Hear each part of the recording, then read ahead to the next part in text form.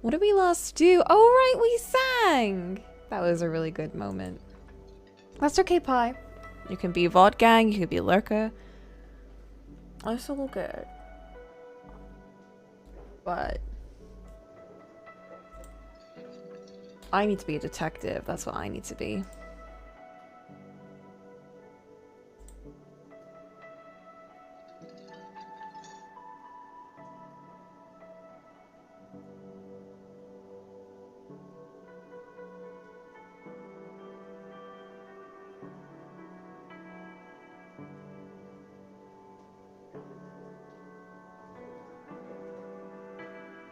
There it is. In test, detective. There we go. Boop.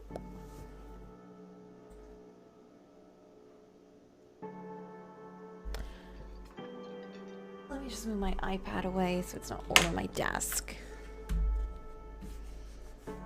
Okay. What was I doing?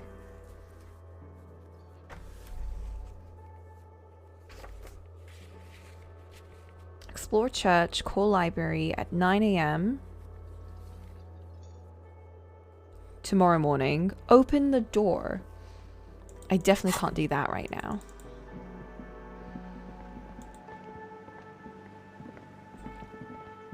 We did not find any secret way to open. You see a heavy steel door with a prominent dimpled lock. It's painted blue.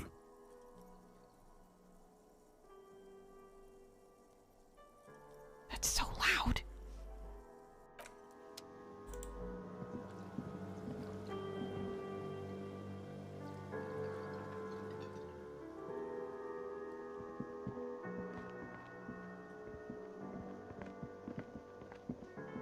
Ah, smallest church in Saint-Saëns, right? Oh, you have things to say. Yes, the church is actually my past. The church is actually my life. It's actually my love. Things are really bad with it. I fucking rocked that shit. Told you I'd rock that shit.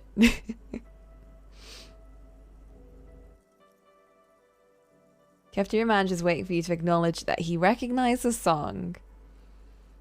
I'll just go with, it's probably in my past, as in it was definitely in my past this week.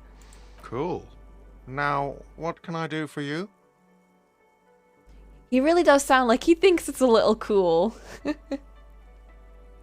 I need a drink. Do I have a shaker? Oh, right. And it's not a shaker. It's nothing. Am I smiling? That's right. I'm the cafeteria manager. For that. Play it calm. This man needs to understand you need a drink to help the community deal with police stuff. You understand the seriousness of the situation. Even more reason for me not to serve. Fine. I don't care. I also shouldn't have any alcohol today. But I don't think there's any reason for us to stay here. And maybe we should just go to bed for today. I think everything that we need is like tomorrow.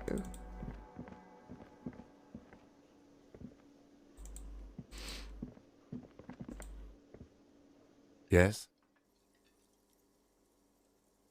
I still can't talk to you about anything. Oh, I've got 2 points. Should I use those 2 points in logic? Or something else? I don't know if I had anything else I wanted to put it in. What do I do?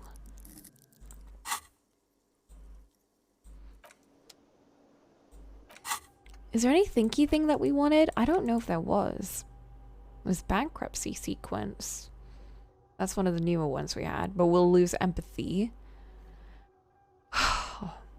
The tricky thing with these is that I don't know what we're going to get from them. So I'm just going to go based on what sounds cool. That was awful. Oh my god. Oh, but it only takes 15 minutes of research time. That's not that bad. Litany of contact mic. That one will take 5 hours and give me 1 minus rhetoric. There's one thing you were going to put a point into to retry a white check.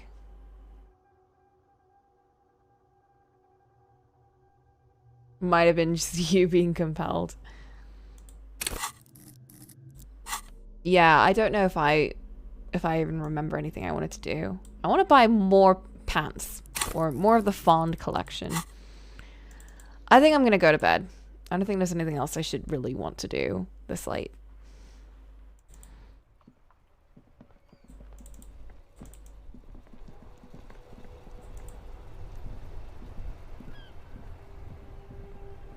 Turbo fascist guy with those bees. Inside, you see a set of steering levers, a radio microphone, a pull-out toolbox. This is Precinct 57. How may I assist you? Oh, right, we were going to report about the dead body. One moment. You can hear her shuffling through some Can you papers. please describe the body? Age, sex, cause of death? Unidentified middle-aged man, height 170 to 175, dark hair, medium build. Looks like he slipped, fell through a hole in the boardwalk, and hit his head against a metal bench. That's so sad. We suspect he might have been inebriated when he fell. There were bottles all around him, and traces of vomit on his shirt. Alti! Hello. Thanks for sticking around. Any signs of violence? Someone might have pushed him? Question mark? No. It seems like it was an accident, and that's the saddest part about it. Oops, I almost clicked the first one. I mean the second one. Autopsy necessary. What about his belongings? Maybe I Did you should've- examine his clothes? Maybe I should have gone with the second one anyway, just in case. He was wearing boots, trousers, and an old leather jacket. Because isn't that like what happens in K-dramas? Where they're like, oh, it was just a suicide, and then they burn the body, and then later on they're like, fuck, I think it was actually a homicide, but we can't check the body for any evidence now because we got rid of it. Doy. Maybe I just made that mistake. He was wearing boots, trousers, and an old leather jacket with a bright blue lining. I found a library card from his pocket. Any information on the library card? It's from Central Jamrock Public Library. Belongs to someone named Billy Megine. Good. You have a lead. Do you and Lieutenant Kitsuragi want to take the case, or should I assign it to someone else? We're taking the case. I have assigned the case to Lieutenant Kitsuragi. Please follow up on this library lead to identify the man. We'll send someone to take the body to the morgue. That's all for now. Thank you for reporting in. Is there anything else I can do for you? Oh, you'll send someone to collect the body for this dude, but not for the other dude? Why did we have to do that? Okay, connect me to Jamrock Public Library. That won't be open right now, but do it anyway. I'm afraid they're closed. It says here that the library is open from 10 a.m. to 6 p.m. 10 a.m.? I have in my notes 9 a.m. What? We should try again during business hours. Anything else, detective? Did you find out about the owner of the armored boots? Not yet. But I was able to convince the database people to share private sector information. They promised to get back to me by tomorrow morning. Do you have any other questions? Ooh, I'm gonna write that down. Okay. Boots. Wait, where's my pen? Where did I put my pen?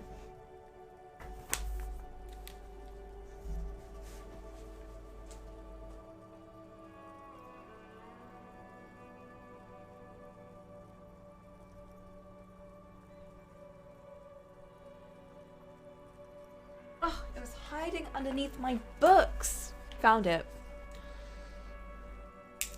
Okay, putting down a note. Call about boots in the morning. Here we go. One of these days I'm going to show you guys my notes for this game. And you're going to be like, wow, you are very organized and very clever. And absolutely not crazy with how my notes make lots of sense, trust me, for real. I think that's all we had to talk about, so let's leave. 57, Very over and analog. out. I'm a very analog person. I can't type. My typing is terrible and I find it very messy. I like drawing lines and drawing and, you know, I'm switching colors, and I'm a very paper person. In the cabin, you see a set of steering levers, a radio on a hook, a pull-out toolbox, and the soft glow of the fuel preheater gauge. Also, rate my outfit. Isn't it cute? Look how cute. I'm very cute. Alright, Kim. We gotta go. We gotta go. I mean, you gotta stay, because you're gonna stay at the Whirling, but I'm gonna go.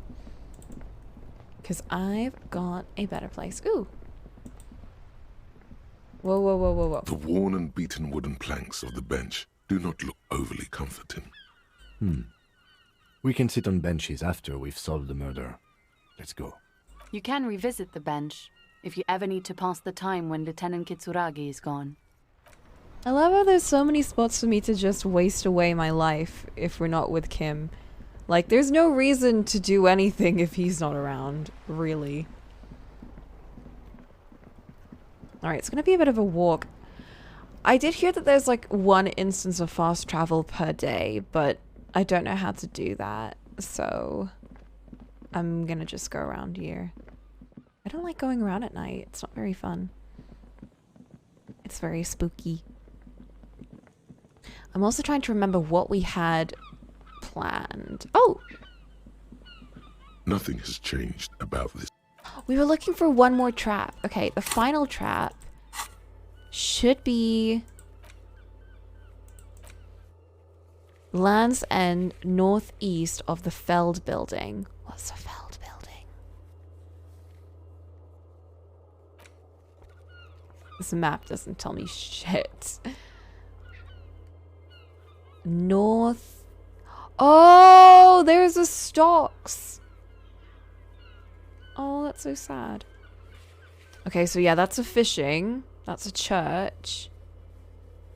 I didn't see this. What? Oh! Wait, that's a boardwalk where the guy, where we found the dead body. What's that? There's like a tower up there. Can we even go up there? Okay, so northeast would be like there-ish, maybe? The Feld building. I don't know what the Feld building is. Maybe that's a Feld building, because that's a church. So maybe northeast of... oh, whatever. It's probably somewhere up here.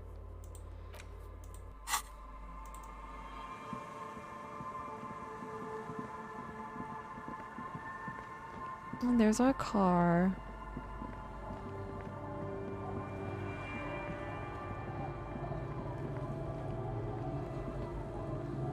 That's my home for the day.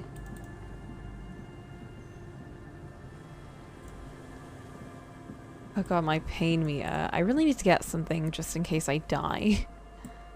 Hey. I love her. Me too! I'll talk to her tomorrow though, because I've kind of out-talked her enough. Put them to sleep. As they should be. It is not good to be out so late. Relax, it's not yours. You didn't crash every MC in Revachol. Hopefully. We're good. That's a church. I don't know if I want to go in there at 12 AM at night. So northeast, I assume... money! I'll collect that tomorrow. It should be up here, maybe.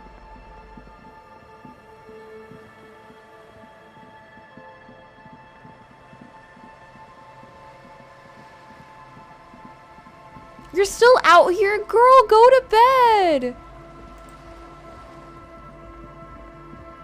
The shaggy-haired girl kneels on the sea ice. She looks up as you approach.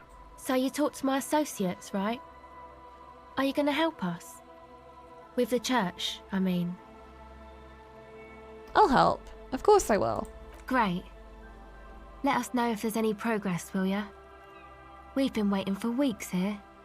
Girl, go to bed. It's so late and it's freezing out here.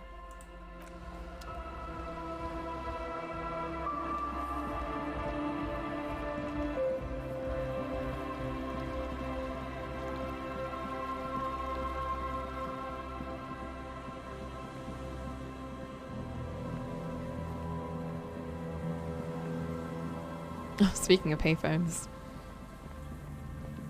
Especially with high perception. I don't know what that means. So the trap. This should be northeast of the Feld building. This is where... There's some tear. An empty cigarette package. This is where the spinny wheel... This is where the spinny wheel was in... on the map.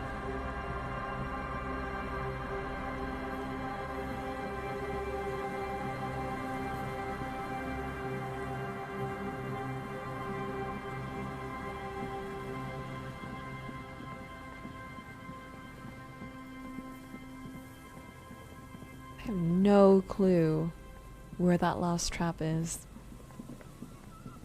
This is the other building. Maybe northeast is... I can't tell where I am on the map right now.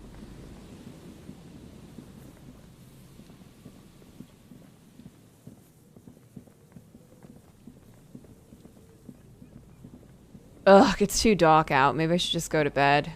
What if they're like, you didn't check the trap today? Now the aliens are dead.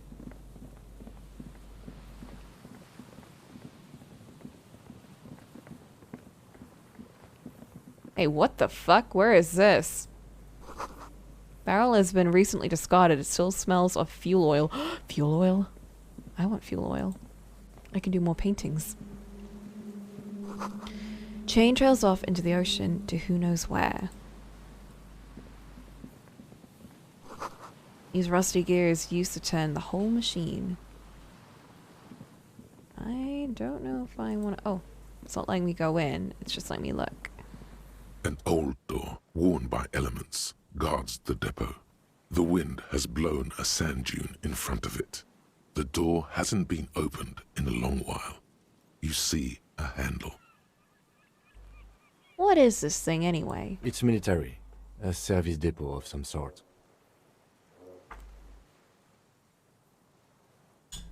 Used to service what? The washerwoman mentioned a depot up the coast. She said it was for moving ammo and cargo across the bay. This might be it. Open it. You rattle the handle a bit, Fuck. then push on the door with all your weight. It does not budge. Not only is it locked, it's also jammed shut. Is it jam rocked? I read that as rocked in my head, but it's fine. The joke worked in my head, even if it didn't work actually. What do you mean we get into, like, everywhere? Shut up! Leave me alone! Frankly, you're just going to have to accept the fact that you can't get jam into lock. every single door. No. We've gotten into every door thus far. That's what we do. We open doors. We're cops. That's our perk. Even Everard knew that's a part of our MO. It's true. We open doors. Rarick and I know. That's who I am. Who we are.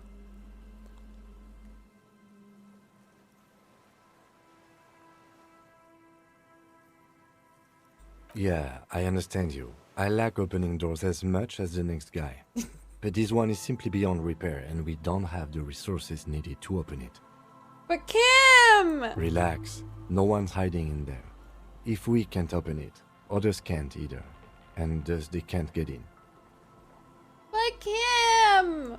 At least you can think about opening it. About doors in general. They are, after all, fundamental to your life. Perhaps something useful would come from this. I don't think so.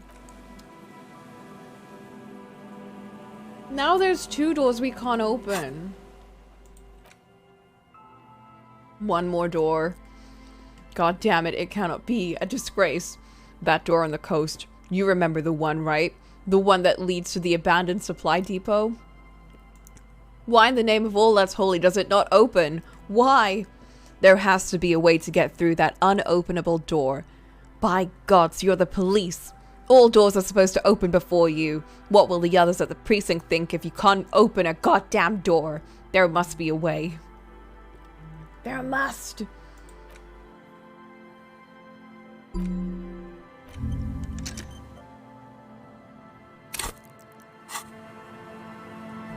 old door.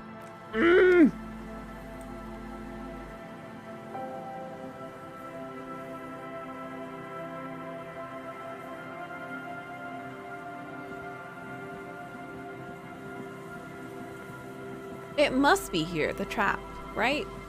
I've never been up here before.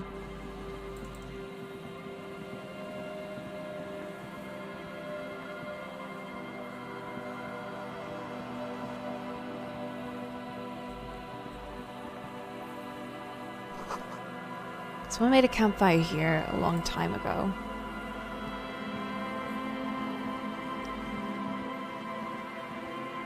What's this? Rusted broken control box with a radio relay. I want to climb up here. It's too rusty to climb. The sea air has eaten away at it. No. It's a new tie. Shivers. Whoa, what's that? Is that a lighthouse? Tiny inlets there, off in the far distance where the post trail toward. I have so many things. This light springtime scarf smells like men's cologne mixed with cheap laundry detergent. Someone must have left it behind, probably from a date. Wear it if you want to delude yourself that spring has arrived. Bruh. Allergies!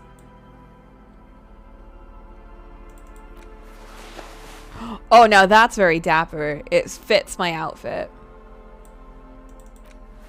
I mean, that also fits, but I don't like that one.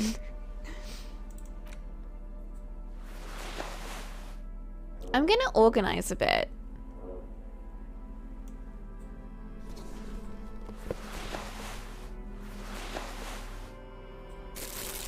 Whoa.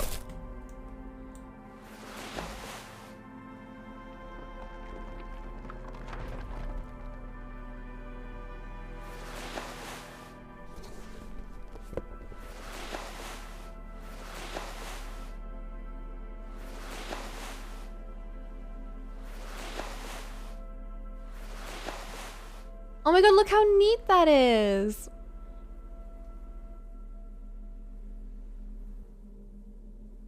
Are those all my shoes? I don't have that many. I thought I had another pair. Or maybe I was supposed to buy another pair.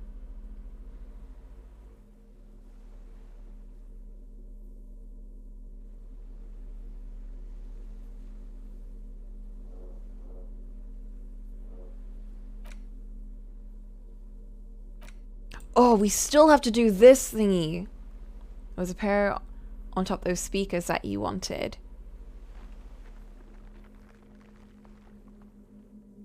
No, I think it was the other way around. Or unless you meant the speakers that I wanted. Yeah. Because he wouldn't sell you the speakers without the shoes. I really wanted those speakers. But at least we have a boombox. That's pretty cool. Also, I don't think the trap is up here. I'm so sure. Where could it possibly be? I have no clue. Speakers are a freebie. I want the speakers though! I don't want the shoes! I think we found it! It takes you a moment, but finally you spot the last of Morel's traps. This one's partially obscured by the reeds. Look around! The reeds shake sadly in the coastal breeze. They seem to be waiting for something, some secret concealed in the night's warmth-less robe.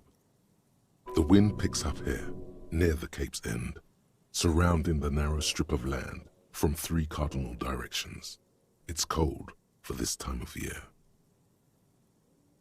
Okay, let's check on everything in there. The trap feels light and silent as you pick it up. Something is different here.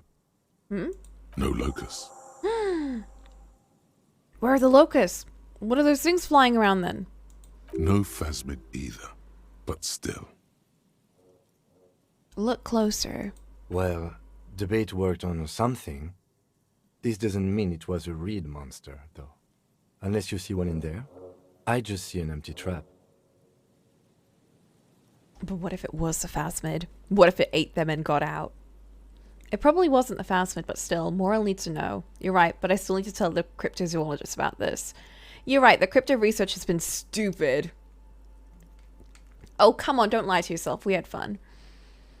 It probably wasn't the phasmid, but still, Moral needs to know. We did, sort of, promise to tell them, didn't we? Sort of. We did. And I'll get experience for it, so we have to do it.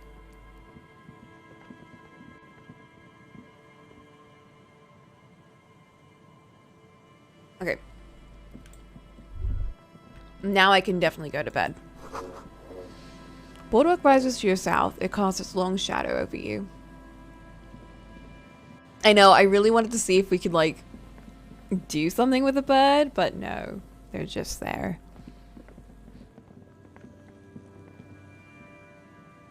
Doing nothing. Having a bout of melancholy. What? Right now to find out how to get... Ooh. A shirt! A white polo shirt.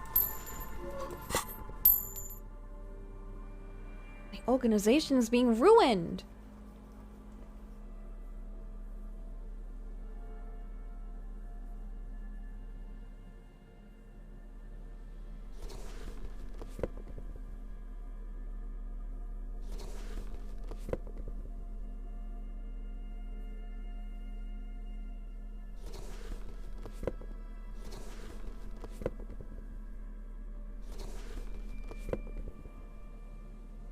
There we go. Okay. What's polo anyway? No, really, what the hell is polo? Shirt looks worn and smells a bit. You can't help but wonder who could leave it stuffed in a tar container, or who would? What kind of man would even wear a polo shirt? This might be one of life's mysteries that will never be solved. There's not enough drama in this, so I'll have to say no. True accuracy for a white polo shirt. I've never gotten around to liking polo shirts. Something about the neckline just gets to me. It just feels wrong.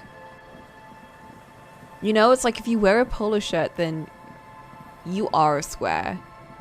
Like, you are a full-on nerd. No offense.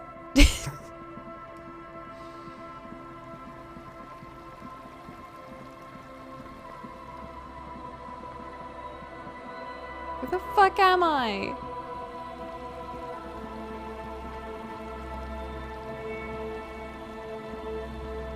You tolerate them for like job interview purposes.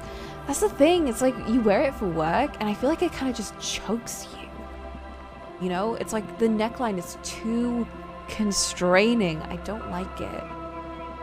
If you wear one casually, you're a wanker. I know plenty of people that wear it casually. And I hate it. They are the kind of people that would wear a polo shirt, you know.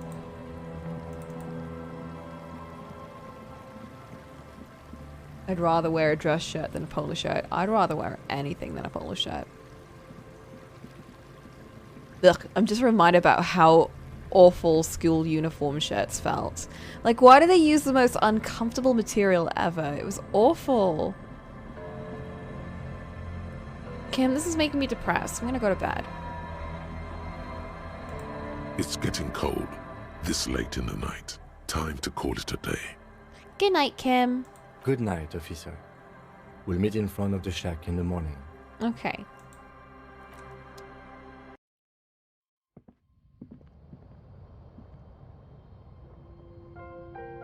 It's a perception orb that's glitched to appear when you don't have enough perception.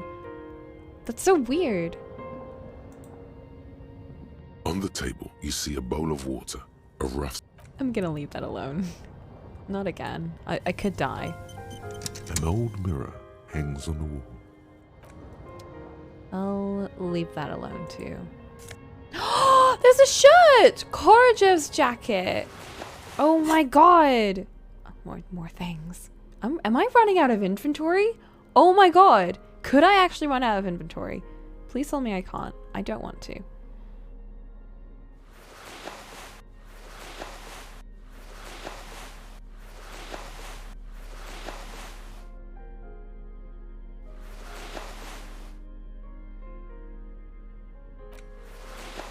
That's a very cute jacket. Checkmate. This swanky checkered jacket flatters your form in a way that makes you feel the fun kind of serious. It has really nice roomy pockets too. It's very disco. I wonder what would go with it.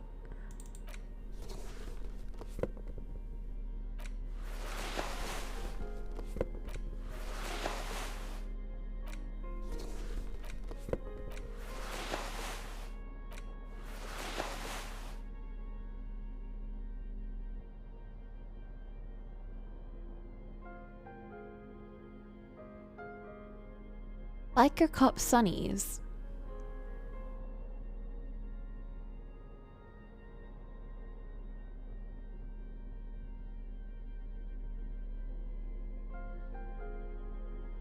Oh.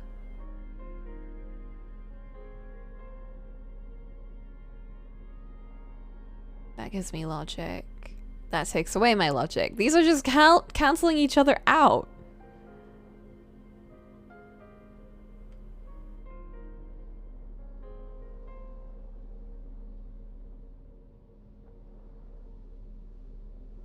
But I look cool. I know. I do like that drama though, so I'm gonna keep that on. Ooh, you know what? We could do some more drama. Or some visual. Ooh. Ooh. Ooh.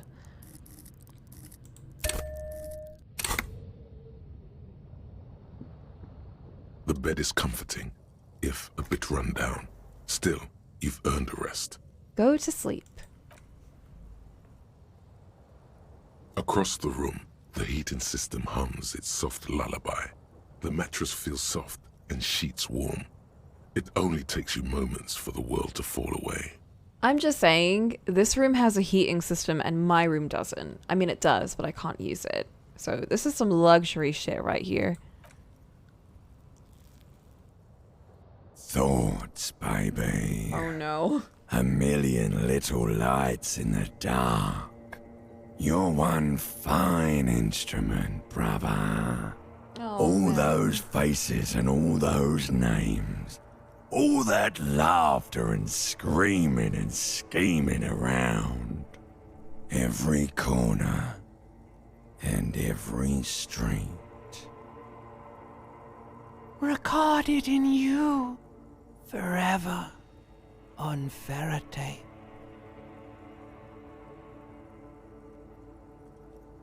Spinning, spinning. Tell me, am I dreaming? No, you're spinning tapes at the discotheque. The great unceasing disco of the mind. The flash, the bang, the endless learning experience. On and on it goes. For untold hours. At the disco where you first asked her to dance. Uh-oh. Rising. Above the dark curvature. The great wingspan of sleep. Studded with stars. Behold, there are millions of them down there. The first time, the last time, the smoke in her mouth, the plotted flowers, the faces turning, changing. It's the world, Harry boy, and you're made of it. Every day you're out there, you make more of yourself from it. I'm afraid you can't be unmade now. I don't want to be unmade. You can never forget this shit. The rain, the snow. I don't want to. It's beautiful. Beautiful. It's stuck on loop, whirling, spitting out words and images. You're the son of the world again. Harrister, a ceaseless agent. Picking up litter and old newspapers. Collecting your little bubblegum wrappers and idiotic picture postcards. Meaningless keepsakes. Hey, those are good pictures. And they tell stories. Reading your awful letters and recalling things, aren't you? The endless names of the world. An address book you are. The map of a city. That's right. I am an agent of the world. You'll go insane if you keep going like this. One more day, and you'll be in the loony bin. I just know you will. And for what, brother man? For the working class. For the money, baby. Solving your little crossword puzzles. Doing your tasks. Crossing names off lists. Trying to become some sort of world detector. It won't make it okay. It won't put smoke back in her mouth.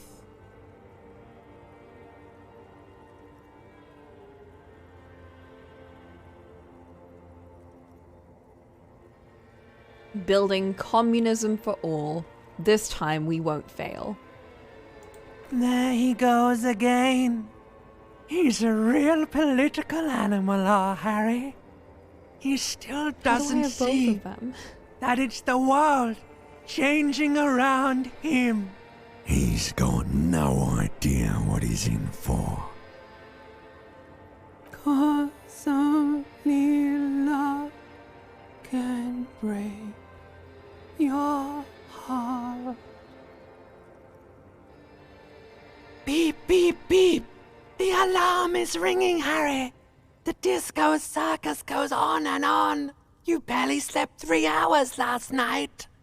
You can do it. It's nothing. Do it for the city. Go. Thanks, Volition.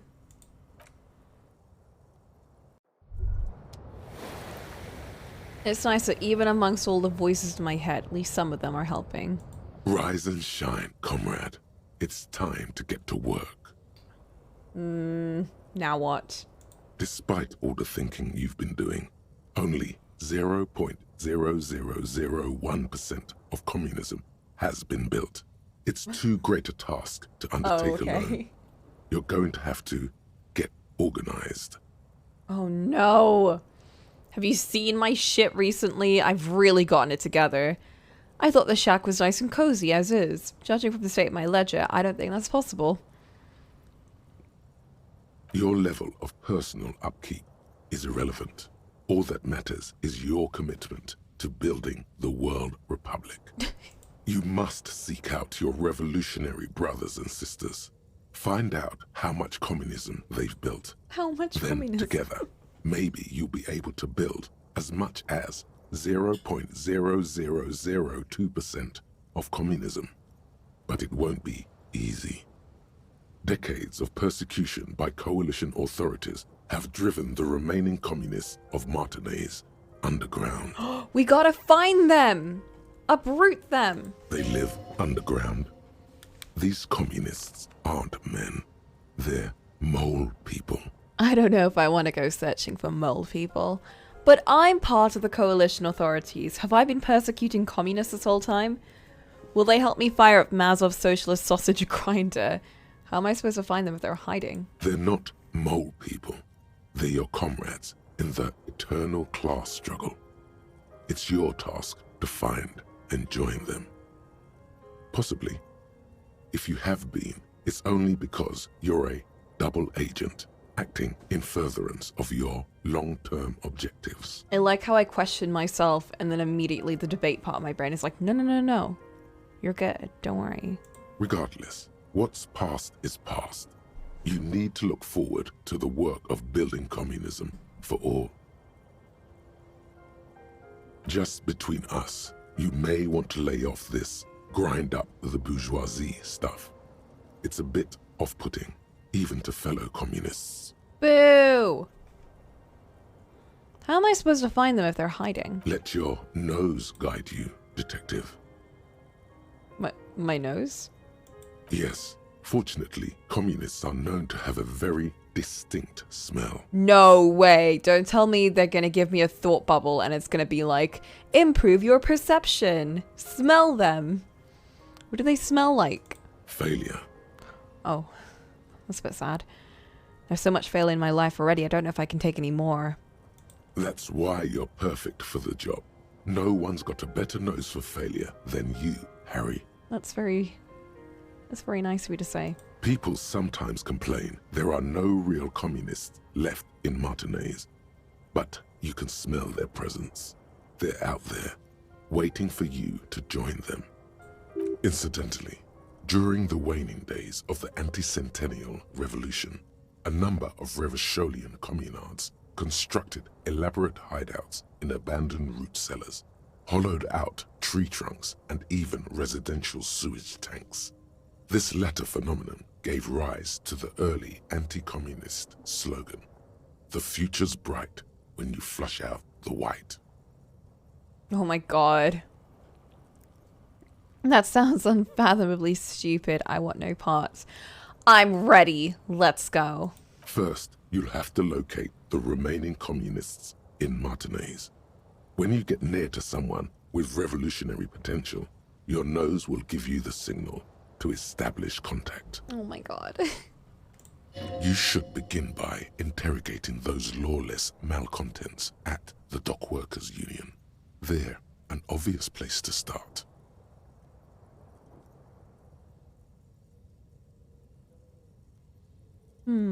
What will I do once I establish contact?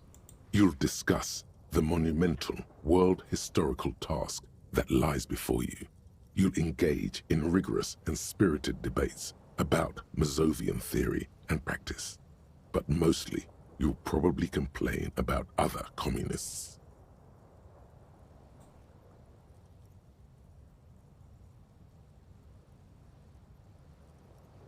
Not at all. Complaining about other communists is one of the most important parts of being a communist. Okay, let's get to it. Here we go. Wake, brave worker. 'Tis no time for bed. Fight till there's no slaves below. Oh my and god. No masters overhead. We're in it! Oh man. On the table, you see a bowl Nope, of... still not good. Let's go. Kim! Why are you hiding over there? Get yourself organized. Roam the streets to sniff out some comrades. What a great game. Good morning. Oh, I should put the torch away.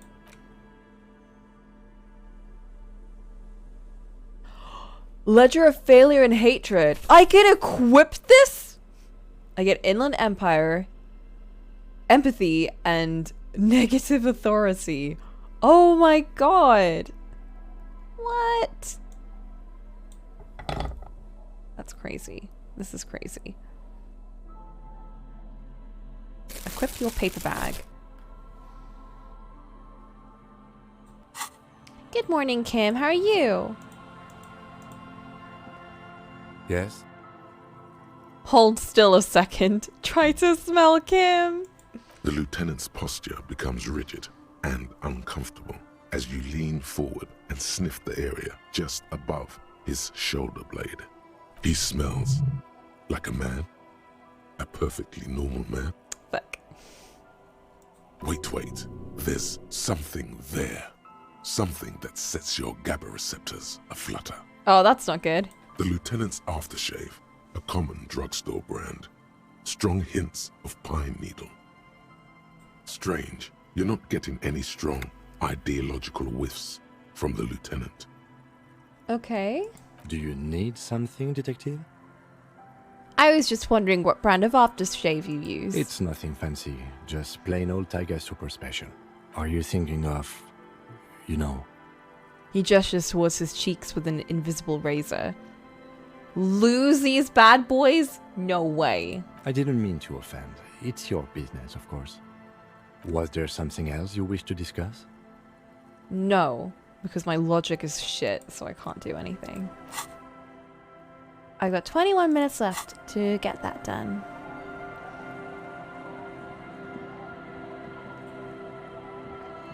Our tenant, the policeman. I hope the waves don't keep you up at night. What can I help you with? Oh, you're so sweet. Can you wash this jacket? I mean, I could do it, but I don't know if I know how to, so... I can wash it for you, but it's going to take about a half an hour. Think you can stay put for that long? I can do that. Hell yeah. I could use a breather before another rainy day begins. Yeah, I'll wait. Well, hand it over then, and I'll see what I can do. Must say, I'm proud of this one. It's pretty nice underneath all that filth. Ooh. I hope you take better care of it than its last owner. Goodbye. Yo! We got another fawn! And I gotta move everything around again. Woo!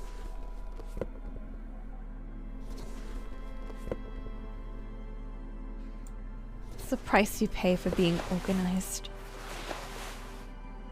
Where the fuck my jacket go?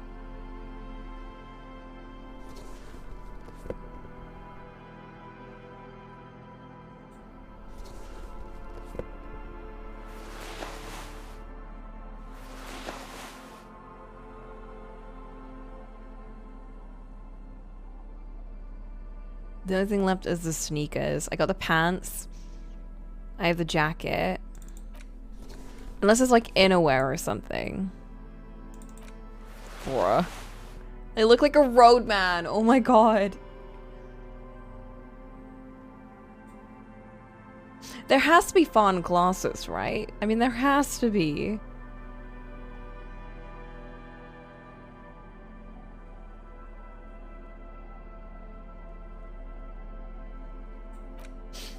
Element proof, always hot, sweat like a pig. Oh, okay.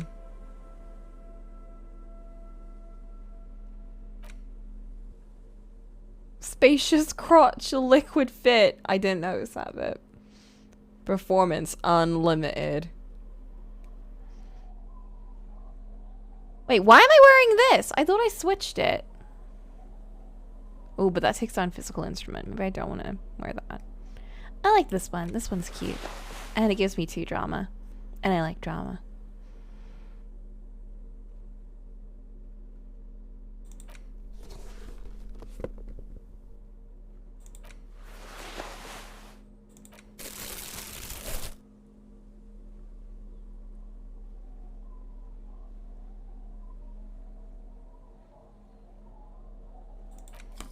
Maybe I want to be more encyclopedic. I mean, what has perception ever done for me?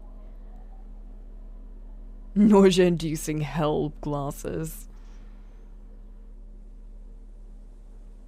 Yeah, it's not the best thing to wear, but I do like my knowledge. Giving up your best friend already. I hate them. They scare me.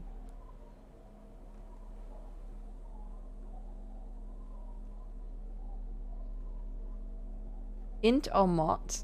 What's mot?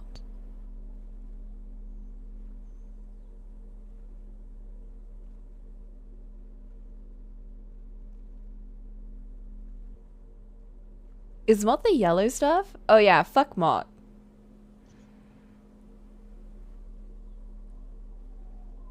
Maybe I should just give up perception entirely. And be more logic.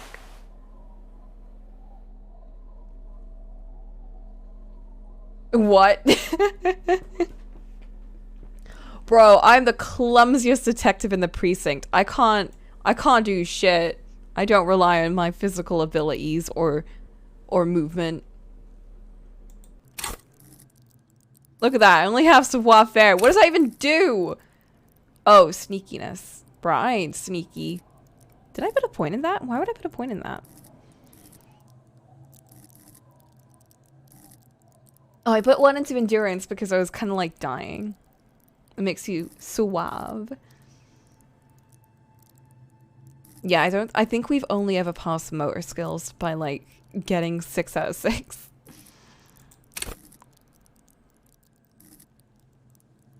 Okay, let's head off.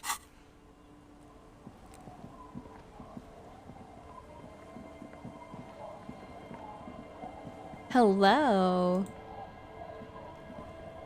The waves are beginning to die down. Look at those little bastards. Simmer down. Simmer down, bastards. Oh, I love her voice. Why does she care about the waves so much? What is it with you and those waves? What is it with waves and fishermen? We need to be out there with them, fishing, making a living. So I asked them to accommodate me. But until that happens, I can try to assist you the best I can. So, what will it be, officer? Oh. Oh, fuck. Cam! Go away! I'm looking for someone else, actually. That's my motor carriage in the sea, by the way. Oh. That's good to know, I guess. Why is it in the sea? It's an installation. Wet your lips. Very conceptual. I wasn't feeling it. It was an accident. I'm sorry. I got drunk and apparently drove it in the sea. An official investigation has been launched by me to determine just that, ma'am. I don't like any of these. I wasn't feeling it. Wasn't feeling it? That calls for a funeral, if you ask me. You're suggesting we honor the carcass of my former motor carriage. That senseless sentimentality. Inanimate objects don't have souls. I'm actually in the middle of a murder investigation. Ah, that's fine. Aye. Feels deserved, don't you think? Falling in the line of duty like that and all? I don't think they have funerals for motor carriages. What an odd thought. Maybe I should. I don't want a funeral. I hate death. Why odd? Our things are a part of our life world. They're made with our human sweat and they share human history. We should care about them as we care about humans. To some extent, at least. Life world. Someone's been reading up on last century Gotwaldian philosophers. Play it cool now. Alright, I'm in. But organizing a funeral takes a lot of time and effort, doesn't it? Oh yeah? You won't even be able to get it out of the water before early June. And where are you going to bury it? Who to invite? What music to play at the wake? I have the perfect song. Take it from someone who's been through a few funerals. It's easiest to just leave them there and let nature take care of it. That's all we have time for right now anyway. Come back here in June and see how you feel about it then. It's not like it's going anywhere. Damn. It's a pity we don't get to do more frivolous side activities, like rejuvenate the doomed commercial area, or if it were a different game, that would be on the checklist, wouldn't it? Yes, that is a pity. But for now, let's focus on the things we do get to do. Like the murder investigation, for example. You like the Capri funeral idea? Oh. I'm looking for someone else, actually. Oh? Who? Actually, I'm not looking for anyone else. Well, how can I assist you then, officer? Nothing. I'm not gonna try that one. Ooh. One more Hello. door. There is no Oh, way that's so to icky. open the supply depot door. Accept No. it. You cannot open all the doors. You have to integrate this into your character. No. Some doors will forever remain closed, even if every single other door will open at one time or another. Maybe to a key, or maybe to some sort of tool meant for opening doors. What the fuck? Why did I do one this will thought? never accede to such commands. A realization crucial to personal growth. Crucial. This is just telling me, give up on your dreams. No fear. All psych white checks unlocked.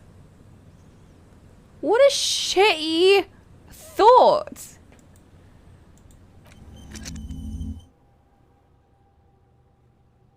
It's a thought that Harry has. He's not Harry to me. Ugh, I need to get rid of that one. It's such a waste. And it's taking down my thingy. My half-light, I think. That one. As if it's not bad enough. Bruh. That's so sad.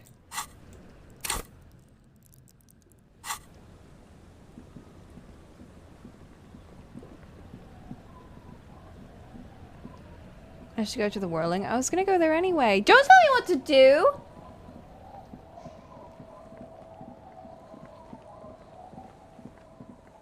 Why, I oughta...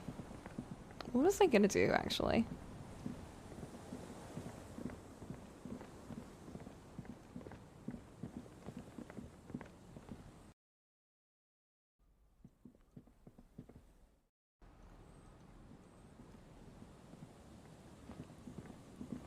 I need to go call people. That's what I need to do. I can figure out how the fuck to get back to the car.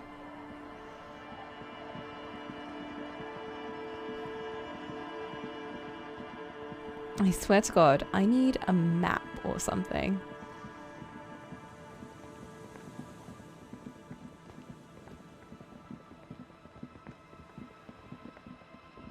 This cannot be a good outfit for me right now. Look how cold it is.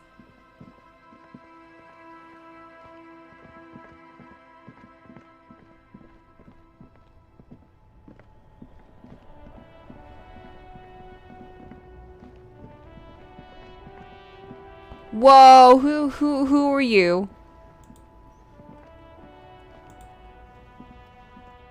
That's one brutal motor carriage. It says a young man with piss something written on the back. I can take a guess what that says. Now, I'd jack it, paint it in palm tree livery, then bottom light it, neon style.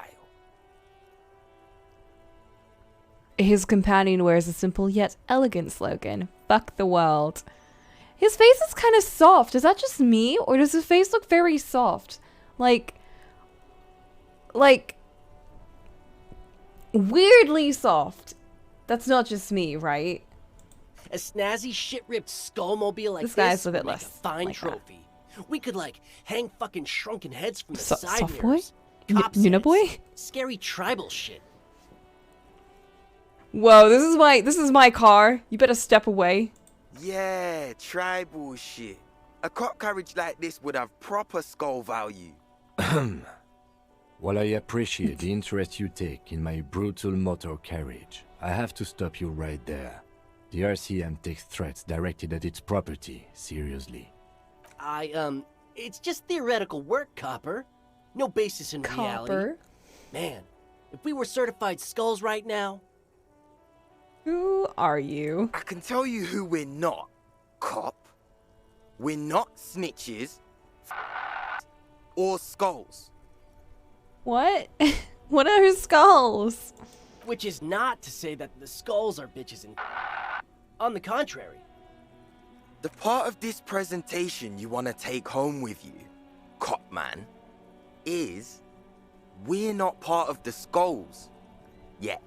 Yet. What are skulls? Kim? Okay then, let's indulge in some intellectual exchange. These young men seem eager to share their beliefs. Who are the skulls? You don't know? What kind of cop are you? A very forgetful one. It's not a question. Don't get into it. I'm so glad you asked. The question was rhetorical. The skulls are the most vicious gang of the Besmertne. The Besmertnay. What's the Besmertnay? Besmatine, or the Besmati, the Immortals, are West River Sholian crime syndicates. Oh. The nastiest bunch of psychos ever. Jacking carriages and getting into high-speed chases. Possessing an infinite amount of fuck-all swagger, infamous for their non-verbal modus operandi.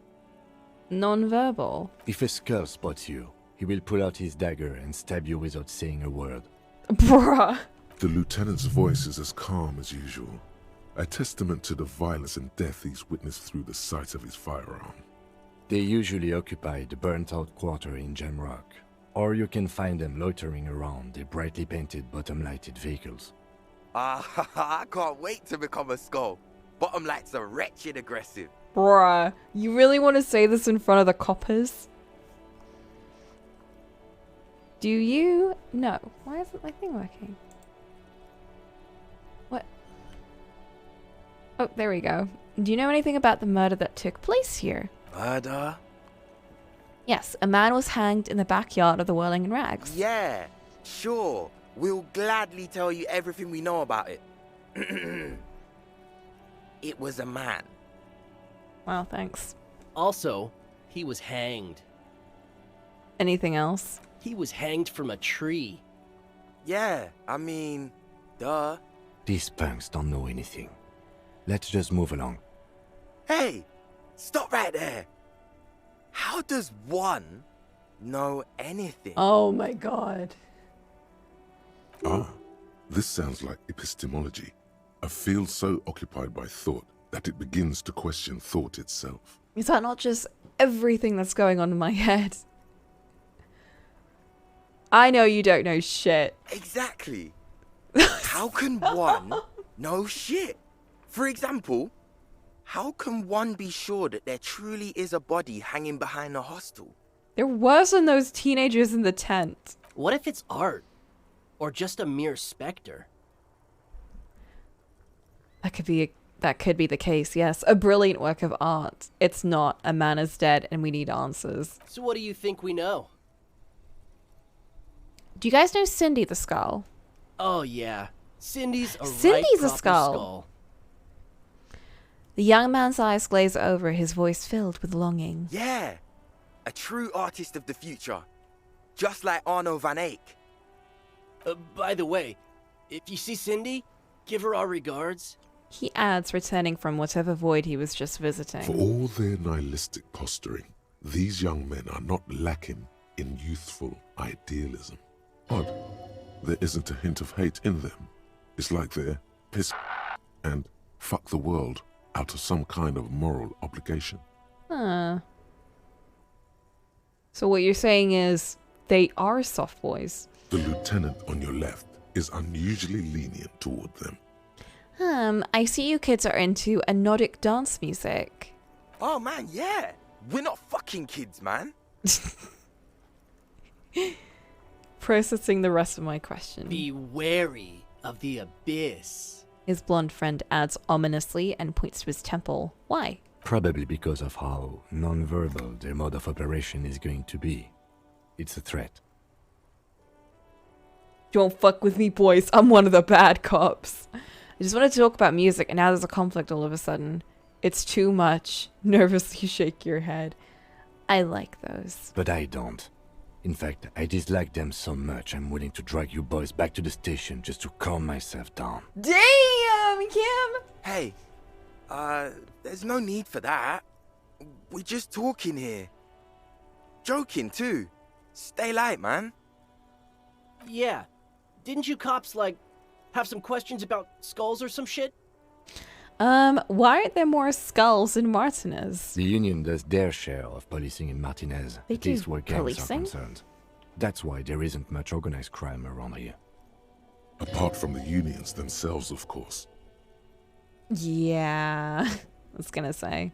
Don't you worry about that. We're gonna make up for the deficit. Yeah, we are. Young men exchange approving nods. Your rhetoric is confusing. Are you part of the skulls or not? We're not franchise skulls. Well, not yet. Once we get our name out there, we'll have a chance to join them. Why would they accept you? Because we can be just as psycho and vicious.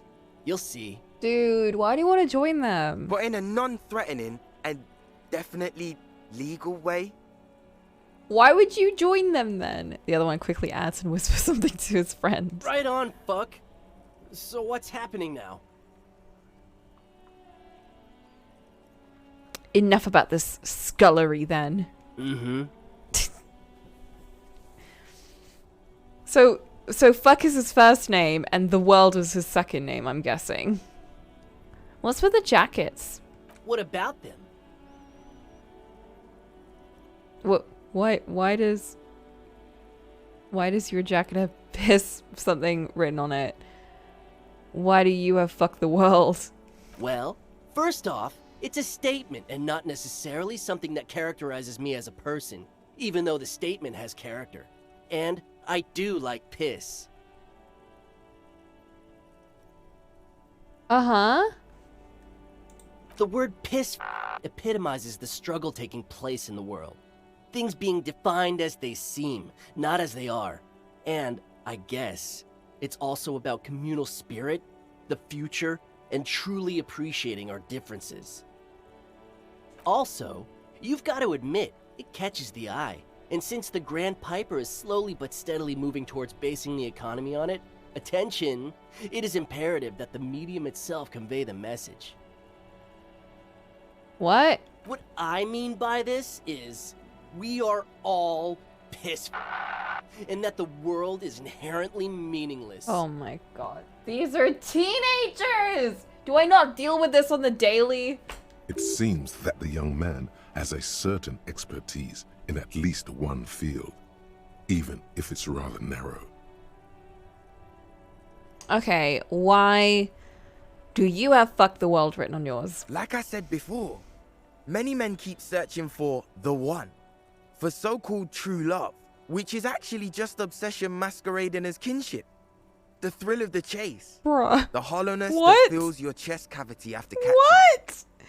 This guy read one too many of Freya's novels. I'm wondering if the poetics come with the jacket, or are they derived from something else entirely? To catch a fish, you'll need to hurl the lure many times, and even then it isn't certain that you'll get anything. If you blow up the lake, though... What? You get more fish in a shorter time. And, for time is of the essence and fleeting ever so quickly, one must think of a way to fuck the whole world and not get caught up in fucking someone. What? That doesn't make any sense. Else you'd be out of fish because they'd rot really quick. Because when one fucks everything, he fucks nothing. And that, to me, feels glorious. Sticking your dick into the void. What are you on about? Is this just talking about polygamy?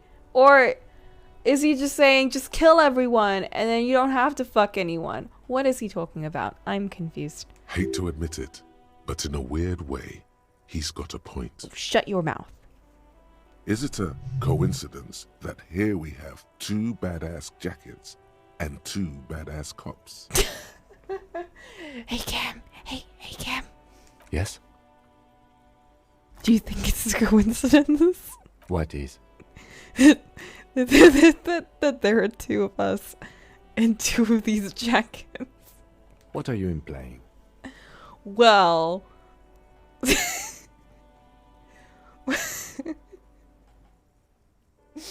Which one would you wear? I'm not sure I understand you, detective.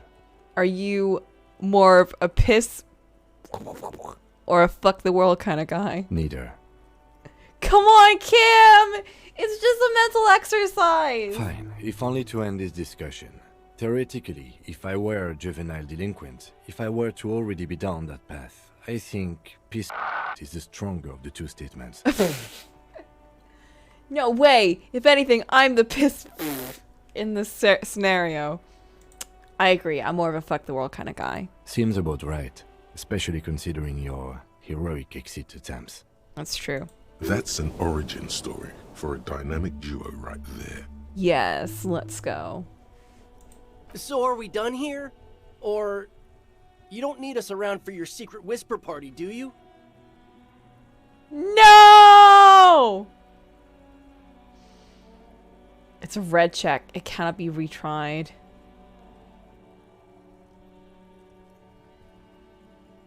Demonstrate authority. They're just off-brand skulls. Can I come back to this?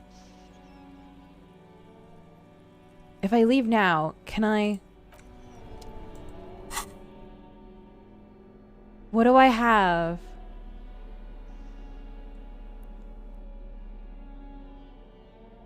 What can I wear? What can I wear? What can I wear?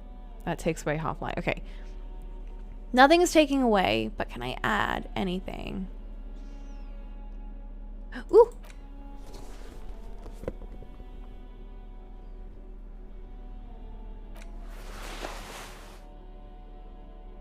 I can come back to it whenever.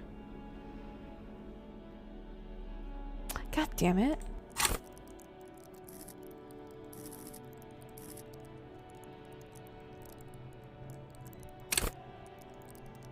This fucking thought! What thought is doing this to me? Oh, right, this shit. This terrible shit.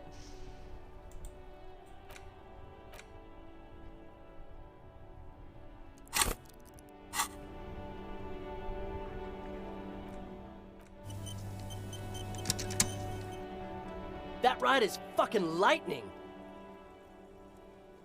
Hey, piss. Look who it is. Shrunken cophead material. It's even, but if I didn't have that stupid thought bubble, I'd be more likely to get...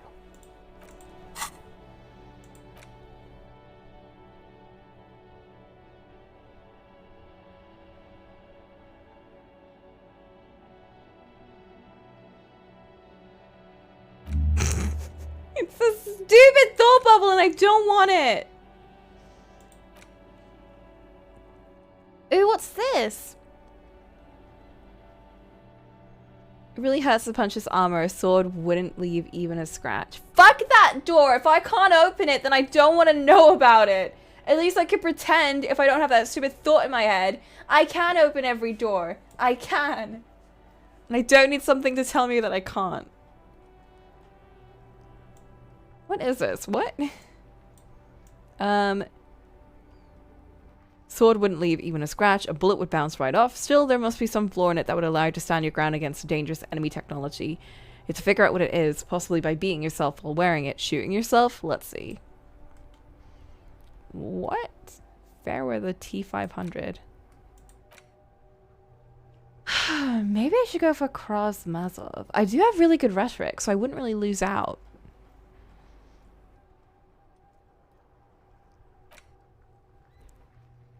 Or I could go empathy.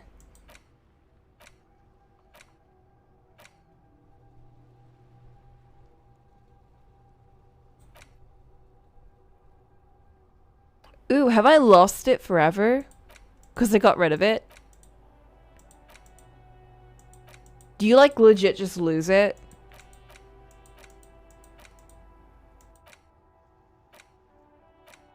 Oh shit! Okay, you gotta be real careful about this. Oh, it's gone! It's gone forever.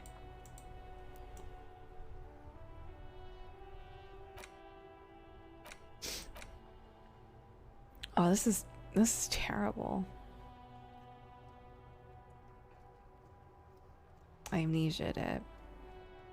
This will only take like 15 minutes though.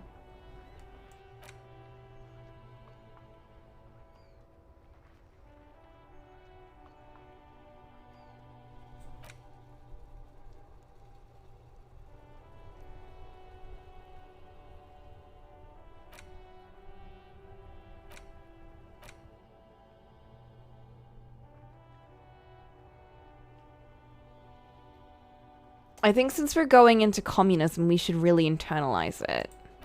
So let's do that one. Okay, I'm feeling a bit more confident. That ride is fuck. Hey, piss. Look who it is. Shrunken cophead material. We have a 58% chance. I'm praying. Come on, give it to me. These guys aren't scary. You're not scary. I have nothing to work with here. It's either begging or bullying, or both. Just ask them, maybe. How bad was it? That bad? Jeez! The worst failure it wasn't meant to be. That's such a bad fail. Gentlemen, I need your jackets. Why? Look at the shit I'm wearing. Yeah, like he said, total shit. What about it? There's a spark of sympathy in the youth's eyes. He didn't say that. It's not shit, it's disco. I'm wearing horrible clothes to catch horrible people. It's depressing. My clothes make me sad. I need to fun it up. The lieutenant looks down at his bomber jacket and shrugs, obviously content with his uniform. Fuck it, I don't deserve a cool jacket. I suck. Please. Fine. What? Fuck it. Here. Take it then. I can't handle this sad shit. He gave it to me anyway? It's true. He simply can't. It's called empathy. Aww. Piss. That's so sweet. Wow. I did not see that coming. You better wear that jacket with pride. Me neither. Fuck that. You're not getting mine. My dad's a lawyer in La Delta. He'll have your badge. Bruh. Secretly, he was the soft boy. This guy just looks like he is. Bruh, what a loser. No, he won't. The lieutenant is lightly amused by the situation.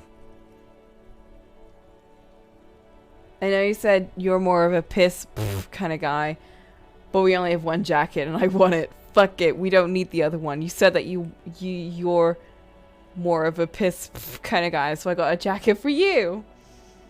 Wait, world fucker, you got a rich dad? No. He's like a volunteer lawyer. A total bitch. Cites law and does dishes. Uh-huh. Slates law and does dishes. You know what, Cop? Fuck you. That's not what this is about. You're not getting my jacket. Fuck him. We don't need his rich dad jacket anyway. Fuck it. We don't need the other one. I'm not wearing that jacket. Why not? You could really raise hell. Go undercover hard. I don't think this case requires us to go undercover or raise hell. In fact, I don't think the jacket will be useful at all. It's good to know that we have it, should the need arise. The need will not arise. Look at this cute shit. How can we become skulls if you go around fraternizing with cops? Let's get the fuck out of here before anyone sees us. He's all cold looking now. Fuck. I'm sorry, man. I just don't like confrontations, that's all. Oh my god. I need it. Oh my god! I get one drama, but I lose authority. That's fine with me. I don't need authority. Not when I'm a piss. No fucks given. Wait, I'm a detective? Oh shit. I'm running out of inventory space. Oh no.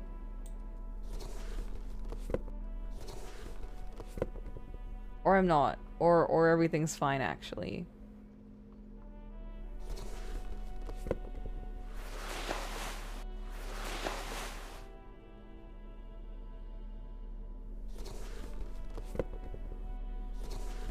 Okay, I'm wearing my gloves again.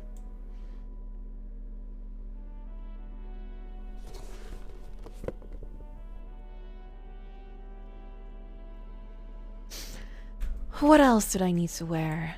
I need to get those shoes. You finally made it, haven't you? What? People point fingers at you and whisper to each other when you pass by, wondering to themselves, where did that man get such a cool jacket? Did he receive it upon graduating the École Normale Supérieure de Badasserie? Is he dangerous? Damn right I'm dangerous. You are very dangerous, my friend. Dangerous and cool. In fact, no one dares to say a single thing about the jacket. But believe me, they are all very impressed. Nice.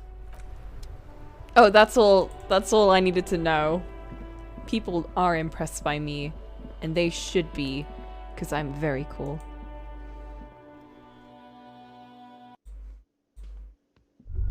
Oh, I just noticed all the leaves in the back. Those are so pretty. Oh, shit. Wait. No.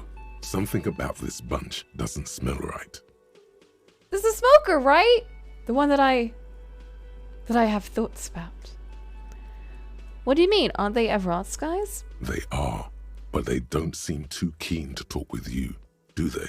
They really don't. No, they don't. Glenn seems to be contemplating grievous bodily harm while he massages his raw knuckles. Oh, yikes. In the far back, Eugene is doing his best to ignore you.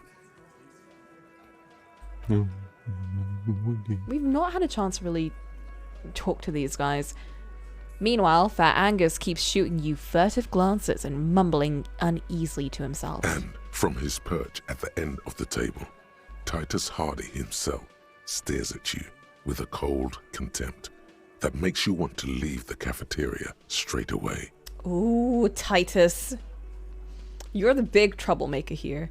And your face just makes me want to punch it. Like, I don't know. Isn't that like the most redneck face you've ever seen? I'm just saying. Besides, you're pretty sure they consider themselves social democrats. Alright, guess I'll look elsewhere then. I guess I don't talk to them then? This is what I studied law for.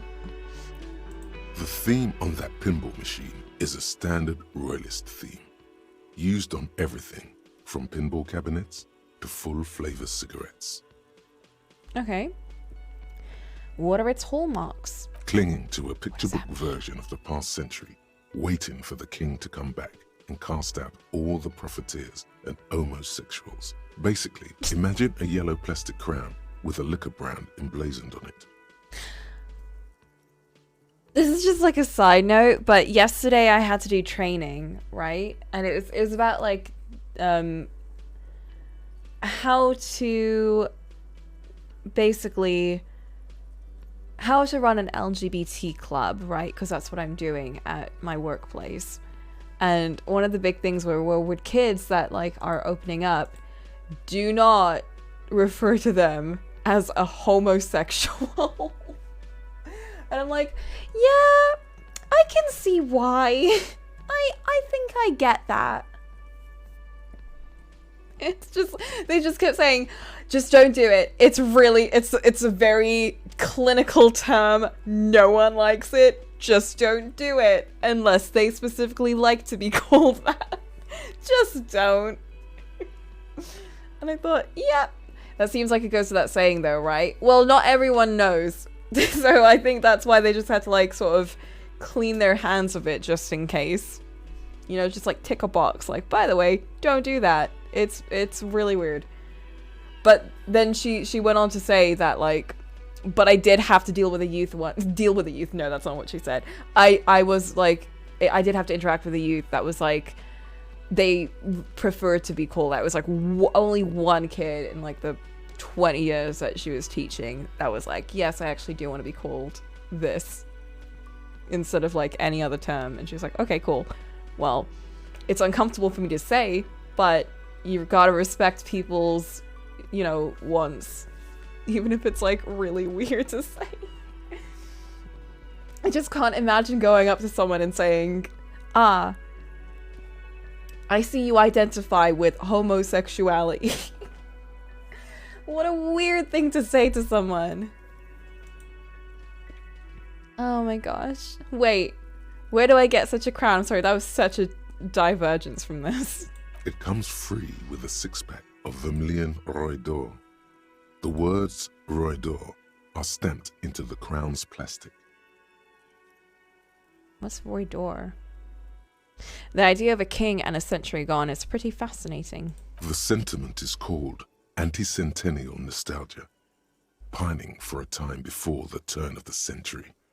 It's common even now, after 50 years. I'm sure it will be common every 100 of years, or every year for the past 100 years.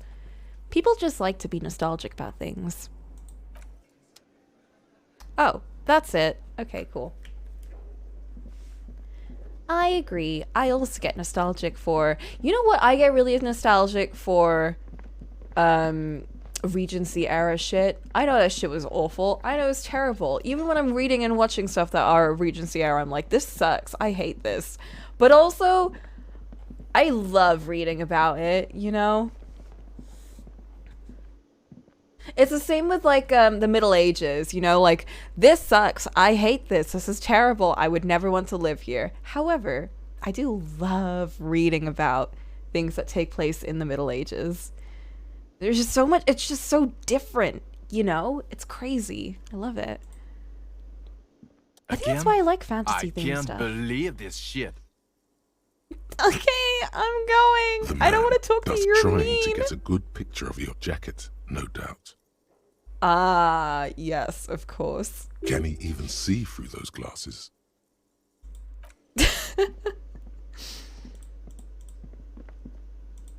I don't want to talk to him yet. What do you think he'd think of my jacket? Yes. What is it? Did you hear that? Did you hear me sing? Did you like it? That was pretty good, Harry. Wasn't it, Jean? That was. Yeah, that was absolute shit, if you want my opinion. Whoa! Drunken shit. Haven't wanted anything to end this badly since I had cluster headaches. You weren't even here when I was singing. That was at night, so you're a liar. Horrible. Truly horrible. I beg of you, don't ever subject anyone to this torture again. I mean, seriously, you need to... Jean, it's not right. Don't make it worse, and I really liked it. Aw, thanks, horse-faced woman. She actually did. Yeah! Look, something is really bugging me. Are we or are we not from the same police station? God damn it, you leave her alone. Keep your weird bullshit to yourself and be professional for once, for fuck's sake. Oh, jeez. Can I actually help you with something? She looks at you apologetically. Please just tell me, because I don't know, because I've lost my memories from being super drunk. Yes, of course. Preposterous. I mean, you would remember if they were, right? Who forgets their squad mates? That's not possible. Absolutely not. Thanks for sticking around, Dragon Garland. Are you with him? Point to man with sunglasses. Have I not spoken to her about this before? Of course I'm with him. Why do you ask? You look cute together. That's so weird to say. Don't ship people IRL. He seems like a cool guy. Well, he's not. He's a sack of shit barely kept together by crazy glue. But at least he tries, unlike you. Bro. Please, let's not turn this into another exchange, okay? Okay, goodbye. Whoa! Oh, he's here. They're both here. Oh, that's the weird one who doesn't look anything like he does here. What was I doing? Let's talk to them. Hey, bartender. Hey, was there something you needed? Well, well. Bringing him that new bird sure made a difference in his attitude. About my bill for tonight. Got the 20 real? No. Then why are you... I thought we were cool, dude. Boy, am I ever so grateful to you, officer. But I'm not the only one who wants to thank you. Okay, bye. I'm clearly not that cool with each other. It's great to see you again, officer. My wife can't wait to thank you. Go on, talk to her. But I have things to say to you. I checked your traps. I just want to get rid of me. Oh, sweetie, I don't even know how to thank you for finding my husband and helping him out. I hope we haven't been too much trouble for you. It was truly epic long distance trek. I'm basically also a cryptozoologist now. I knew it. You hear Kim say quietly to himself. I'm not surprised. It's already getting out of hand. Hey, shut up. You haven't been helping me at all. Well, in that case, sweetie, let me give you a small token of my gratitude. Oh my god. It's a tie, Mesk in origin. The pin is an antique, quite special to the cryptozoological community. What? The little silvery knob holding the tie together feels warm in your hand. It's in the shape of an avian skull with 8 eyes. What? You could ask her about this when you get the time. It's probably a cryptid, but the phasmid, of course, is more important. Okay. You never told me you've seen the phasmid. Oh, you don't want to hear about some old woman's ramblings? No, I do. Ramblings? Nonsense. Your description of the phasmid is the most precise I've ever heard. Aw. But darling, I didn't even get the size of it right. Measuring things is important. How did she get the size? I got a challenging visual calculus. You were a child, my dear. Really. It's extraordinary what you were able to describe. Now go on. Tell our friend about it. He's proven his interest in the field. Reflexively, the lieutenant read his familiar notebook. I want to see what's in his notebook. I wonder if he's also got a bunch of doodles and shit in there. Well, it was summer. I was building a racing track out of sand on the beach near a tall stand of reeds. Quite a tall one. Many times my height, I remember. When, all of a sudden... A racing track in the sand? Yeah, how old were you? I'm getting ahead of myself. I was 5 and a half in Betancourt in the suburbs. My grandmother had a summer home there. Damn, you guys rich. She'd just started forming memories. Real memories. Not the billowy haze of infanthood. It's true, once you get to 4 years of age, you start to form more long-term memories. Betancourt got bombed in the war. It used to be quite near, circa 20 kilometers from here. What happened? The strangest moment of my life. I looked up and one of the reeds moved. Not like a plant, but like a living thing. It stood up and looked at me. Its body unfolded like some antique toy.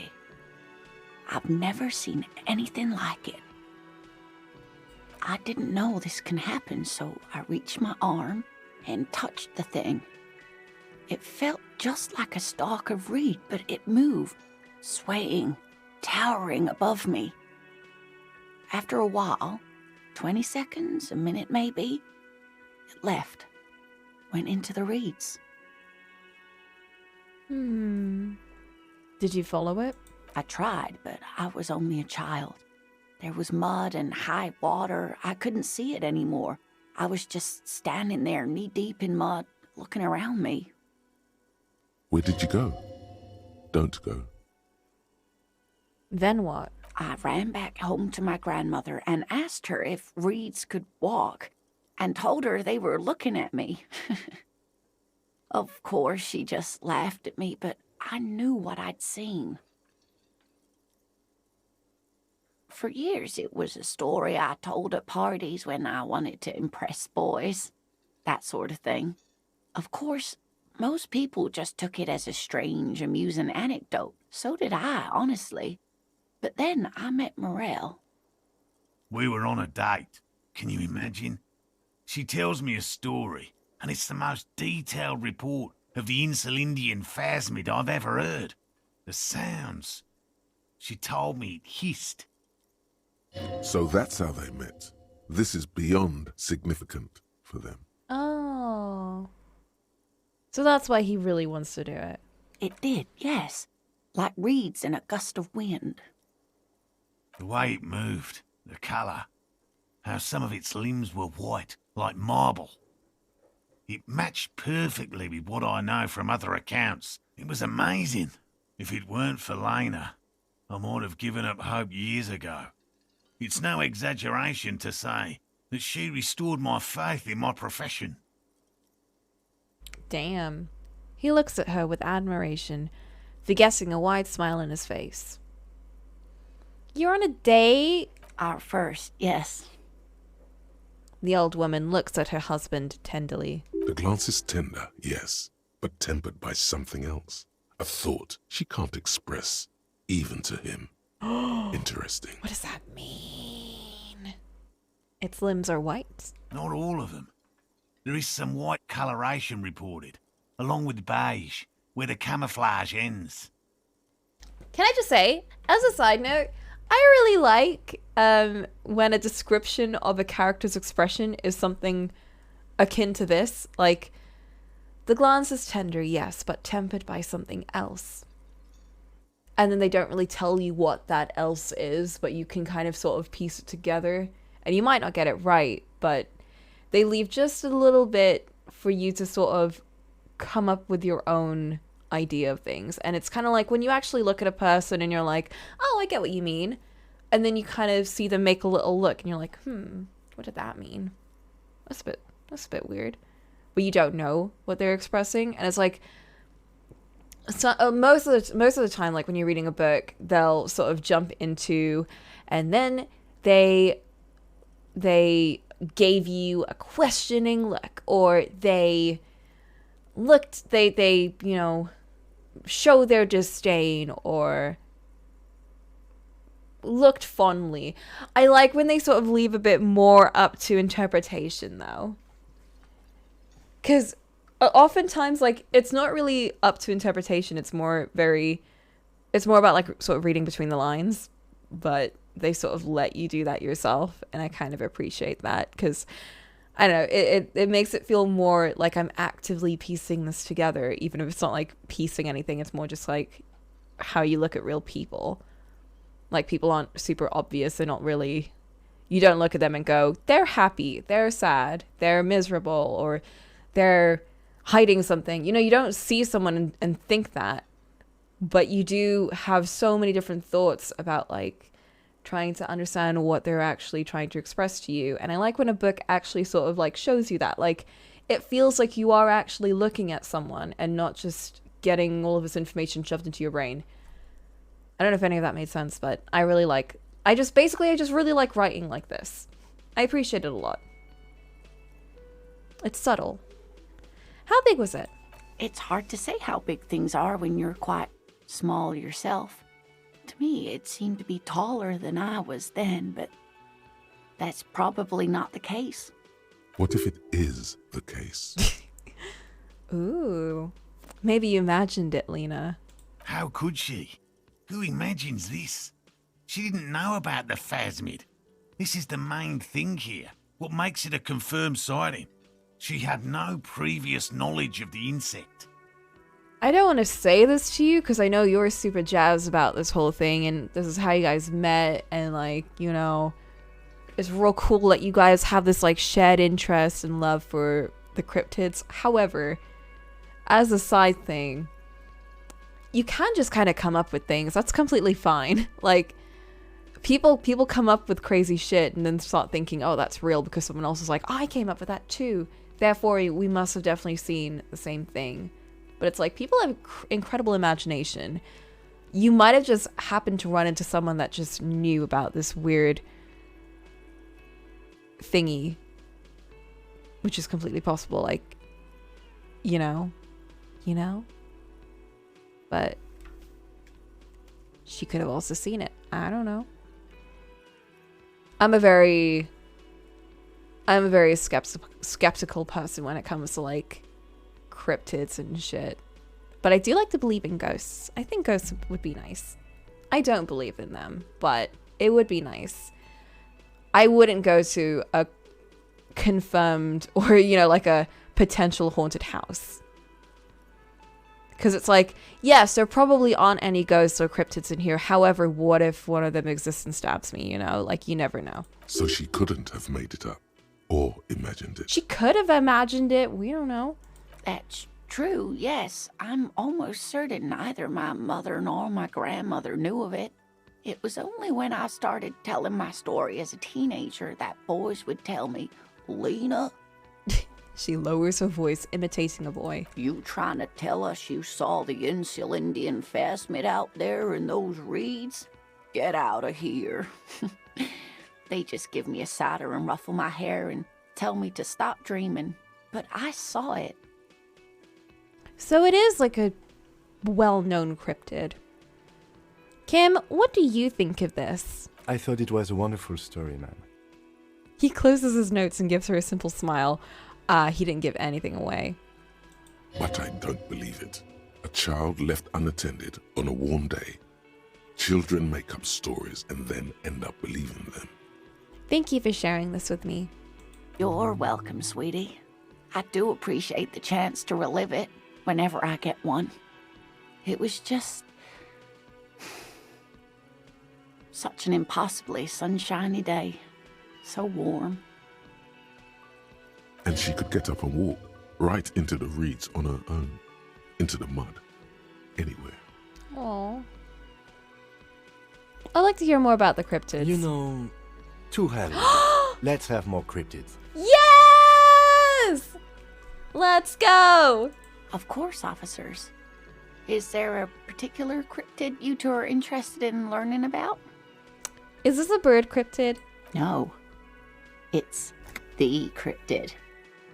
The cryptid? Oh, yes.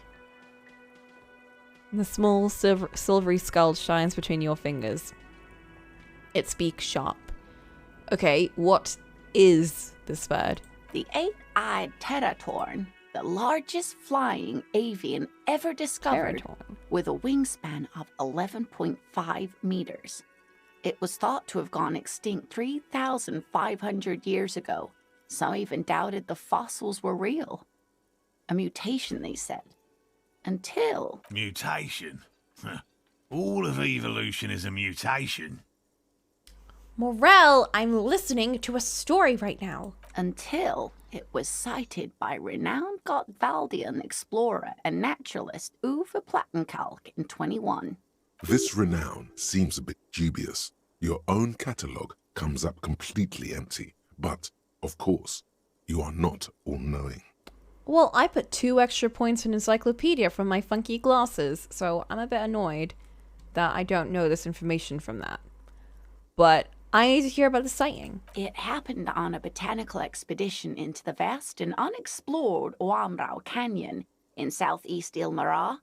Dr. Plattenkalk got separated from his group during a sandstorm. Lieutenant pauses thoughtfully. Something in him breaks. Ah, fuck it. Let's have more cryptids. Oh, oh,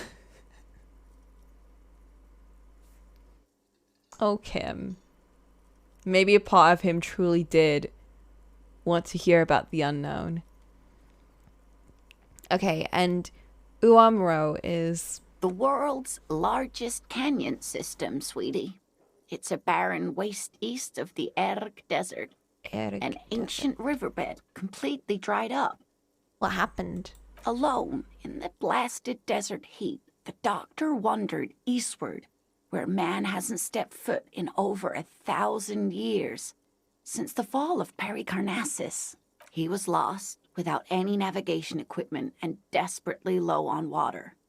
After a day or two, he noticed a bird high in the noon sky.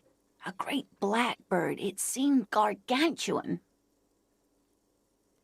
Every now and then, the bird would dive down to feed on an animal carcass somewhere on the horizon. But by the time Uwe got there, the teratorn had taken off already, and the carcass was picked clean. This happened many times. He was following it? Yes, or rather, hunting. A bird that big has a lot of blood in it, and he was dying of thirst.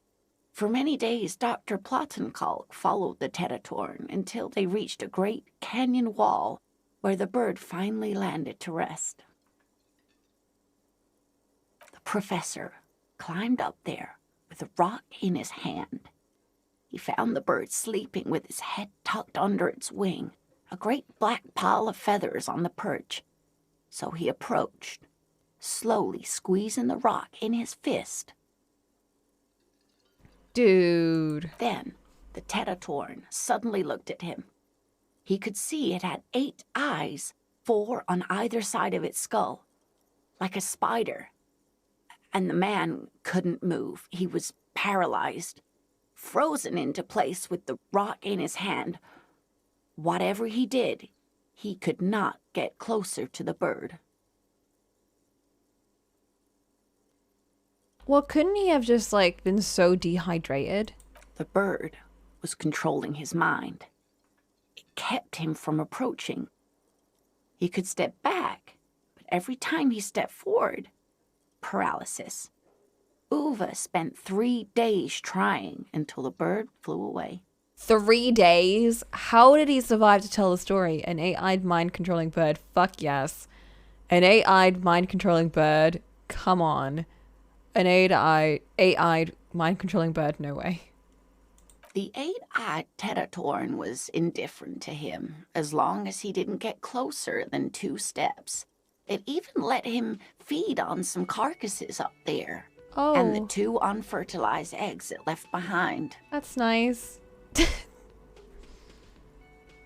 Fuck yes. Absolutely, sweetie. Cryptozoologists have been tracing it ever since, but Wamrao is vast, mysterious, and holds many secrets. Modern radar telemetry shows great promise. We will confirm this one by the end of the decade, latest. This one I liked.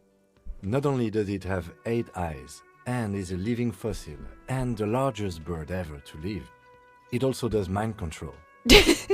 Kim! He's sincere. He likes the audacity of it. Oh!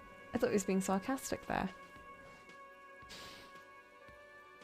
That was the last anyone saw of it? Sadly, yes. But there are numerous reports of 8-eyed bird skulls from Il Mara.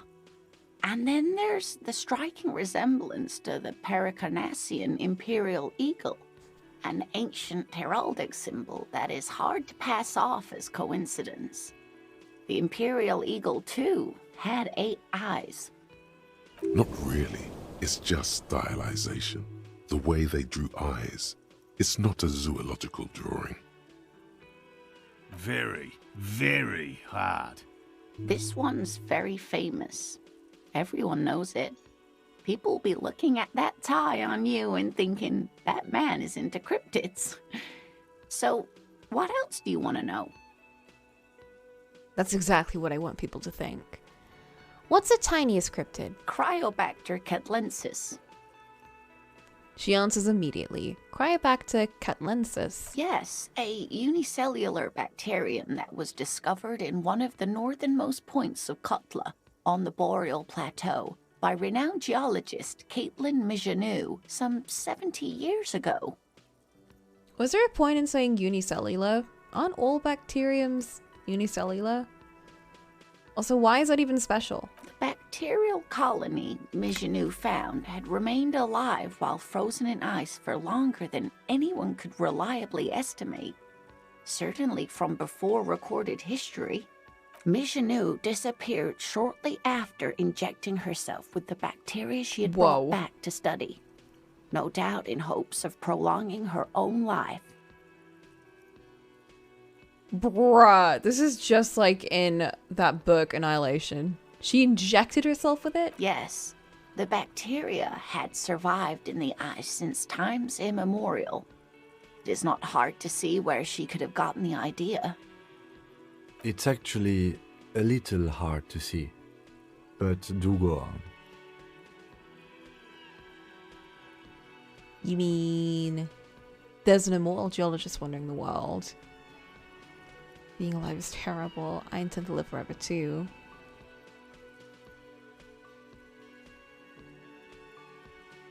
Yes, and she's quite mad too. After she treated herself with the bacteria, she stopped aging, but also became increasingly eccentric and irascible, so that even her oldest friends were forced to pull away. We can assume that she has been living somewhere in the wilderness for decades now, all alone except for the Cryobacter catlensis coursing through her bloodstream. Maybe she's not actually changed, but her mind has been taken over like the parasites do. You know? Like the fungi and how they take over ants. Wait, is it ants? Ah, it's ants too, but also the caterpillars and shit. And it's like, now you gotta live so I can live in your body. Yeah, that shit. What's the most dangerous cryptid? The gnome of Jeroma. She pauses for effect. That sounds terrifying. Oh, yes. None of its victims survived. Grieving relatives never even found their bodies because the gnome's venom dissolved organic tissue. Damn. What did the cryptid look like? It was reportedly a small creature with webbed fingers and a protruding forehead and a gangly little thing. Quite scary to look at. Protruding forehead. Ugh. A couple of campers found it when it was already dying.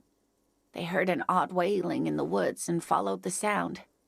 They were scared and wrapped it in tarpaulin to suffocate it. Bruh. It still took the gnome of Jeroma an entire day to die. If the body of the creature was found, why aren't there detailed illustrations of it in science textbooks, confirming the existence of this very little species? Don't tell me it then secreted venom all over its body and then it disintegrated itself. Alas, the first scientist who got his hands on the creature's corpse put it in a jar of formaldehyde, thinking that would detoxify the gnome's venom. Instead, all the venom leaked out of the creature's teeth and into the surrounding liquid, dissolving the creature itself. No way! A poetic end, perhaps, but a real loss for science. She says, mostly to herself. Alas, always alas, and then it was gone. Isn't that overly convenient? I know, right? It seems very convenient that it just disappeared and nothing like it was seen again. A perfectly good explanation. Stop being so skeptical. Skeptical? Skeptical? Skeptical. Skeptical. Is that how you spell skeptical? This is so weird. I understand your skepticism, but that's what happens with things that are rare and stand out. Their disappearance is most memorable, and they are least likely to be found again. Are there any invisible cryptids? What an interesting question. And the answer is yes, there are. Of course there are. Of course. All fairy tales have someone or something invisible in them. You're right, Kim. It's childish, but I need to know. Shush, Kim. She's gonna tell me about the invisible cryptid. What is it? It's the Cocolamoco. Its name means thin whisper of sound, and that's precisely what it is.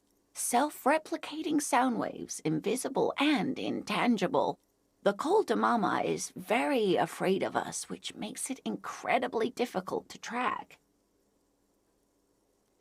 Cocolamoco can also be translated as a whisper light and low.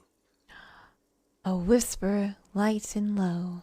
Yes, that's another translation.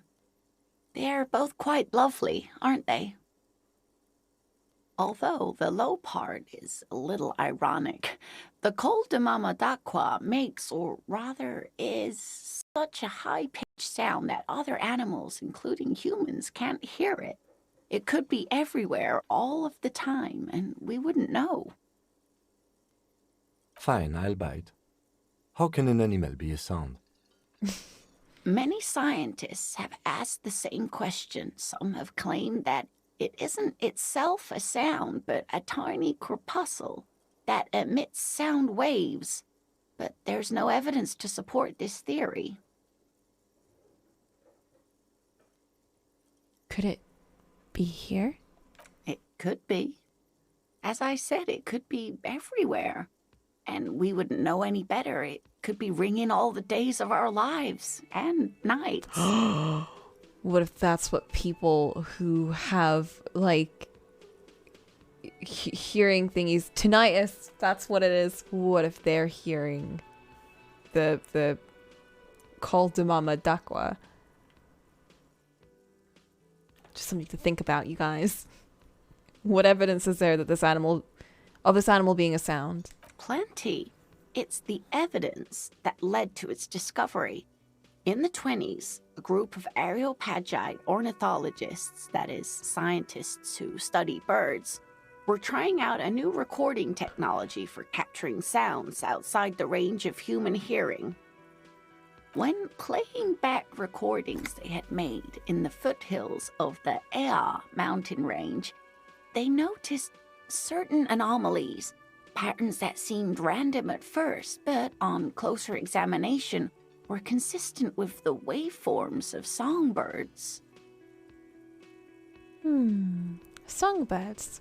The scientists soon discovered they could track and even predict what appeared to be feeding, mating, and migration patterns based on sound waves in a strictly delimited range of ultrasonic frequencies, even higher than those of the highest pitched bat calls. She transforms, when speaking about these strange animals, into a confident woman. They realized that they had discovered a new species and called it the Cocolamoco, after the Paracanassian name for the voice of God, which is said to be very silent. Wow. They grew quite obsessed with these little birds. Even though they couldn't see them, they could distinguish among individual birds and even began to name some of them. Name them? Sequester, Time, Joscan. Those are but some of the Mamadaqua they followed individually. Why is Mama Dakwa so afraid of us? That is a sad story. A group of university students assisting with the field work in their enthusiasm for the project, and no doubt because they were preoccupied with impressing their professors, nearly drove it to extinction. Extinction? They tried to communicate with it and had no other means but sound. So they started sending out sound waves at frequencies they thought might match the Mamadaqwas. And what happens when a sound wave meets another sound wave of the same frequency, dear? This lady really should be a teacher. She's really good at the explaining things thing. She is. Psst. They cancel each other out.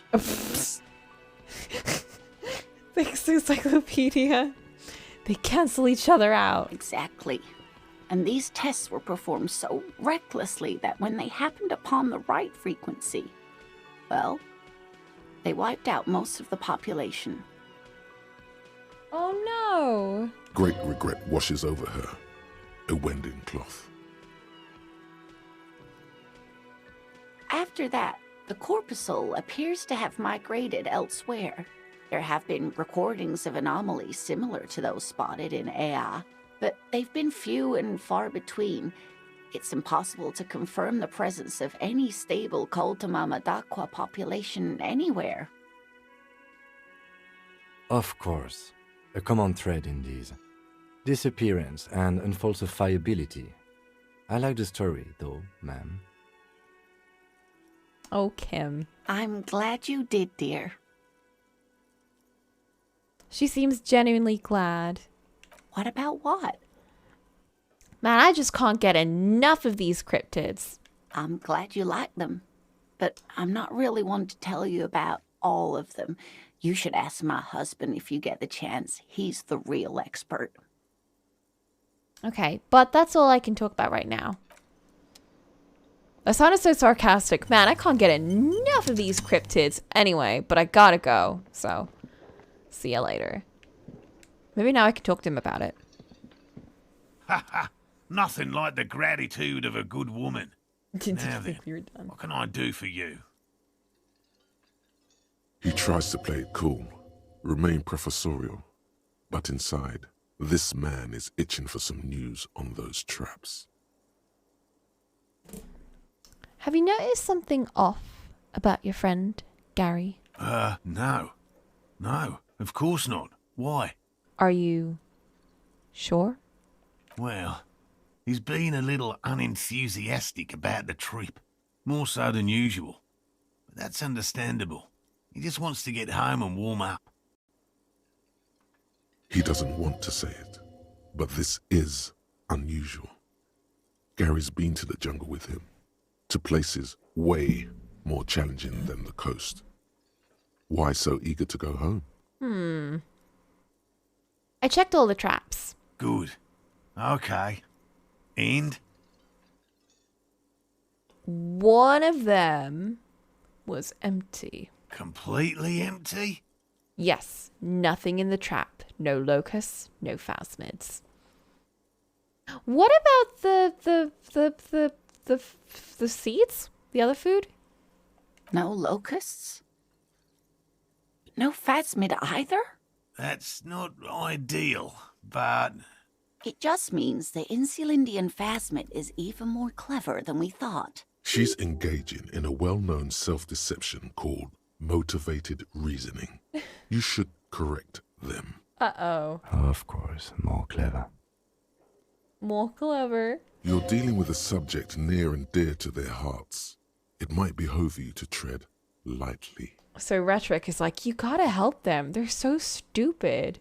Save them from themselves. And Suggestion is like, whoa, dude. Just let them be happy with their stupid phasmids. Yes, the Phantasmodea picked off the locusts and escaped.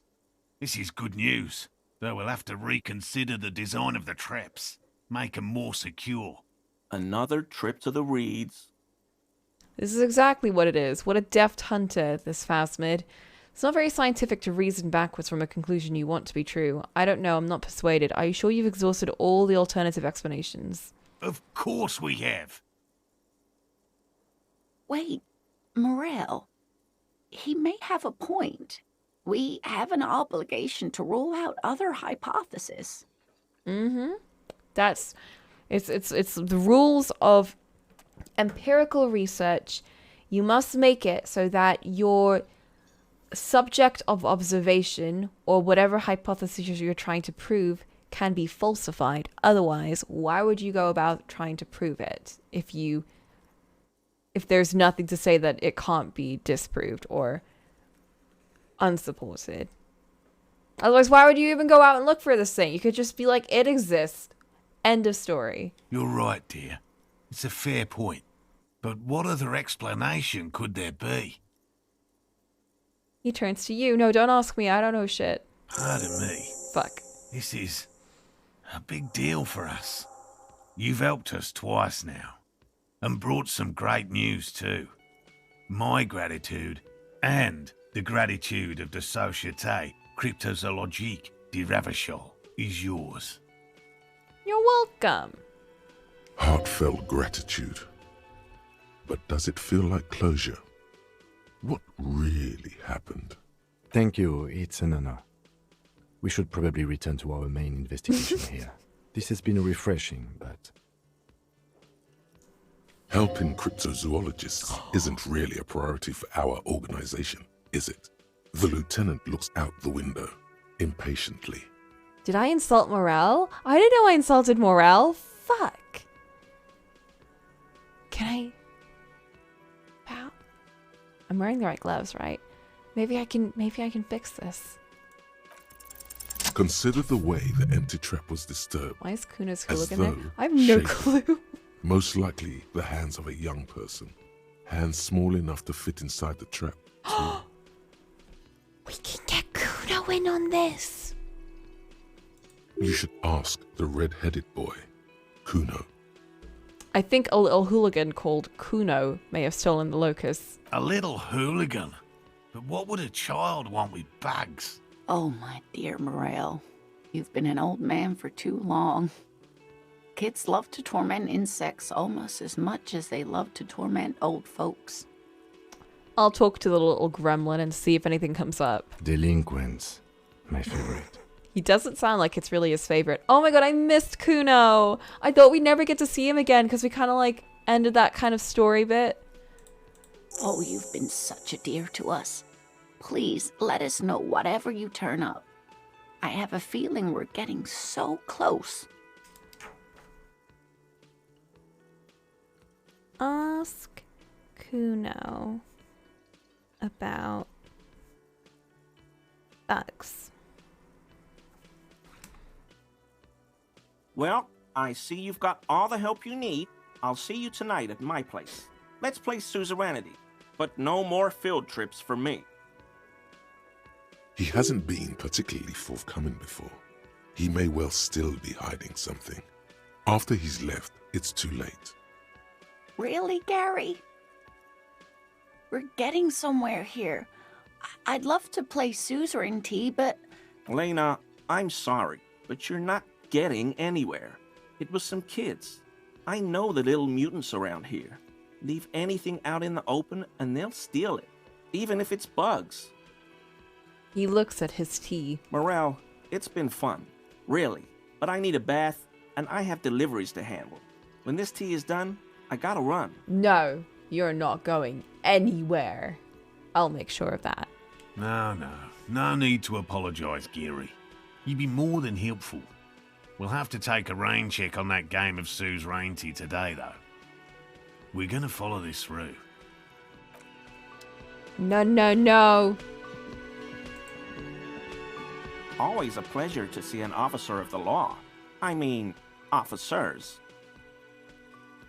Ah! Why is he shifting around like that? Analyze Gary's composure.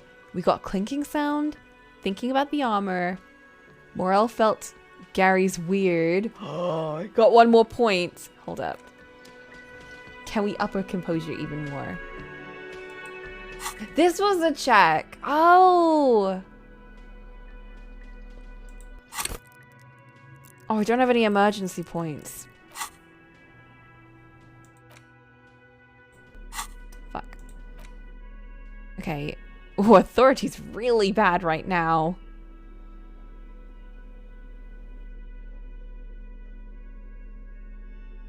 Oh, the beads! I'm gonna be honest, you said beads and I was like, what are you talking about? I've never heard that in my life.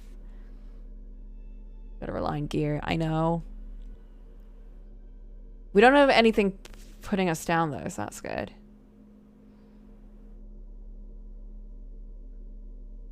Composure. I know we had something for composure.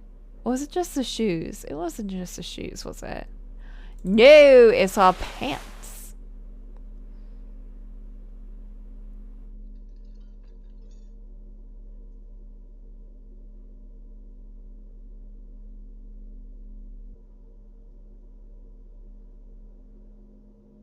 Oh, we got this!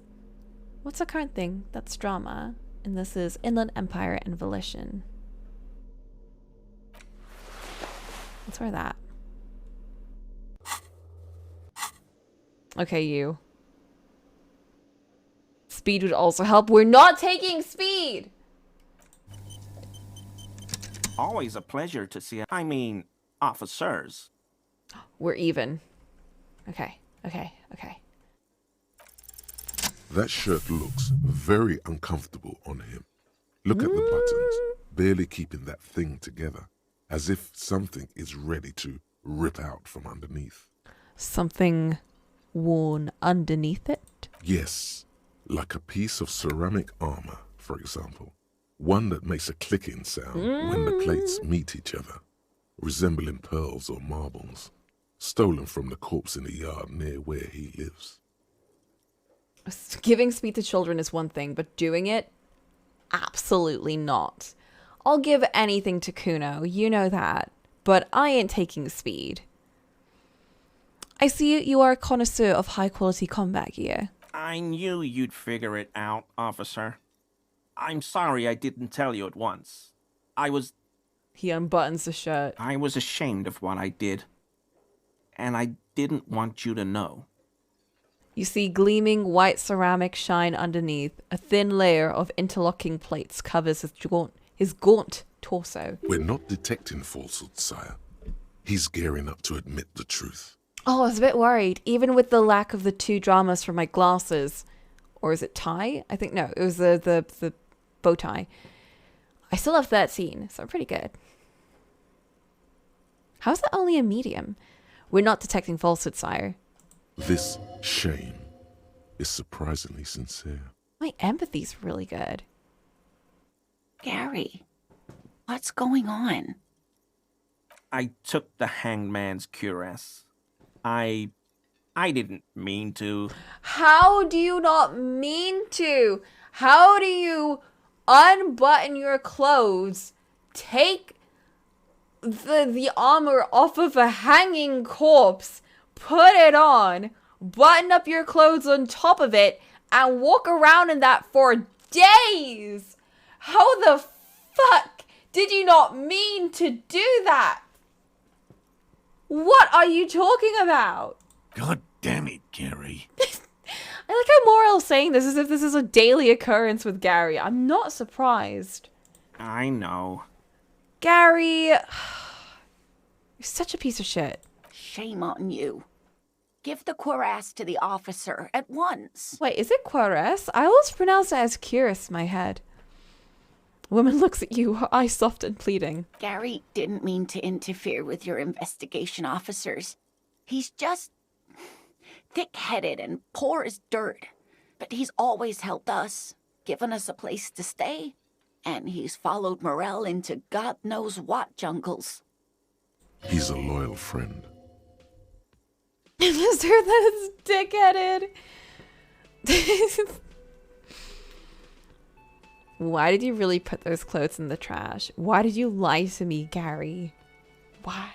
Everyone was picking those pieces off him, and I was watching them do it. And they scattered his clothes all over the yard. Everything was smelling. He looks at his feet. So I went there to take out the trash and started cleaning up.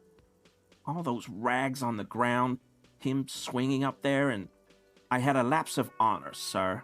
I thought, he's a foreigner. They all say he wasn't from here.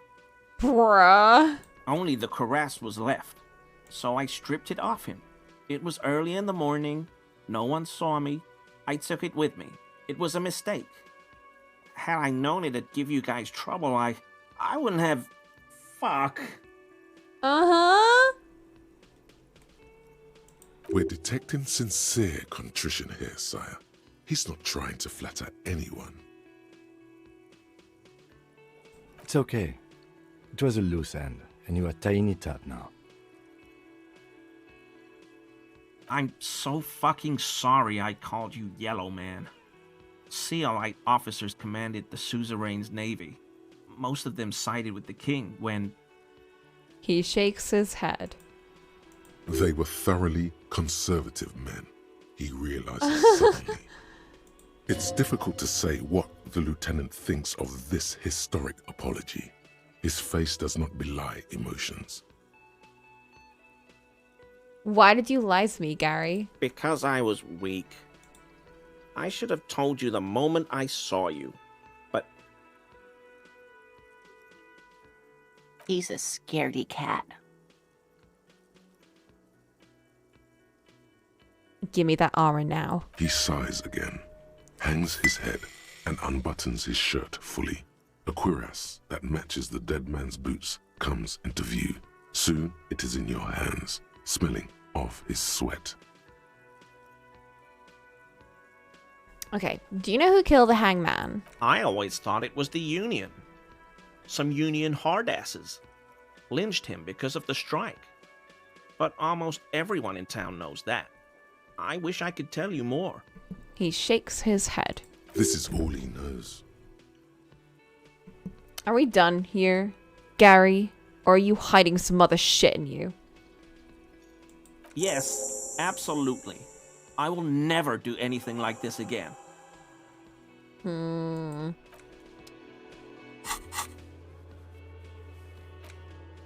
Find Idiot Doomspiral's jacket. We've done it!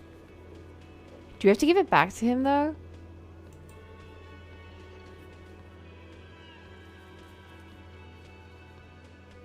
I still think it was anal beads. I think it's still in there. I don't want to give it back! It's a fawn jacket! It's good shit.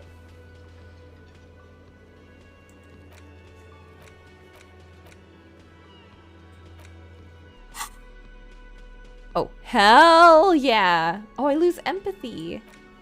Thicker skin, borrowed confidence, mania of invulnerability.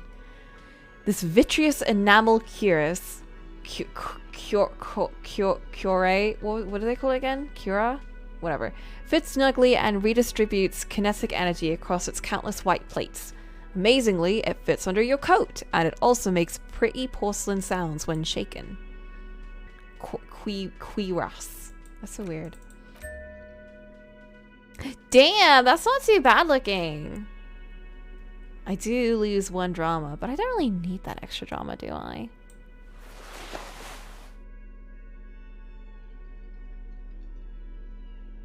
I got a lot of Inland Empire and Volition from all of this. But I lose empathy. Is there a way to get back that empathy? Ooh, I don't need composure anymore. Let me just move all of these around. I need more shoes.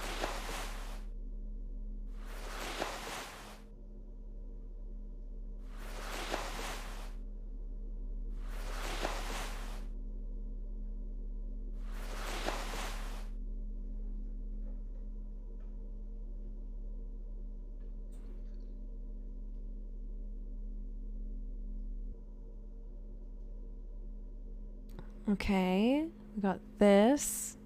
These pants are kind of useless. I don't really want them.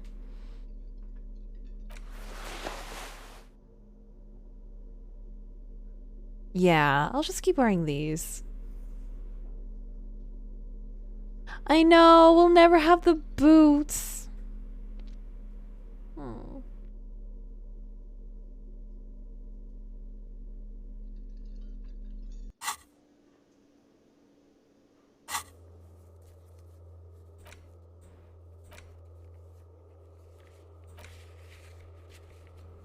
Doors behind the greenhouse. Oh, we can go through that door. Oh, guys, can we do a tea break? I'm not really feeling like I need it right now, but you know we gotta do our tea breaks when it's 2. Shall we?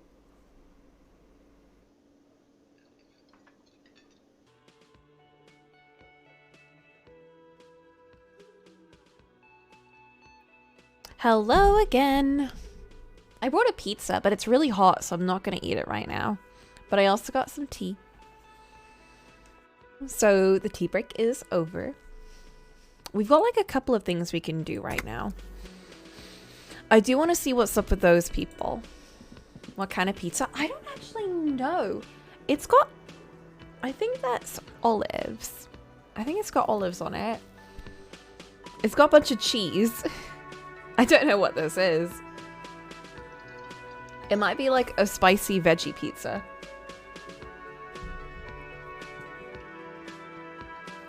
I didn't order it, so that's why I don't know. I've got nothing to say. Okay, fine. Then I won't talk to you. Looks like the circus left town, but the clowns are still here. Aha. I found 8 sets of footprints, but there's only 7 of you. Where is the 8th Hardy Boy? What are you talking about, madman? There's no 8th Hardy Boy. There's 7 of us, and we're all here. Mm-hmm. Or what? You want to be the 8th Hardy Boy? We ain't hiring. He's deflecting. Actually, boss, we've been talking and we think she could maybe... This person Glenn wants to hire, he really respects her. Shut the fuck up, Glenn! I do the talking here. Now what the fuck do you want, cop? You... So let me get this straight. There is an 8th Hardy Boy. It's a she, and you don't like us talking about her? Is it her? That's right. We're not talking about this. This is a private Hardy Boys matter. Nothing to do with your shit. And you're not cops here. Don't go digging around if you don't want a bullet in the back of your head. Whoa, do you have my gun? Where's my gun? Good. We are all watching each other. Officer, your question. There's no point in pushing it further, he thinks. This is already a victory. We'll learn more about this 8th Hardy sooner or later. Yeah, because now we know that they do exist. Okay. He's not telling me anything. He takes like 5 hours to get up and then to get back into his seat. They really won't let me talk to anyone else, will they?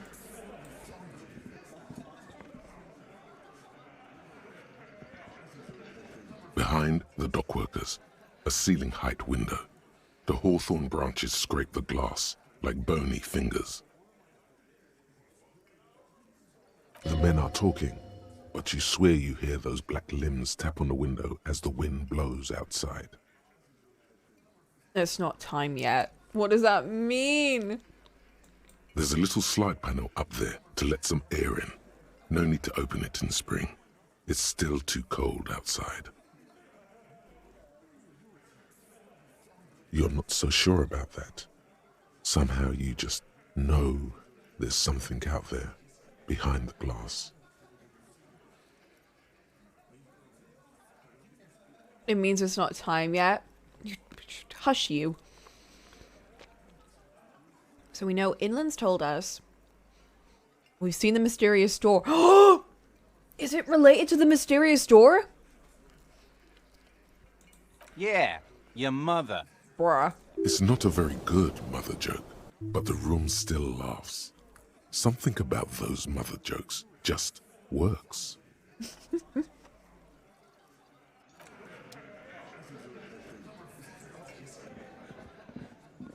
Ooh, we can talk to him. Are we wearing the right outfit?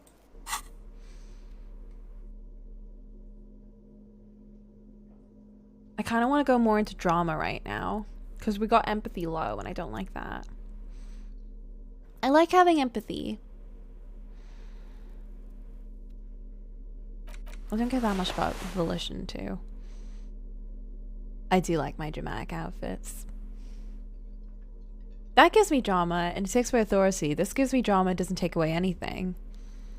So technically this is way better than that one. And it's also very sensual.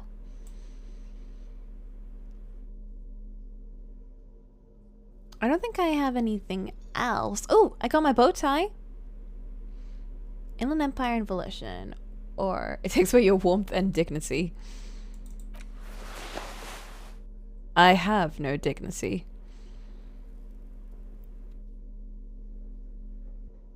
Do I go back into perception? Logic. Savoir-faire. Empathy. I like empathy, but I think I'm good. I don't need to see. Obviously, I'm gonna quit someday. Hi, gendarme. Another rendezvous. There he is again. The smoker on the balcony, right here in the whirling in rags. Hi, hello, you're here. Hello. I see you found yourself a little something from my wardrobe. Not bad. Not bad at all. What brings you here? I just stole your clothes. It's fine. Don't worry about it. I should have thought about that. What is it about the way he carries himself? He's so different. I am legit in love. I'm actually in love, aren't I? What are you doing here? Admiring the atmosphere. What about you, officer? I live here. I'm here to kick some ass and solve the case I'm working on. I don't know what I'm doing here. I just go wherever life takes me. That's kind of true. Maybe you should figure it out, detective. Whoa. Tell me again about that muscular type who came to investigate the crime. Oh yes, let's see. He knocked on my door a few days after the lynching. I think he was going through the entire building, asking questions. Nothing. That I didn't see anything. Why shouldn't he? What friend? Your Sunday friend, the witness. No, I don't think it came up. What did he look like? Muscular, handsome, strong, like one of those military types. Was he alone? Yes, but he was speaking to someone on his earpiece. His earpiece? Yes, you know those tiny speaker microphones that fancy security guards sometimes wear. Ooh.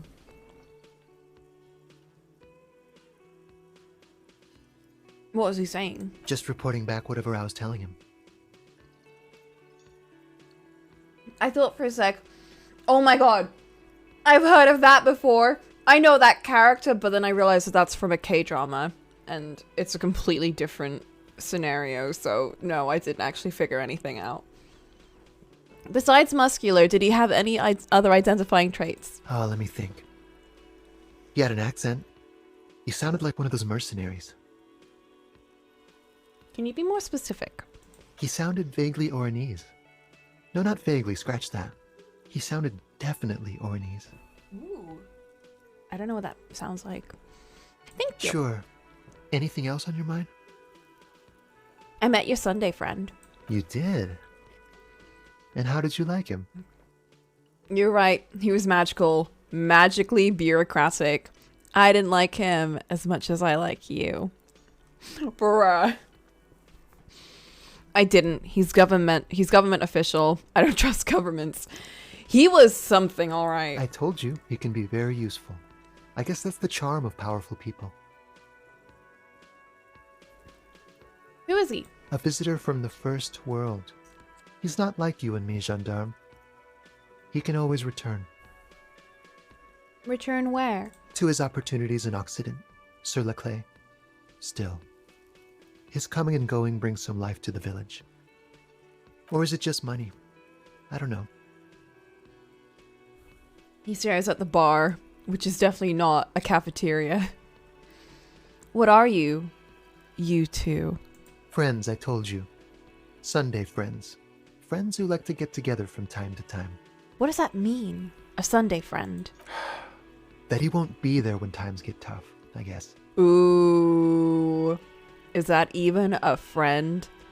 Kim, you'd be there for me when times are tough, wouldn't you? It is. On Sundays. Why was he staying at your place in the middle of the night? He has keys. And he likes the view. To the sea, I mean. Mm-hmm.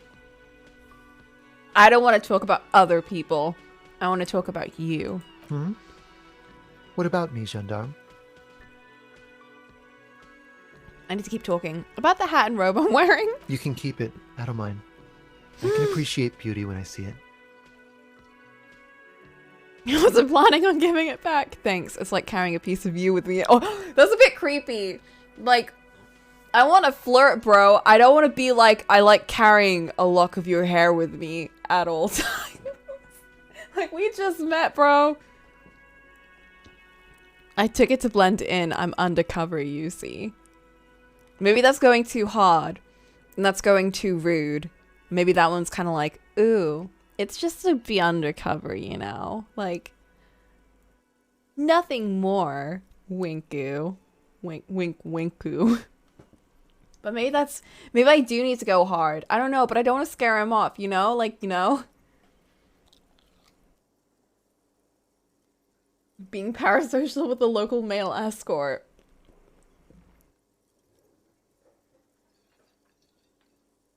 Mm-hmm.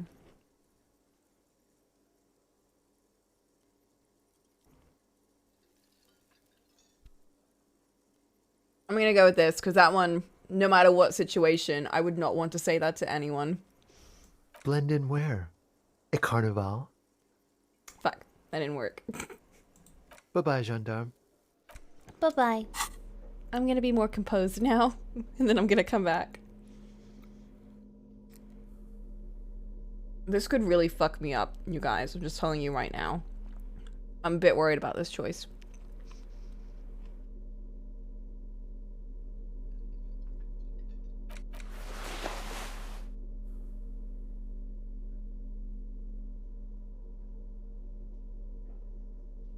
I need to stop remembering what gives me shit. Was it just those two? Okay. That's as good as we're gonna get. Hi again, gendarme. It's a white check, though, so we could come back, maybe. He's so different. Why? It's the sports. He's a sports guy, all about that physical prowess and athletic skill. Nothing else here. Bruh. Bye-bye, gendarme. I just hurt myself looking at you for a bit. Don't worry about it. Thanks. Hey, bro. The man ponders his cooking utensils and gives you a little nod, acknowledging your presence. Cool. Stay masculine, bro.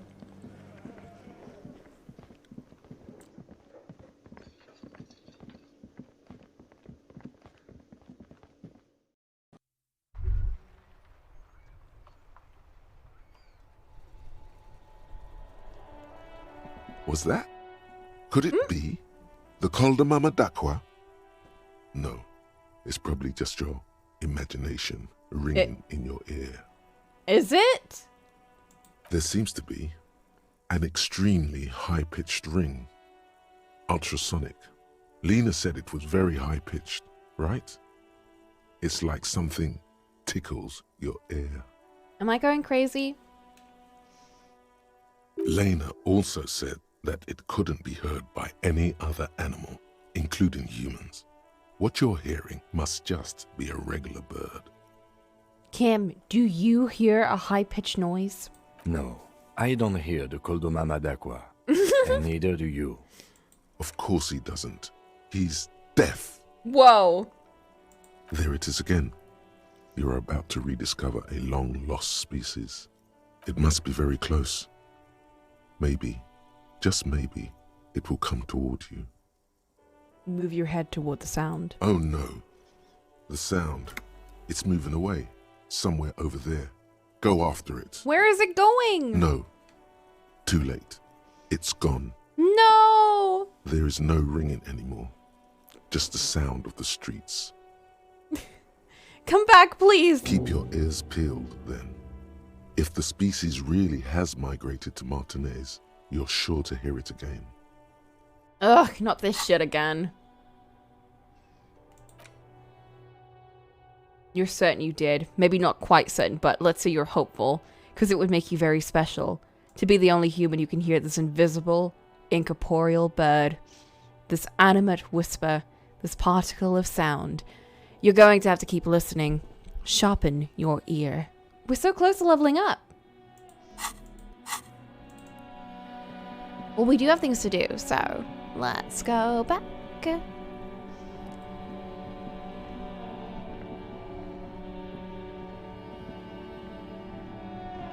Inside, you see a set of steering levers, a radio microphone, a pull-out toolbox. This is Precinct 57. How may I assist you? Hold on, officer. I've got Central Jamrock Public Library on the line, and I've already introduced you to their librarian. Connecting the call in 2, 1. Oh, thanks.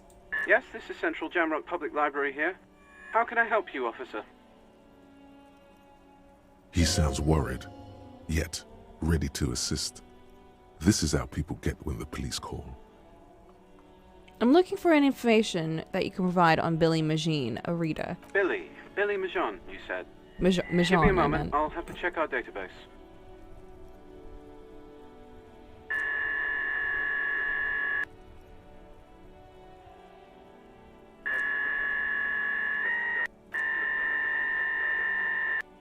Yes, hello, are you still there? I found Billy Majon's home address, is that alright? No phone number, unfortunately. They're too poor to have a phone line. Oh yeah, that is kind of a thing in this world. I'm not really that good with addresses. That's fine. Here we go, sir. Rue de Saint-Ghislain, 33B, apartment number 20. It's in Martinez, I believe. Cape Side Apartments, it says. That's all. That sounds like the Cocolamoco Dakwa. Do you have any other information? It says here that they returned their last book just a few days ago, but I wasn't at work that day. Do you know someone who was? Marie? Marie? Do you remember a reader named Billy Majon? They returned a Tybalt book the other day. You hear someone answer from afar. Yes, it was my colleague Marie. She said that it was Billy's husband who returned the book. He also asked for this new sci-fi release, Lowe's Radio City 87, but we don't have it yet. Good. You have a name now. The Billy Machine is a woman, not a man. How did your colleague know it was her husband? Marie knows Billy. She's been working here longer than me. Sometimes her husband returns some books for her. And then goes for a little drink later. On the lookout. Do you know the husband's name? Sorry, no. Marie only knows him by sight. Can Marie describe to me what the husband looks like? Marie! She said it was an older man, and that she's pretty sure he'd had a drink or two the last time she saw him. Oh, what was he wearing? 1 second. The librarian turns away from the phone again and relays the question. Sorry, Marie wasn't really paying any attention to that. Thank you. That's all from me. I have no other questions. Happy we could help. Woo! Goodbye, officer. Librarian hangs up. The call gets redirected. Anything else you need from me? Okay, did you find the owner of the armored boots? Sorry, sir. I still haven't heard back from the database people. Try calling again later. Is there anything else I can do for you? Do you have to call the precinct for anything? I hope not. 57. In the cabin, you see a set of steering levers, a radio on a hook, a pull-out toolbox.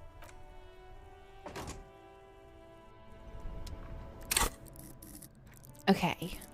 What do we put points in? I'm thinking logic, because our logic's kind of shit right now.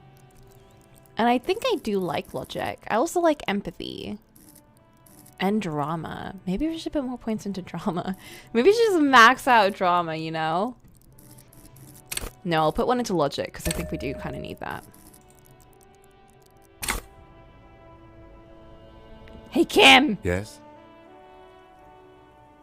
Never mind. I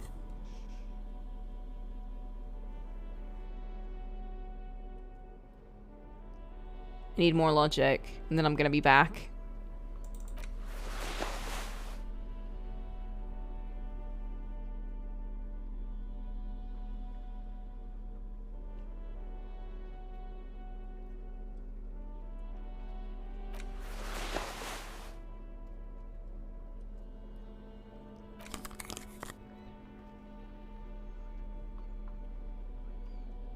Yes, perfect. My logical outfit. Yes? Kim, why did the 41st send me? Look at you. It's because you're a failure. They sent you to Slight, Precinct 57. That can't be right. Just think about it for a second. You're a raging alcoholic who showed up 3 days late and argues with his necktie. You weren't sent here to win. Kim, what if my precinct sent me on this case because I'm a fuck up? Like, as a joke. I've considered it. His voice is somber. So it's true. It would be immensely ugly of them, not to mention unprofessional. But I also think it's somewhat unlikely. Why? I checked the records. This jurisdiction dispute, who polices Martinez, reaches back to the 30s. It's as old as my station. And all this time we can't decide who gets Martinez? I think, yes, both stations would prefer a win. So you are their finest. I am the finest of nothing. Oh. Do you really see me as a safe bet? Safe? No. But you're old. You've made it this far. Something has brought you through. We've only just started working together, so I don't know what it is yet. But it's there. So no, I don't think they sent you as a joke. And even if they did, they are in for a surprise. Kim! He's right. There are no airtight theories. Just paranoia. You've given it some thought. Now let it go. Fuck. Next thing you have to do is put a point into Inland Empire. We gotta. Thanks, Kim. You're the best.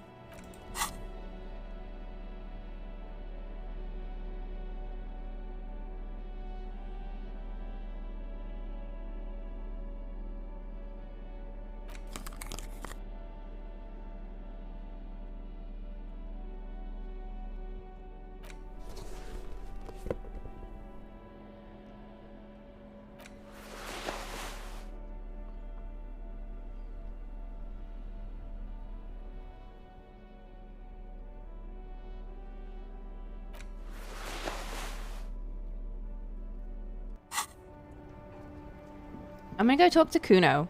I miss Kuno. Oh, wait, actually, I think this is the apartment building, right?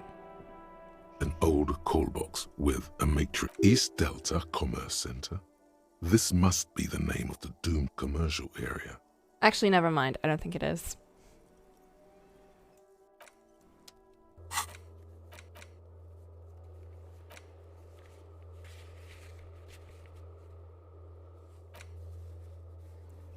Go to the building. North Martinez. Apartment 20. Is it this? An old East Delta Commerce Center. This must be the name of the doomed commercial area. There's something in here, though. What's in here? There's all the abandoned stores. Yeah. But didn't we check all of it? The icebox we couldn't open. Yeah, but we don't have anything to open it, do we? Now is her time and you start it up. Yeah, but we need like a thing to open it. I'm looking for Billy's apartment. Yeah. Don't tell me where it is, though. Because they were saying that we need a tool that's more powerful for it.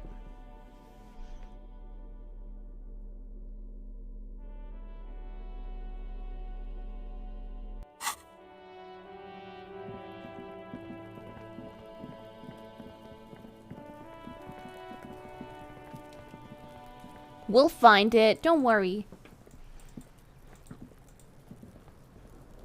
Kuno leaving station. Fuck does Kuno care? The boy turns to you. He doesn't care. You wouldn't happen to know anything about missing locusts. No, Kuno doesn't give a fuck about bugs.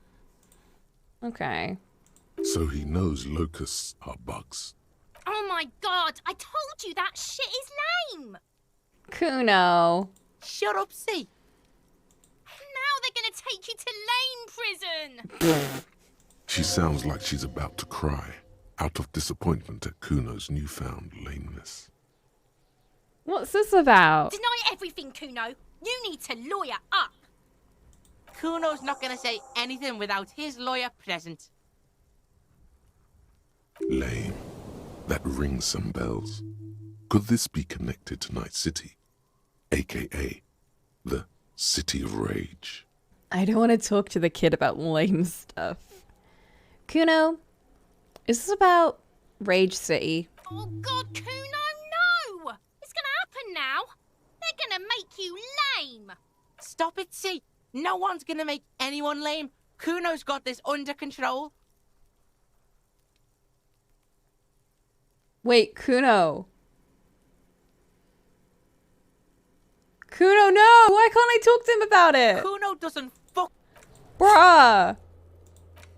Find out the real reason the trap was empty. Local kids might know. God damn it!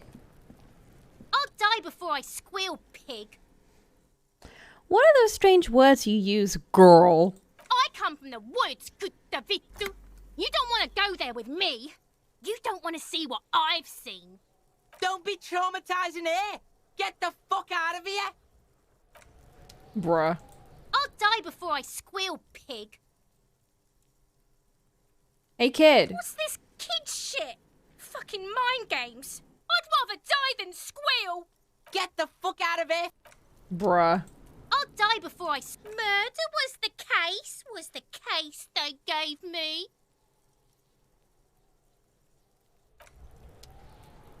These kids are so weird. Kuno's gonna have a fucking heart attack. Kuno, what? Fuck does Kuno care? Nothing. Kuno doesn't... Kuno really doesn't care.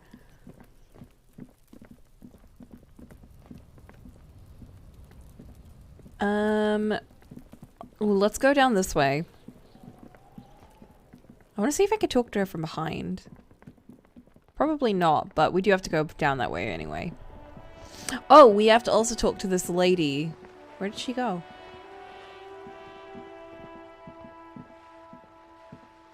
Hello again, sir.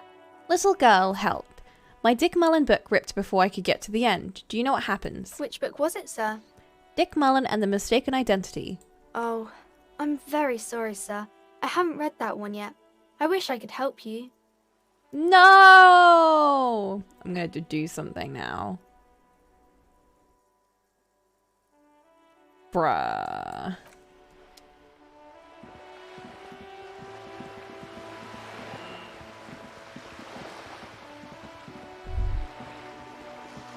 Whoa. What have we here? A bridge? A bridge with loose nails and rot-infested wood that creaks in the wind. A construction code violation if there ever was one. Kim, it looks like we've got a construction code violation. Sure. They never cleaned up the war damage. The rest of Revachol looks better, though. But Lieutenant, think about the splinters. The bridge is fine enough. Locals use it all the time, after all. It's nothing to worry about. Shall we?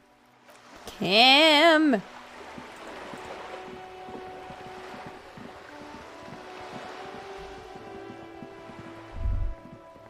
There. Do you smell that? Communism? Smell what? Can you not detect that inimitable whiff of dissatisfaction and restlessness? That sense that the world is in need of dramatic, even violent reordering?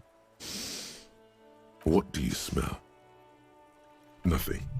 Or at least nothing in particular. As far as you're concerned, your nose seems to be purely decorative. Absolute rubbish. Your politico-olfactory cortex doesn't deceive you. The smell is coming from that balcony over there. Cindy? Certainement. A precocious communist youth. A symbol of a kinder, more hopeful future. Now's your chance to establish contact with your revolutionary brothers and sisters. A chance to establish contact with the future. What a beautiful, terrible thought. Oh my god, Kim. I found a communist. This is the best day. I'm gonna go see what this lady wants to say, though.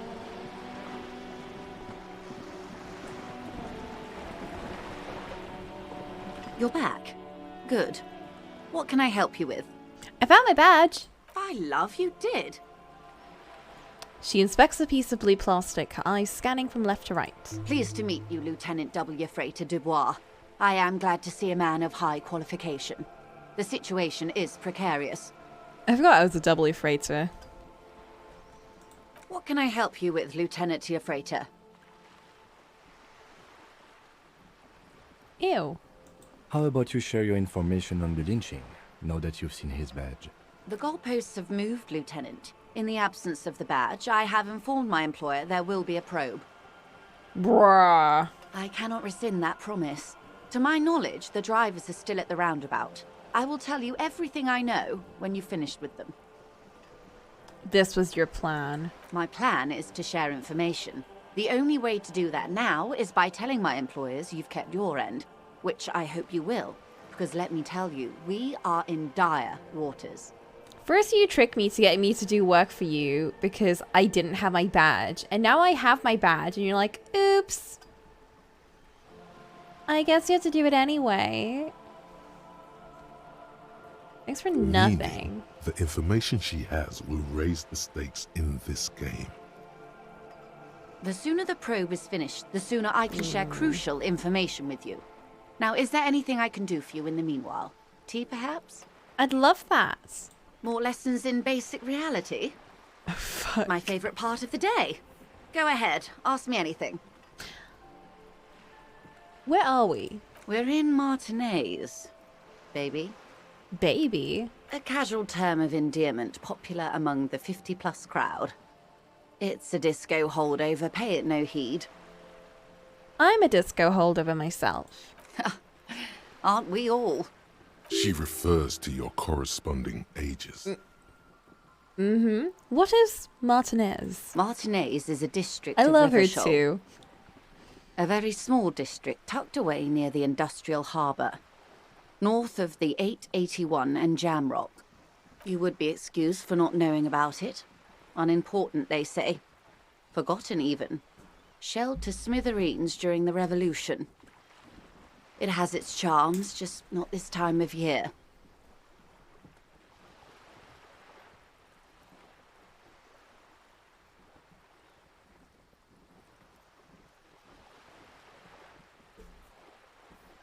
Tell me more about Martinez. I'm not a good ambassador. I've only been here once before, as a teenager. Not a lot has changed. There are ruins, a terminal, fishing boats, reeds, boys with boxy shoulders. A brief spike of longing in her upright body. The dots under her eyelids shake. This place used to be a province, a Dots workers' under her resort before the eyelids. city swallowed it and the What an artillery did interesting its way of work. describing eyes. The reeds are the real star of the show here now. The further down the coast, the wilder it gets. You were here as a teenager? Yes, I was slumming it with some girlfriends of mine. We had boats and... Don't hold it against me. The boys certainly did not. You mentioned a sea. What sea is this? It's not really a sea, it's the Bay of Revachol. And the bay feeds into the ocean. Are we near the ocean? Yes. We're on an island in an ocean. The world's largest body of water. The Insulindic. Known to the early Rivacholians as Les Immensités Bleues, the Blue Immensities. Vast, lukewarm and unknowable, flowing in and out of sight. What's the name of this island? Caillou, as you already know. Imagine a pebble. A smoothed over pebble amidst a great blue sea, misshapen, cracked. The cracks are the River Esperance. We're in the delta of this river, on the 6th branch, the Martinez distributary. Okay, I had an image in my head, but then it started falling apart the more you spoke. It is clear this pebble is of enormous value to her, and to humanity at large. Okay, that's Martinez. What's Revachol? Revachol? Revachol is what you call a city. What kind of city is Revachol? The great kind. As if it's self-explanatory, beyond patriotism, a fact. What makes Revachol great? History, detective. They built this city to resolve history. Our part in it, at least. Our centuries. Okay, who built this city? The nations of the Occident, or migrant workers from Seminine and Ile Marat, depending on your creed. When was Revachol built? In the DeLorean century. 380 years ago. Okay. Don't mind me. DeLorean.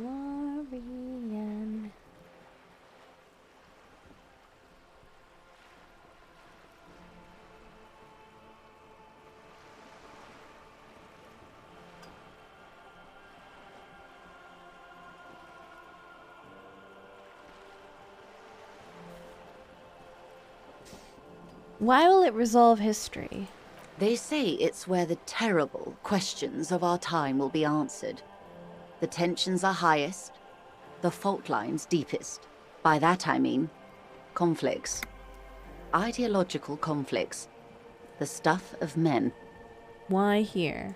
We are standing on a fertile, self-sufficient island able to sustain up to 200 million people. In the middle of the Insulindic Ocean, the world's connective tissue. It's where the money is.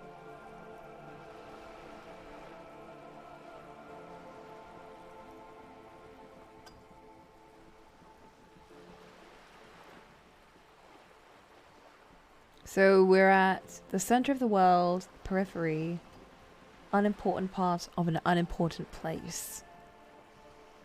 Well, she seems to really like this city, so I'm going to go with the center of the world. Oh, we're quite a way off.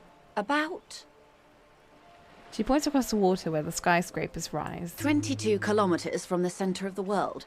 That soldering iron is the bank of the world building. The bottom floors are Insiacom. Coalition government, Insulindian Mission Command. We can see it from here. Look to the sea. Silence. She lowers her hand. The water, the light. It's as though you're seeing it for the first time.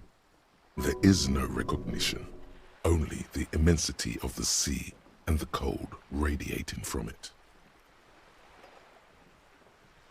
Where are we? We are where we are. I have no truer answer to give, unfortunately. She watches you closely as you scan the horizon. This is one thought you need to complete. Oh, fuck. Where are you? Was there something else you wanted to know? I remember something about a lowdown. This has been informative. Thank you, ma'am. I'm sure my memory-impaired partner has many more questions to ask, about even more fundamental aspects of reality. Might I suggest not asking them all right now? Ma'am, Messier will be here later too, and tomorrow. Isn't that true, ma'am? Absolutely. My commitment here is long-term.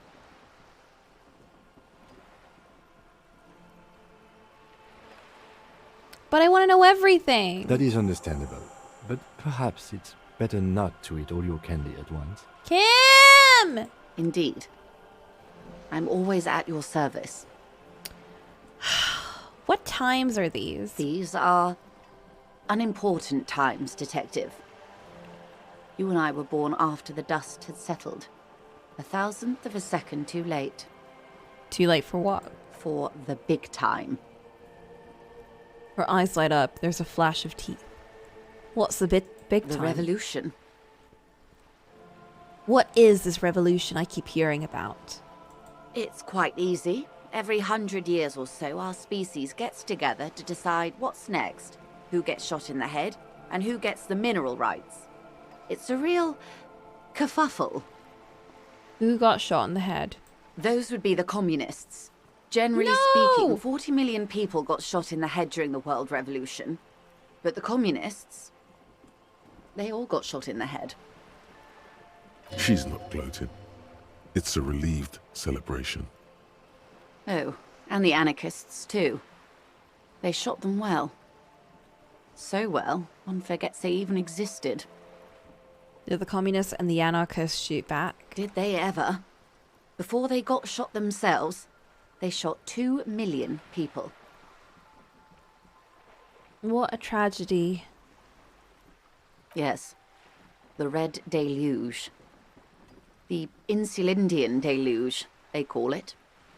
Anyone else get shot in the head on the opposing side? Oh, lots of people.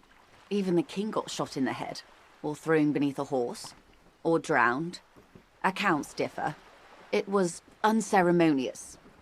Just as well, he wasn't actually the king. Just the king's nephew. The real king abdicated and lived out a long and productive life as a venture capitalist in Grad. Oh. I love that king. Fucking communists. I don't care about kings. That's pretty smart of him. Yes. King Guillaume had a nose for bad PR. He ran before it. What is the expression? Went down? Anyway, Gil got out alive and his nephew Frisell got shot in his place. Oof. Him and tens of thousands of his wonderfully fascist kingsmen. It was a wild time.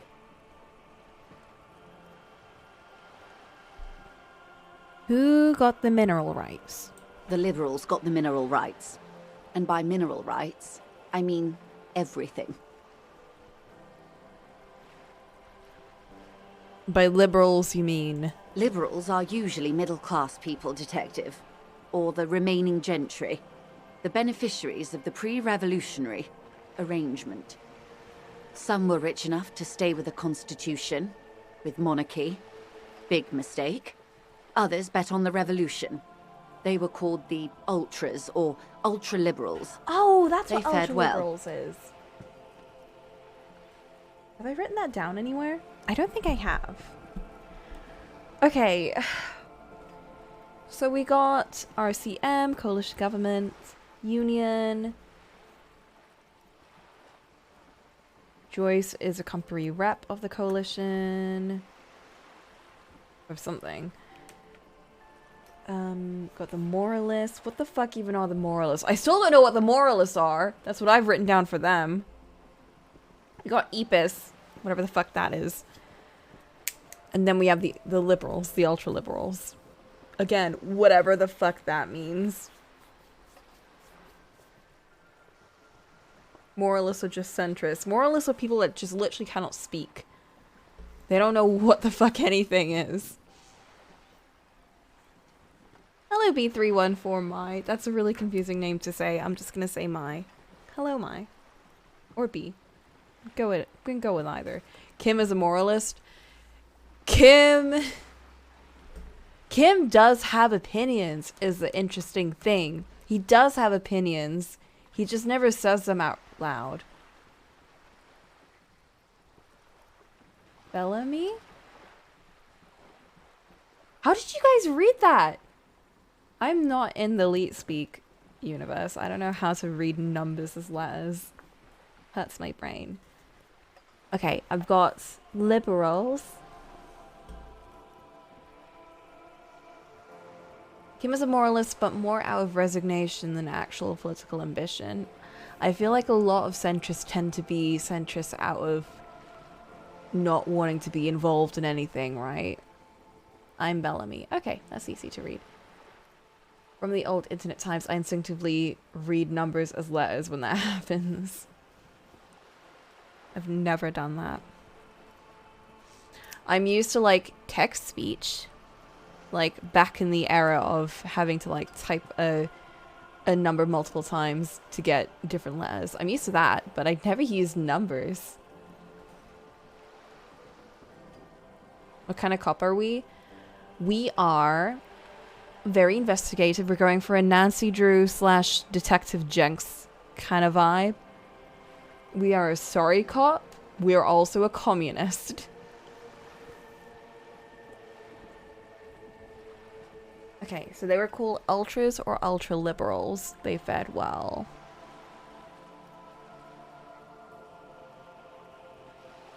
They were the revolution. Middle class people. The middle class.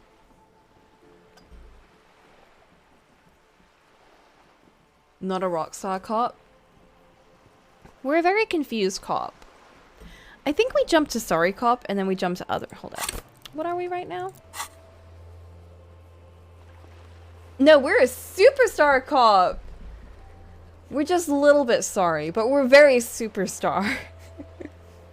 And we're super communist and a little bit of a fascist. And a bit of an ultra liberal. And a tiny bit of a moralist. We're also very good cop, bad cop. And we don't have much honor. We're kind of all over the place here.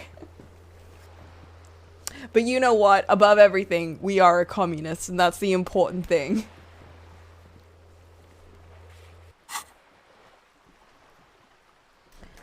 Okay.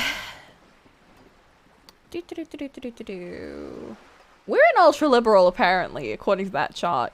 How did we win? We the ultra liberals. How did we didn't win so much as survive. We were the last ones standing when the war ended. We. Everyone else got So shot she's in an the head. ultra-liberal. Remember? We. She's one of them. Of course. But Joyce, I have you down as part of the coalition government. I'm going to draw a line between you and the liberals.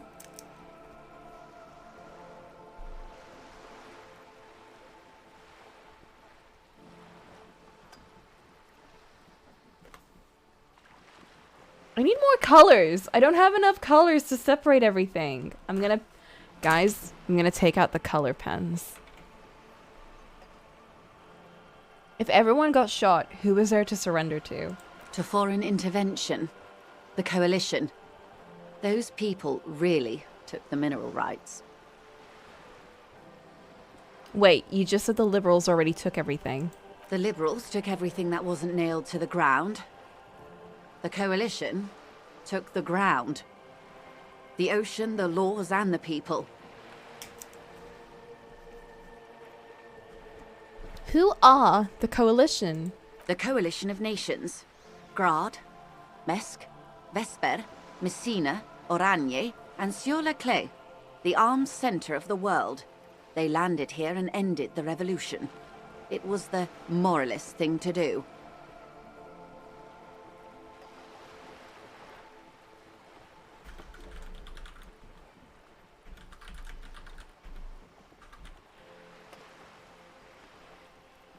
There is bitterness in her voice, tempered with understanding.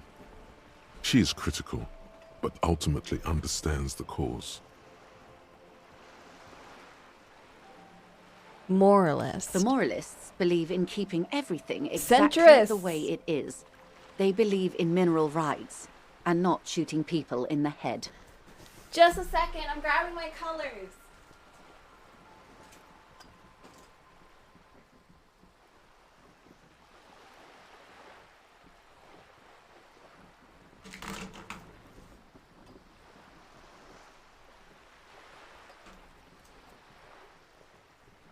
Oh fuck, my light green doesn't work anymore. I need to get a new one. I need to get a new set of colors. There's a really nice brand that I like. One of my kids uses it, and I was like, ooh, this is actually really good for note-taking. I forget the name of it, though. It was like... Paper something? Not Paper Chase, not Papier, or something else. I don't know which one it was.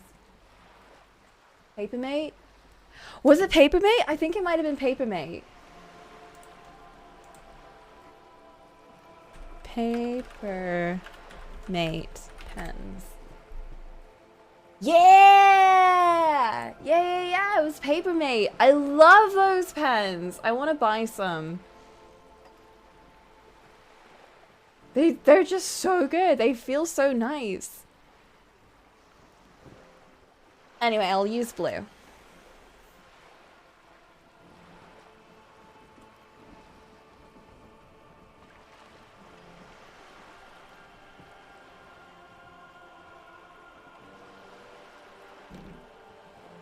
Continue. At least not in the same manner and volume as the others do. They are the long-standing provisional rulers of Revachol now, the coalition government. This is their zone of control. They embolden the RCM with crumbs of the same law they took. Technically speaking, you are a moralist. Whoa. Whoa, whoa, whoa. I did put that under RCM. Wait. So the RCM are moralists. The color of moralism is blue. The official motto of Moral Inter, I chose the right or Moralist color! International You is guys! a blue forget-me-not, a piece of grey sky. Unofficial. For a moment, there was hope.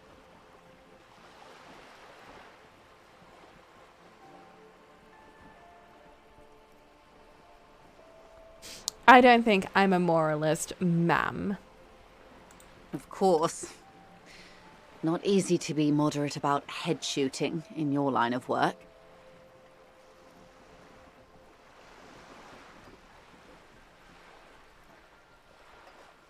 When was this kerfuffle? The turn of the century revolution? Don't answer it. It's a trick question.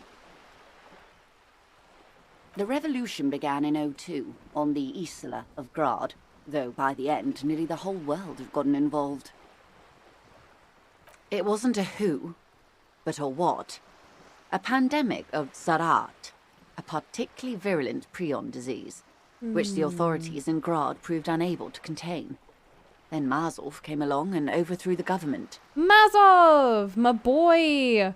What does Zarat do?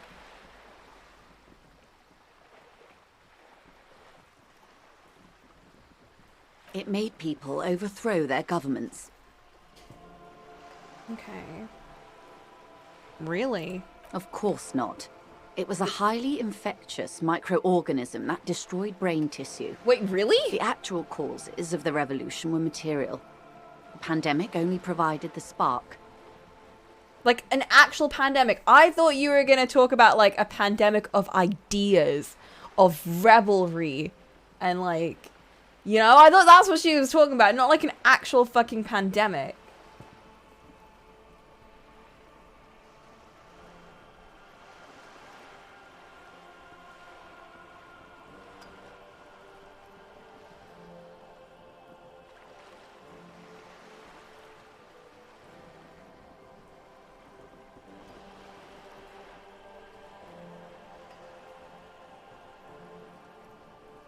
From Revachol and Grad?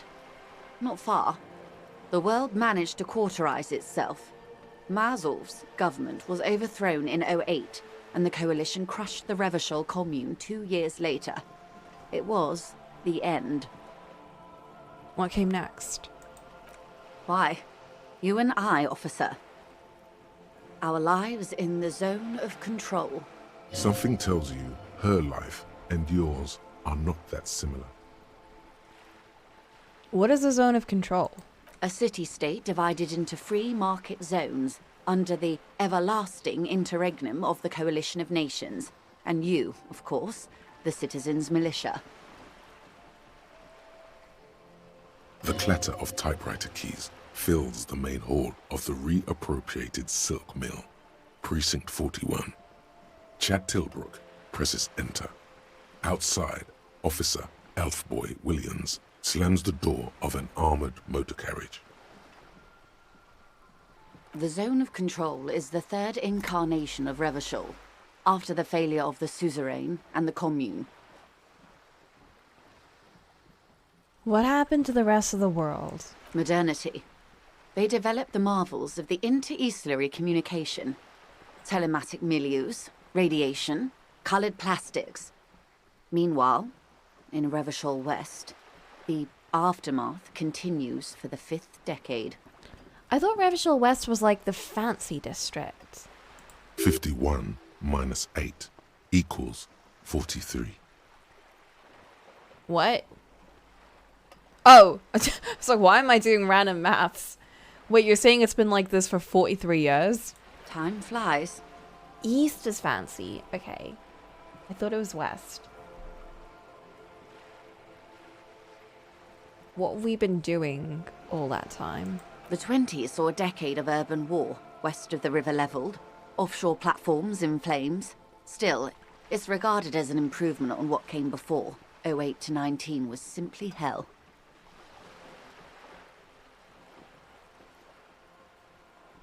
And after that? The 30s? Things settled down in the 30s. Revachol East transformed itself into the world's largest tax haven, with the international community's blessing. For the first time in a long time, it seemed like things were going somewhere. Then you happened. Your youth in the 30s. That's when they discovered disco! Yes, and quantitative easing. It was a market mirage, unfortunately. The 40s dispelled it. An Isla-wide hangover, you might say. So, here we are. There's no way disco actually did so much. What? Welcome to reality, baby. Well, thank you. From the looks of it, the 50s haven't been much better for the zone of control. You can see it in her eyes. Days slipping away.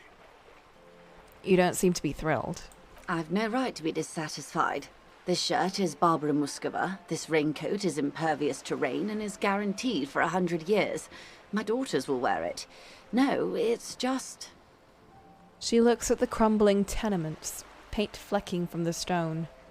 We could have had so much more. Every one of us. If only we played it right. What would you have done differently? Good question. What would you have done differently? Probably not have drunk as much. No, her first.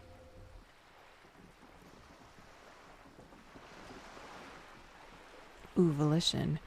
I asked you, who are you in all this? And I asked you, past-less detective of the Citizens Militia, what insight has acute encephalopathy given to you? Oh, she threw it back on me. Saroth drove people mad. Killed more. Made off with the mineral rights. I don't know.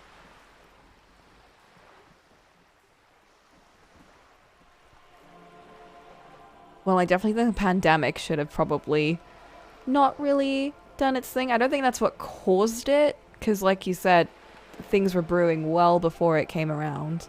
But it didn't help. So a quarter of humanity simply lost their minds. And how would you stop a prion, a complex folding protein, unlife, with a technology 50 years ago? Hygiene. Social distancing. Liquidate the rabid, prion-infested dogs who want to kill everyone. Yikes. Privatized healthcare. Ooh. Hygiene. Good hygiene. Really. A very moderate solution to an extreme problem.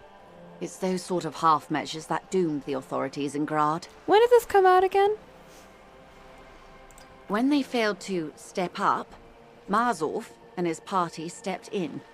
In this particular case, maybe a more robust state response might have been appropriate. Interesting. Interesting timing. Opinions expressed here do not reflect the official position of the RCM. And what is your official position, Lieutenant? My position, ma'am? My parents got ripped to shreds in the revolution. I would have gone the same way. I was saved by being 2 years old. That's my position. The abattoir. Understandable. That's enough about the times. They are what they are. Who knows? An afterbloom may yet come. Anyway, enough sentimentality. Is there anything else you want to know? Not so fast. Who is she in all this? Ask her who she is. She owes you an answer.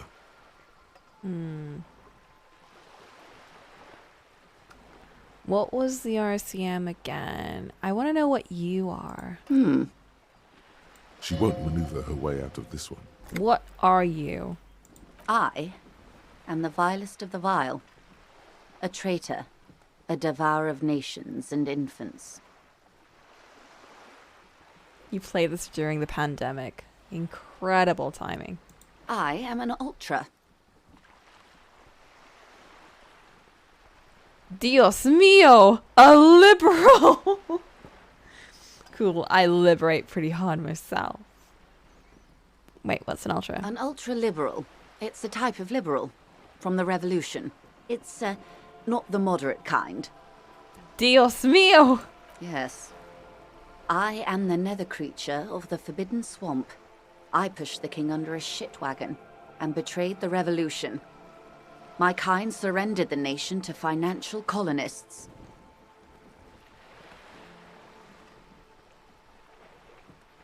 I can see you thought we'd gone extinct.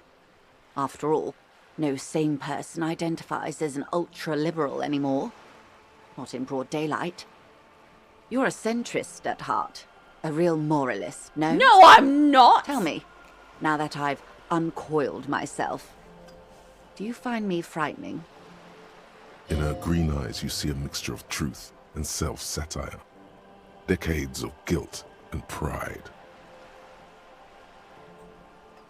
Forgive her. But only because you like pearlescent teeth and those light green eyes. Whoa.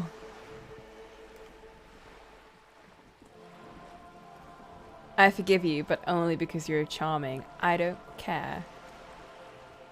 It's a bit silly for me to forgive someone when I'm, like, considered a centrist. It's like, what right do I have to go, I forgive you? It's a bit silly. I'm gonna go with this. Only because you're charming.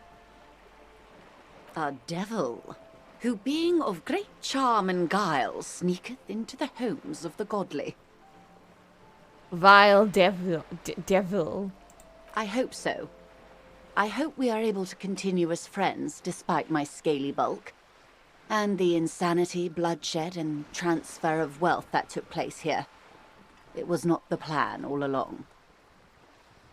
When the dust settled, the Liberals were the only ones left to clean up the mess. By virtue of their survival, they were handed enormous power to shape the future. This was all our last generation managed.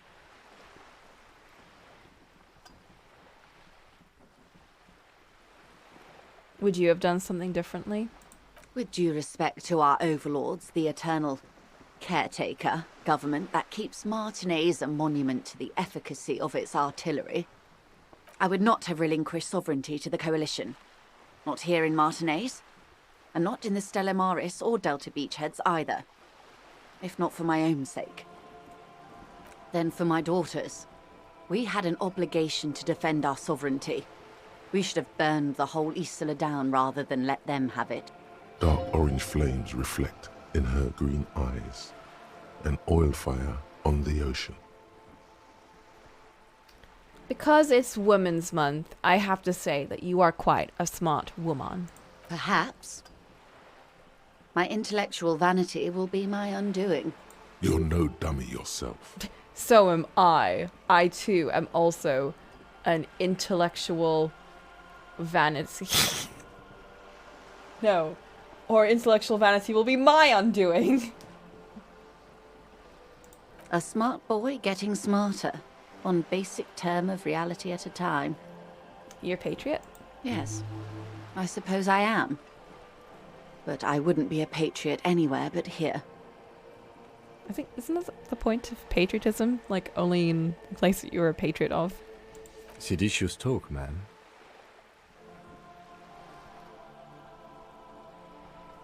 You have daughters? Yes.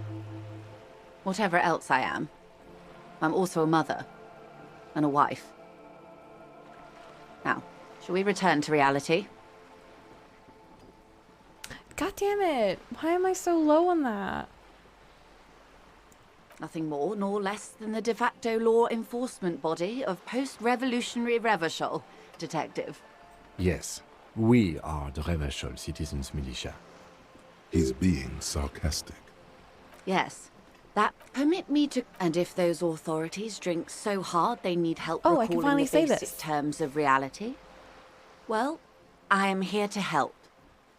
What is this? A bird? A sphenicid? A flightless bird of the polar regions? Keep guessing. Some sort of krill hunter? No, wait. You're an ancient ruin. A symbol of hubris and decay. Half submerged in some salty sea. Are you saying I'm ruined? Of course you're not, my dear. I'm just terrible at guessing games. I mean, what's this place? Ah. This is the pier of Rue de Saint-Ghislaine, 33A, where the tenants have been kind enough to rent me a slot. Or two. What's Rue de Saint Ghislaine? A pre-revolutionary tenement. Oh, Old that's what buildings we're are called looking for, I tenements, you think. see. Are we? And new buildings, bâtiments. After les bâtiments nouveaux. But 33A and 33B are not nouveaux. They're old. This one used to be 8 to 10 stories tall. A real high-rise by the standards of the last century. Built to mirror the skyscrapers across the bay in the Delta. That was before the war, of course. Who lived in them? Mostly the urban middle class, I believe. This was once primo real estate, before the cannons lopped 4 or 5 stories off. Splat, splat. How did you hear us from all the way up there? From a dilapidated balcony, Cindy the Skull gives Joyce the evil eye, her red paintbrush held to her throat. Wonderful.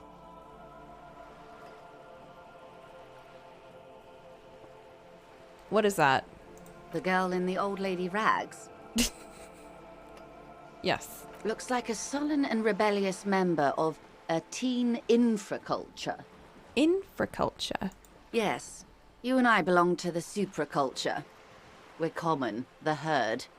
The music on the radio, the food in the chain restaurant, those are all too popular for the girl in the old lady rags. She prefers a fantasy world, an infraculture with its own dress code and vernacular. It is an illusion, I'm afraid. There is no refuge from the supraculture. Explain the same thing, but to a child. Young people who dye their hair funny colours and wear old people's clothes are stupid, and their little rebellion is self-defeating. All right. What next? Glad to have been of assistance. How do I not have enough conceptualization? Am I not the most conceptualized?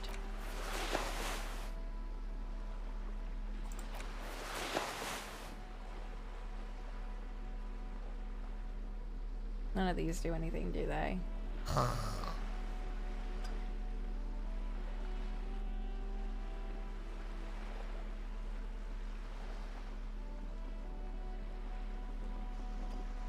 That's as much as I can get.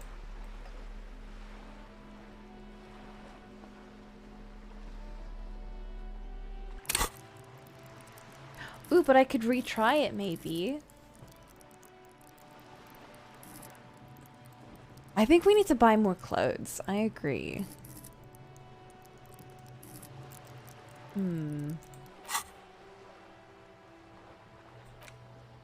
Is there anything we can get rid of, by the way? This one gives us savoir-faire and esprit de corps. This one's really good. I'm never getting rid of our art degree. Our art degree is peak.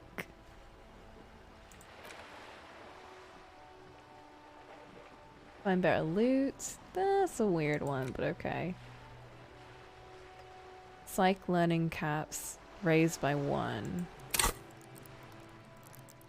I don't think I need that. I think I have well enough.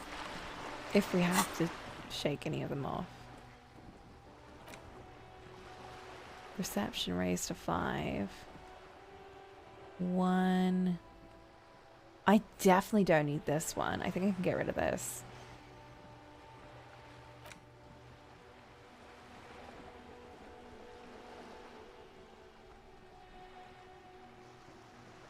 This one's another that just raises everything. But at the price of logic. But I do want to be a superstar, so.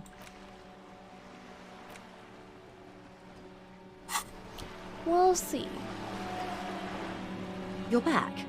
Good. What can I help you with? More lessons in basic reality? My favorite part of the day. Go ahead, ask me anything. Guys.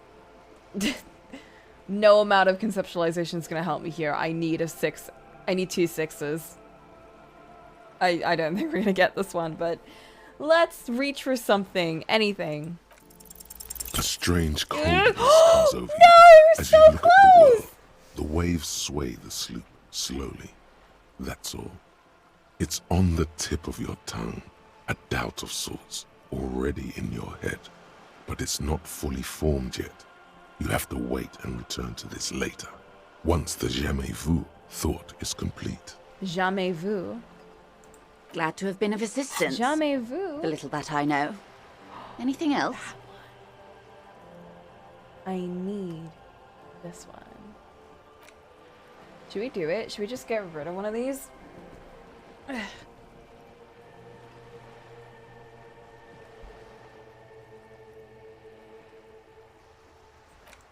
Yeah, let's do it. Let's get rid of this.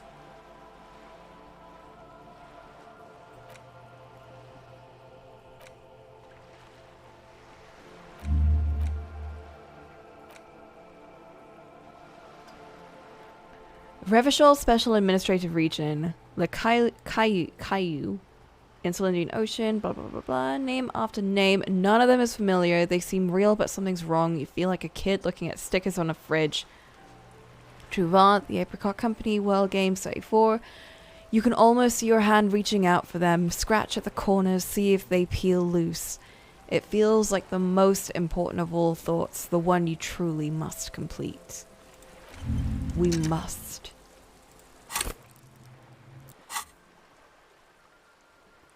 Thank you. Farewell. Forever. Alright, I'm going into that house. And I'm also changing my outfit, because it sucks.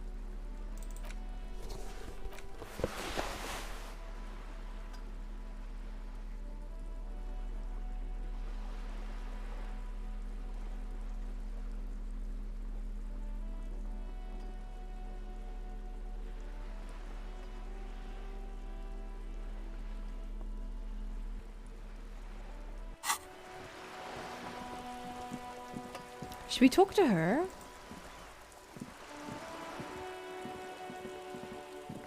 Hello again, officers. Have you come to admire my mural? Wait! Hello, Cindy. Hello again, officers. Have you come to admire my mural? Piss, pff, and fuck the world, send their best. I don't believe it. I've never known those boys to have manners. The bemusement in her voice doesn't fully mask genuine tenderness. I made up that bit, but I did talk to them. They seem to hold you in high esteem. They'll never be skulls, but their hearts are in the right place. Aww. Skulls are cool. Why are all the teenagers in this game, like, actually surprisingly chill? I mean, I don't think... Maybe she's not a teen, but, like... The younger people in this game tend to be way more chill than everyone else. I guess that makes sense, because, like, when you're a youth, you aren't really as fixed in your beliefs. And you don't reach a point where you're just, like... super angry at everything. I mean, you are angry at everything, but they tend to be more open to ideas. Skulls are cool. Can I be a skull? Fat chance. But you can still do your part to revitalize the neighborhood. Kuno and Kuno-S make up for it. Kuno-S maybe. Kuno just reminds me of one of the kids I work with. I can't hate him or anything. He's just like... Because that kid also will just, like, literally, like, vomit out, like, awful shit. And, like, will just, like, swear at you and scream at you and, like, say the rudest shit you've ever heard. But, like, not in a mean way. And I just feel kind of like it's endearing almost. I can't be mad at Kuno. Kuno's got a lot of curiosity and heart in him, you know? Maybe Kuno-S too, deep down. I'm projecting my kids onto these kids. I think Kuno-S definitely seems like the type of child that has seen some really awful stuff, and it's very clear that's you know, behind a lot of her behavior and a lot of what she says and does and everything. So again, I can't be mad at her either. I mean, imagine living in this world. Like, that sucks. But I really want to be a skull. She throws you a conspiratorial glance, then presses her finger to her lips and squints up at the sky, as though straining to hear something in the distance. Have you noticed the quiet? Every so often, you might hear a gunshot pierce the air somewhere in Jamrock. But in Martinez, no gunshots, no sirens. The people are languishing in boredom and complacency. This place is a sepulchre. We'll paint it red. We bring the raucous. You bring the sirens. She's making a valiant effort to come off as a nihilist, but she's really just an angry little commie. No wonder she was talking about the streets flowing red. That's what happened during the revolution. So tell me, what's it like being a skull and a communist? You got me, pig shit. I don't make for a very good skull. I like animals too much. Simians and pigs. But I'm still gonna write some damn good graffiti-o on this wall. Attempt to establish contact. Hey, sister, let's talk politics for a minute. And what do you know about politics? I'm looking for comrades to help me fire up the great Mazovian sausage grinder. Will you help me? So my brain did tell me not to say that, but... The girl erupts in a cackle that seems like it should belong to a much older woman. Oh, that's very nice. The little piggy wants to make sausages. Out of what? His little piggy friends? Don't worry, Kim. I would never make you into a sausage. It was not a concern of mine. Sure. I know someone who'd love to talk that ideological stuff. You're looking for Steban. Who's Steban? A right communist who runs a mega cool and very secret meeting. I think I've been in his room. Do you know where to find him? I might. Will you tell me? No. Thanks, Cindy. You're really helping your communist friends out. The lieutenant let slip a sigh that seems to suggest this turn was utterly predictable. I haven't written down communism.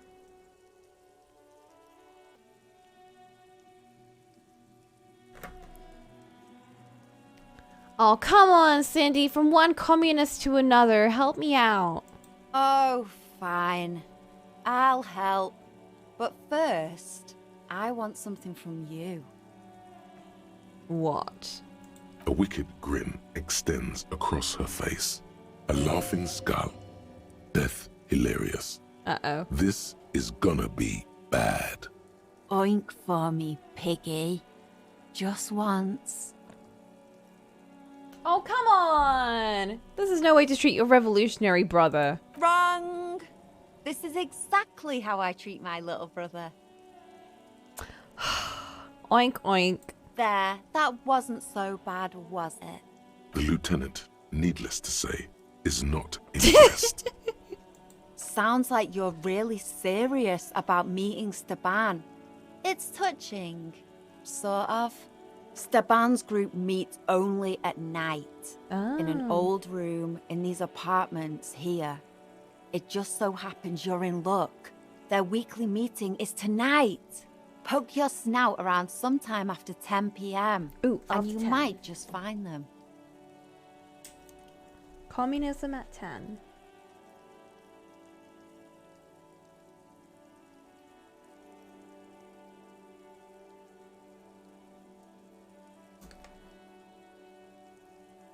What else can you tell me about this Steban? Just that he's a real communist. Not like the play acting you've been doing. The rest, you'll have to see for yourself. That's very helpful. Thank you, Cindy. Hold on. You didn't think it would be that easy, did you? Uh-oh. See, Steban's a bit on the paranoid side. He's got all these mega secret passphrases to keep out infiltrators and the like. You can't join the meeting without one. Oh, you're gonna make me pay for something. Do you know the passphrase? Sure, I do. Steban trusts me. But you're not gonna tell me, are you? Why would I? That would be so boring.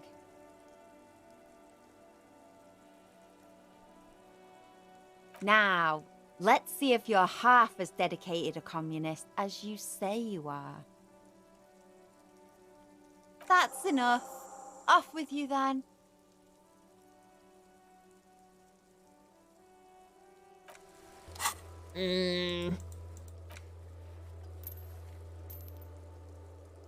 Find the secret passphrase.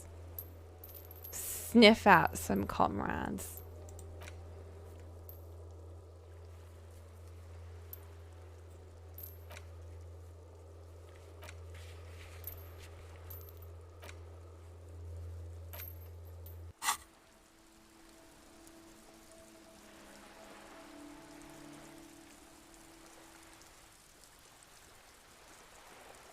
Okay, we need to find that passphrase if we're gonna do anything.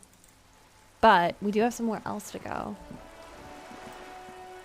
Look at that beautiful art. Trying to sneak up on me. Okay, that didn't work. Ooh. Another splattering of bullet holes in this wall. How have we not seen that before? It's a bit strange.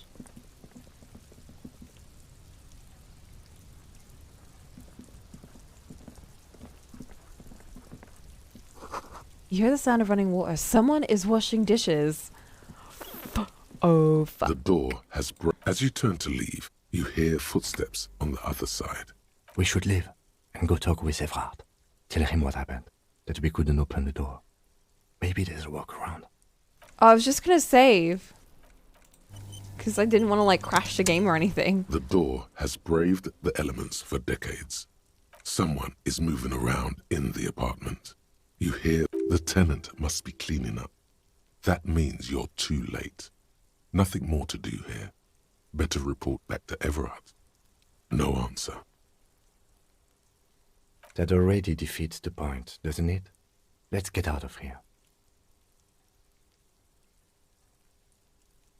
Use its key. The key stops midway in the lock. Something's blocking its path. Not a sound is coming from the apartment. Ooh, should we have opened this yesterday? The lieutenant looks first at the door, then back at you, then signals you to back off from the door. Ooh. Whoop, whoop, whoop. Did he miss a church bit? No, somehow we managed to do everything but the church. But you know what? I am actually planning on doing that now. Because I want that to be the last thing we do today. So we're heading to the church. Awesome, hello. May I offer some quality of life info to do with as you please? If it's quality of life, then sure. Go for it. You're right on time. Yeah, you're right on 4 hours late. But yeah, no, you're right on time. Don't worry. We did speak to the library. I know that there's that old lady to speak to, but we're doing that later. Is it able to open it early today? You would just have to load an earlier save for it.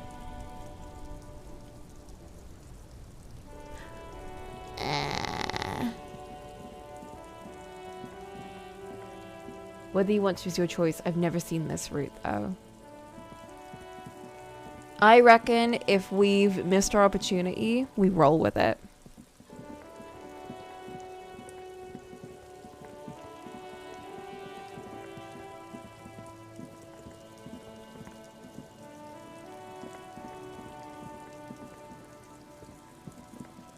I mean, this game has proven that it does multiple choices and routes really, really well.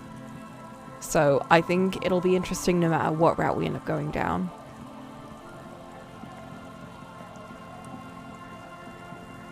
Hey, girl!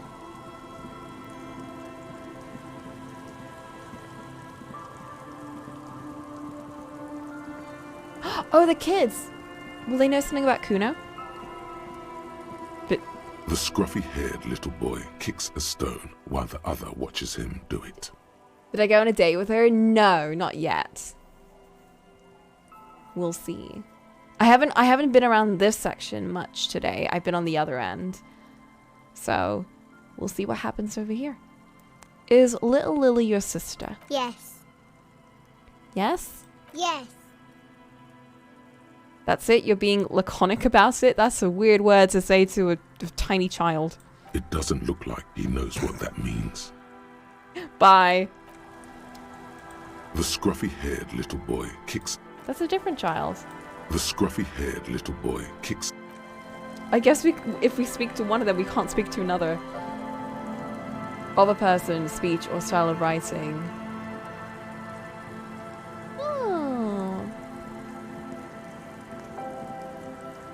Maybe little Lily will know.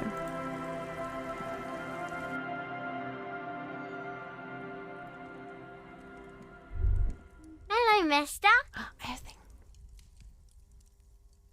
Goodbye. Bye. Is that the phasmid? It looks like the phasmid, leaning against the wall. What? What are we seeing? Hello? What are you looking at? What are you looking at? Where?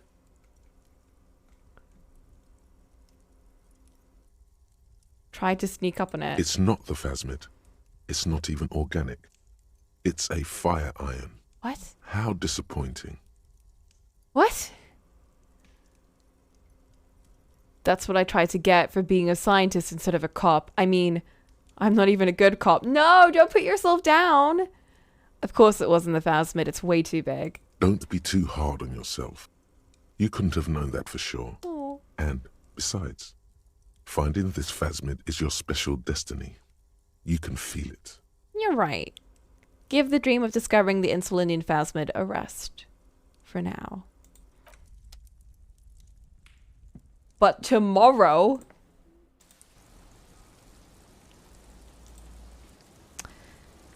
Do.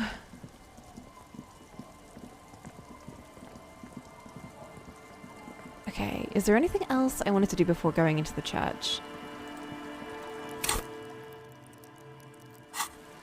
I'll be back, insulindian phasmid.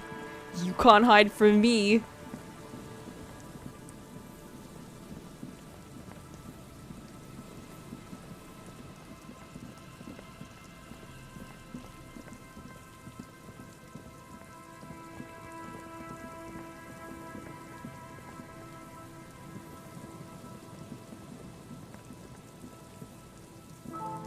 Okay, that's the church down there. I think I'm getting a better idea about the layout of the fishing village.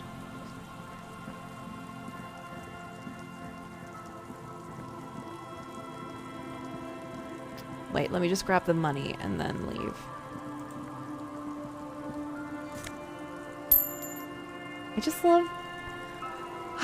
All I can think about when I play this game is how pretty the art is, and maybe someday I can draw environments like this.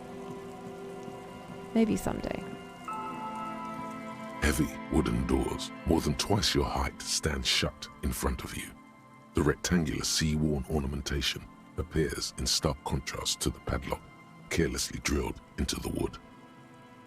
Inspect the carpentry. The carving on the door is block-like and angular, like the church itself.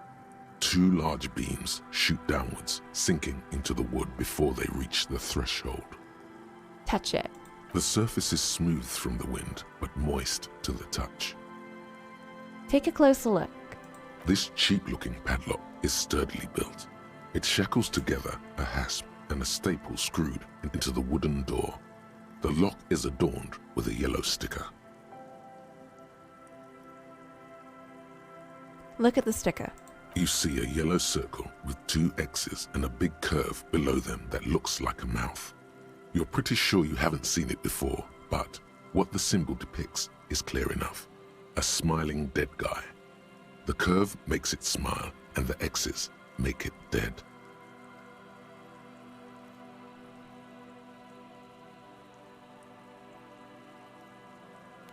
Yikes. There is something blindingly modern about this symbol. Its modernness puts to shame everything you've seen before. Imagine it's just like an emoji or something. Like someone put X's on. Maybe it is an emoji. Wait, they didn't say someone drew the X's. Maybe it's just like the dead face. What makes it so modern? It's the contrast between the cheery, chemical yellow and the rigor mortis. As if the cheery guy didn't know he was dead, or the dead guy didn't care that he was. Either way, you get the sense the forces of future are at work here. I also like conceptualization. It feels very much like you're reading a book. Have you seen the symbol before? He takes off his glasses and uses a blue handkerchief to thoroughly wipe them clean before inspecting the sticker. Then he looks up, pauses, and replies. No. What does it look like to you? Looks like a dead man smiling. Suggests junior delinquency. What is junior delinquency? For Revachol ZOC, the moral intern defined junior delinquents as minors between the ages of 10 and 16 who have committed an act in violation of the law. These acts aren't called crimes as they would be for adults. Crimes committed by minors are called delinquent acts. This was part of your officer's exams. Sorry, mate, I've forgotten all about that. Didn't they say that there was a book written by the people that made the game? And the game is based on the book that they wrote? I would love to read a book written by the writers of this game. What is suggestive of junior delinquency here? I haven't seen that sticker before, and I'm not a youth. Padlock, padlock, padlock!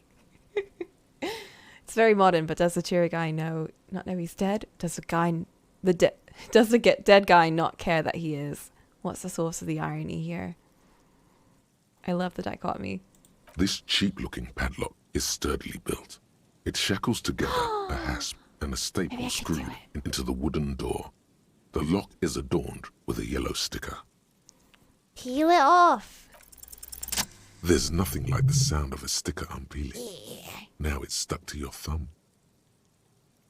Put it in your ledger after the last entry where it belongs. Put it on your ledger, right on the cover. Shake it off your thumb and throw it in the wind. Absolutely not.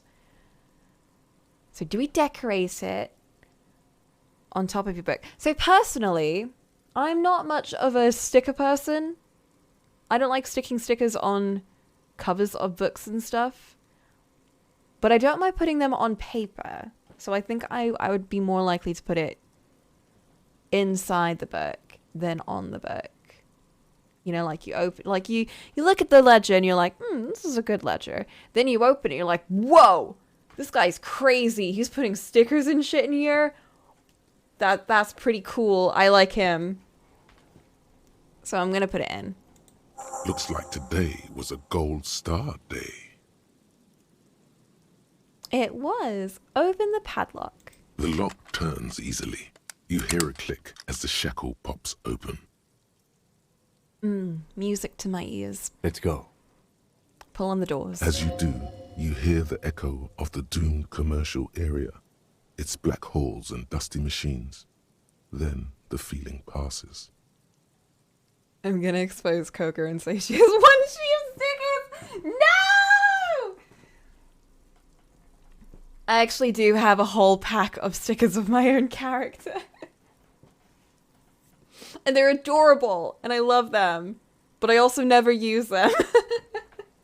I've only ever used them, one, to put a bunch of stickers on my sketchbook, on the cover of my sketchbook, and I was like, wait a minute, how do I use stickers? Because it's the first time I've ever actually used stickers.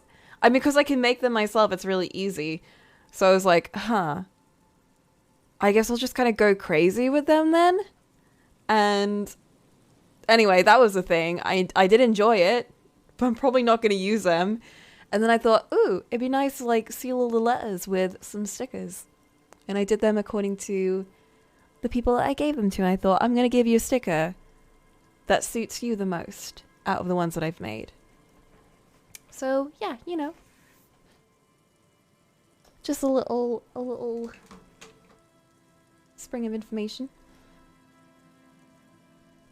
A great whoosh of air rushes into the dark innards of the church, as though got the rushing pog. to You did. fill a great vacuum. I feel like you use that one a lot, so I was like, yeah, you can get the pog. In the heart of the city,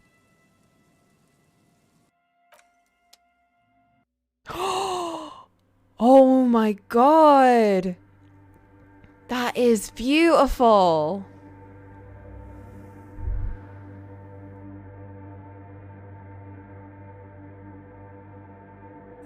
Why did my game kind of freak out there? A strange stillness fills you as you look ahead. Oh, wow. Hi, I love how you like, I think I'm gonna be busy during this stream, but like, it's fine. And now you're just here. This grotesque wooden figure looks half finished. Feels like it's trying to become one with the church.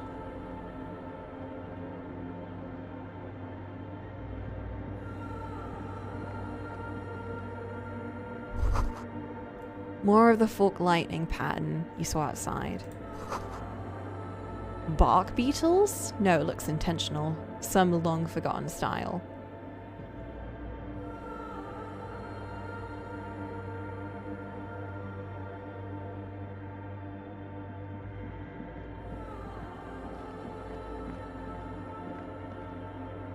Is that maths? Blackboard is filled with complex equations. They look recent. Ew!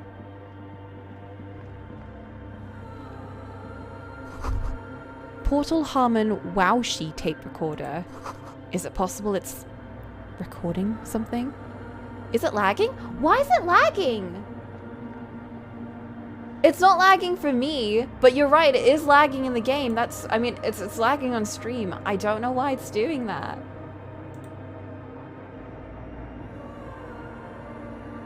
Is it still doing it?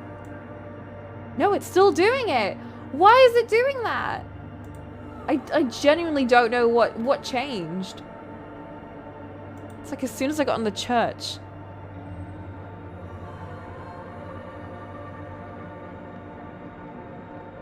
Wait, it's only when I click on the game. What? What the fuck?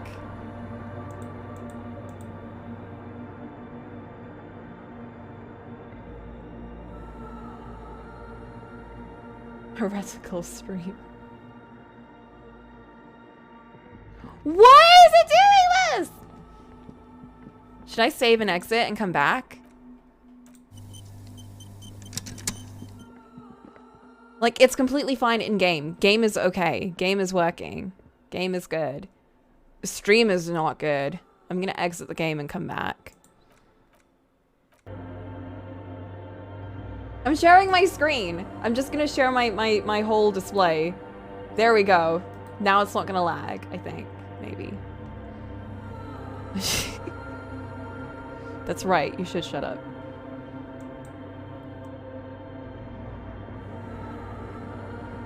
Never mind. That did nothing!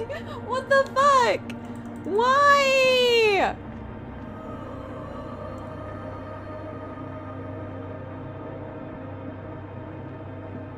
Wait. Wait. Wait. Oh, I thought it was fixing itself. What does your CPU look like? It's fine. Wait, let me open up Task Manager. Oh, Kim, chill.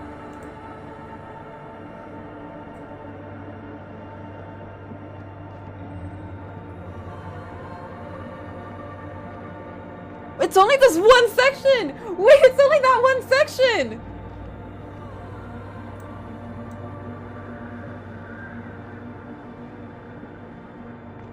This is all fine! Okay, you guys, I'm sorry. You're gonna have to, like, vomit whenever it gets to that bit. Sorry for the lag, but it's just doing that. I don't know why. The rest of the church seems fine. Hopefully nothing pivotal will happen in that particular zone. It's not that bad. It's just too performance intensive for some reason. That's so strange. A machine stands in the corner, watched over by the figures on the stained glass window. It's turned on and quivering with soft electricity. Another radio computer. And this time it's already turned on. He seems cautious around the machine. These machines sometimes harbor traps, he thinks. Alarm systems and the like. Let's be careful. We should leave. I doubt this place bears any connection to the case. But the machine looks like the one in the Doom commercial area. Could I use my cube? It's also quite similar to the one we have down at the station. Must be the same model.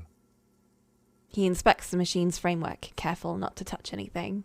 A quaint little box of radio waves. Let me just investigate it just a little bit. You see fluorescent play and print buttons on the keyboard. A hatch connected to the central compartment is wide open. The lieutenant says nothing. You see the machine's glowing frame reflected back from his diamond-shaped glasses. You're free to proceed. You screaming internally every time I was considering it. I almost did a couple of times, genuinely, because I was so worried about not being able to sleep. But we did! We got a place to sleep that didn't involve paying money! So we got to keep the cube. You're welcome. Look inside. Behind the hatch sits a cube-like crisscross of filaments, smoldering in the dark like fireflies. Silver tape on the side says, in black marker, log, February to March. Another filament memory. Press play to talk with the repeater. Press. The speaker comes to life. Static seeps through the machine's planar magnetic driver. An old lady greets you. Her voice sounds 100 years old. Good afternoon. Fortress accident on Saint-Brun. This is the East Insulindian Repeater Station 1. Please repeat. Is this the personal log? Yvonne! It's me again! How are you, babes? Good, thank you. Please repeat. Is this the personal log? I looked inside the core, but the tape on the filament just said log Feb Mar. Good. Please repeat the password. Let's look around. There's no use trying to guess the answer. Is it my birthday? No. A hint system is not part of the protocol for repeater stations. This is the police. Please open this thing.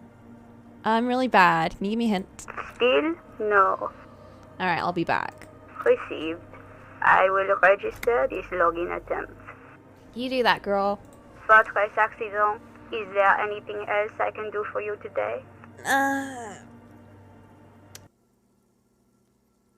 Fortress accident. Like the one in the Doom commercial area. I have 2 machines registered to this company name in Martinez. One on Saint-Brun, the other on Rue de Saint-Ghislaine. Yeah. Saint-Brun, that's the church. And Rue de Saint-Ghislaine? That's the Doom commercial area. Anything else I can help you with? I'm finished. Goodbye, Fortress accident. The machine's keyboard is still illuminated, revealing fluorescent play and print buttons. I'll be back. Someone's siphoning electrical current from outside into this antenna. Interesting. This is like a lecture hall. The bowl is filled with water. A live wire runs directly into it. It's like the electrolysis-y thingy. The silence in this part of the church, it's almost palpable. All the shifting matter and shuffling of living things is gone. Nothing seems to exist beyond the church anymore. Maybe if you were to stand in just the right spot, even your footsteps would be completely silent. I think if you zoom out... Well, I'm not investigating the big thingy yet. That's the last thing you do. I think I hear something. And then it's gone. Almost all of it. But for the faintest of hums. Oh my god. It must be the mama de poop or something. It seems the sound here is detached from its source somehow, if not blotted out outright. Truly unusual. You can hardly hear your own breathing. Yell as loud as you can. Your voice is barely audible. Not a howl, but the softest of whimpers. That's a bit creepy. Stomp your feet and clap your hands. I think nothing terrifies me more than the idea of not being able to hear myself. Not in a narcissistic way, but like you can't hear your own breathing or your heartbeat or anything. That kind of terrifies me. Just being in complete, like, one of those sensory deprivation type situations. But, like, to the extreme. But anyway, act like a child. You produce a few muffled thumps, after which the silence feels even more total, somehow. Well, just a little bit narcissistic. Kim! What's happening? The lieutenant points to his ears and shakes his head. Then he leans closer. Can you hear anything? No, and it's really weird and I don't like it. The church just has strange acoustics, some engineering trick. His detached tone conceals how uncomfortable he is. Ooh, he doesn't like it too. I don't like that flashing. What if it's something paranatural? Please, detective, not this again. But Kim, what if? He's trying to act dismissive, but at this particular moment, he's more open than usual to the idea of paranatural phenomena. Look up into the bell tower. The orderly rows of ceiling panels become barely visible, then disappear completely in the darkness of the tower overhead. We've got a perception check. That's never a good sign in a campaign. And also I have shit vision. Fuck. Kim! What's that? Kim, I can't see anything. Kim, help! Just darkness without end. It makes your head spin. It's a crab man. It's a crab man. What's the darkness like? Filled with vague shapes of woodwork. The sense of a great height. Ooh, that always makes my legs start wobbling. You know when you look up at something that's really tall? You get that sense of like, it's gonna fall on you.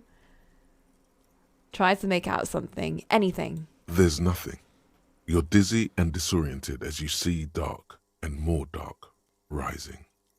Officer, what are you looking at? Nothing. That's the issue. Oh, whoa. Whoa! I don't like that! I don't like that! Ah! You see something hanging from the rafters, looking straight at you with dark eyes. Kim! Maybe it's possible to talk to it.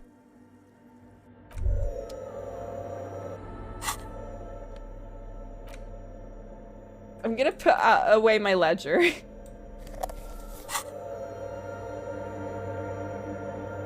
It's a crab man.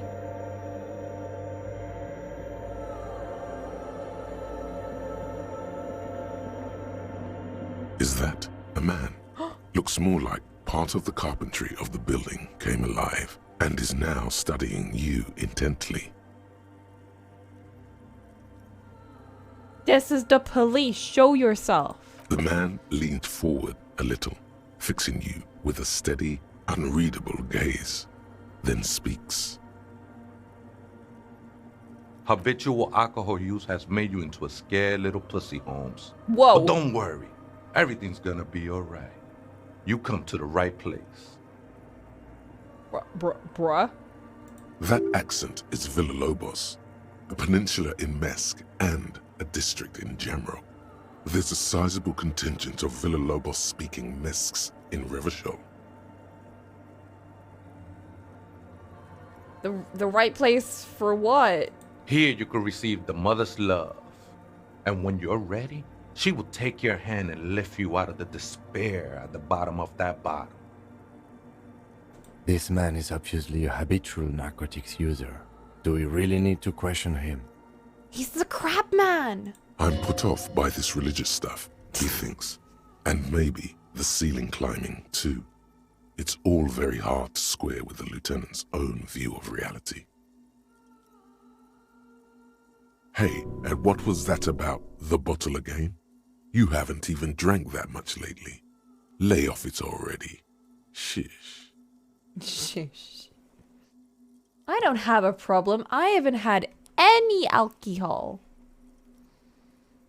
I need to talk to you about police things, and I don't know anything about alcohol use. Oh yeah, sure. You don't know anything about alcohol use. You got it all under control, Way. I could smell the control all the way Hell over no, here. run away. I'm doing just fine, thank you. I know it's hard to admit that you got a problem. I was like you once. Couldn't take an honest look into my own heart and see I was in pain. And now you're happy? You know, actually, since we're here, you may want to pay attention to what the ceiling climber is saying. Kim!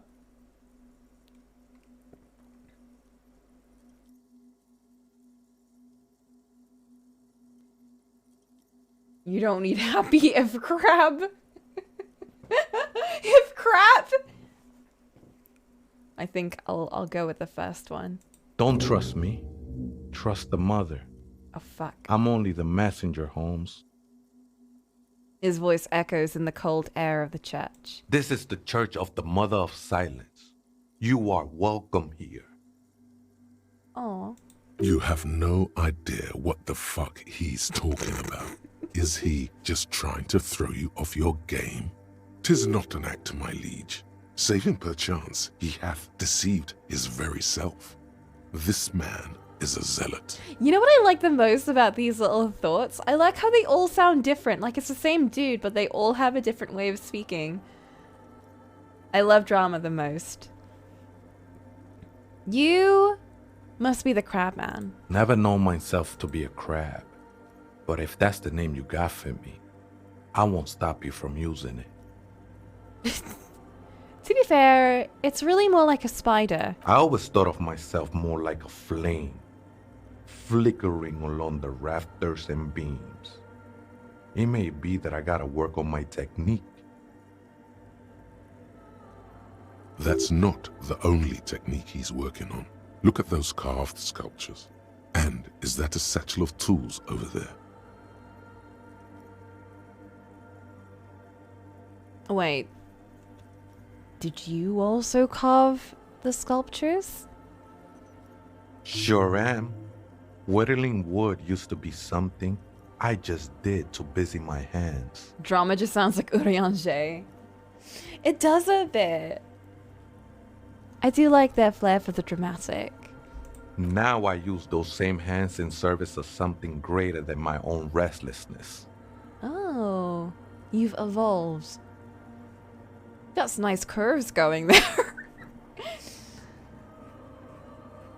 in the sculptures or in his body.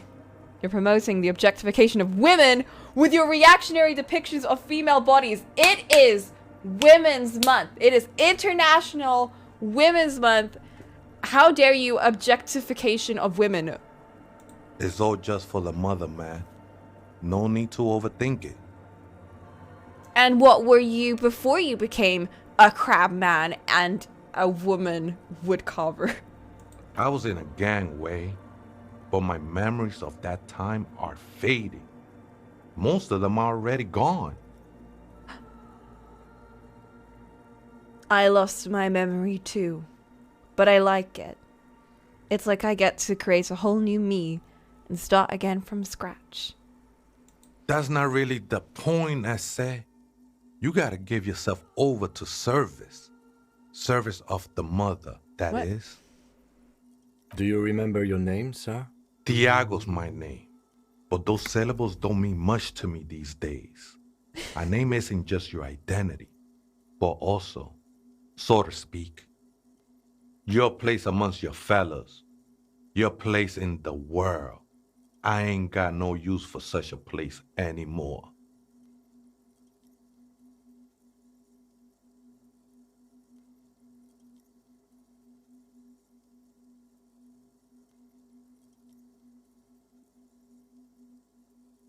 My name sets me apart from my fellows. How often do you meet Raphael Ambrosius Costu? Don't think I met one yet, Holmes. He studies you silently for a moment. I do like how this is like the only section in the game where it is absolutely freaking out with OBS for some reason. I don't know why. It shouldn't have any bearing on OBS. I mean, everything else is fine. It's just Crabman. It just can't handle Crabman. What are you doing here? This is a special place. There's a perforation in the world up there. A way out into nothingness. This church was built around it for purposes of veneration. I circled it, nurtured by the silence bestowed by the mother. One of these days, I'll be pure enough to go drink from it directly. What the fuck are you on about? What is this mother of silence you keep talking about? Oh, that's no simple question, I say. No. Why is she everyone... is one who can be painted or sculpted. Why does everyone not have a simple answer for me? She is a cavity in the dark beyond sense. She saved me, but I couldn't describe her to you. No one can, Holmes, and no one ever will. What will happen once you drink from this perforation? I will be incinerated, but not destroyed. Finally, I won with the state of the world before reality began. That sounds a bit like substitution behavior, no? You know a thing or two about that. You didn't just switch one drug for another. It's not like that at all, man. It's just faith and joyful service. Oh, I find him really fun. He's like kind of just chill to listen to. He's just making no sense, you know? Too gleeful, those words. He is lying. Not to you, to his very own self. Ooh. Faith is kind of a drug. I heard that before, Way. And I know I can't that. convince you on the spot. But think, when's the last time you woke up from silent communion with a hangover, regretting what you did last night? There are drugs darker than alcohol circling your system. The drug of despair. I think love might have been my drug of choice. I think I'm still hungover from it. Goddamn, that's deep. She took you for a good spin, huh? Don't worry, bro. That love is but a drop compared to the ocean of the mother's love.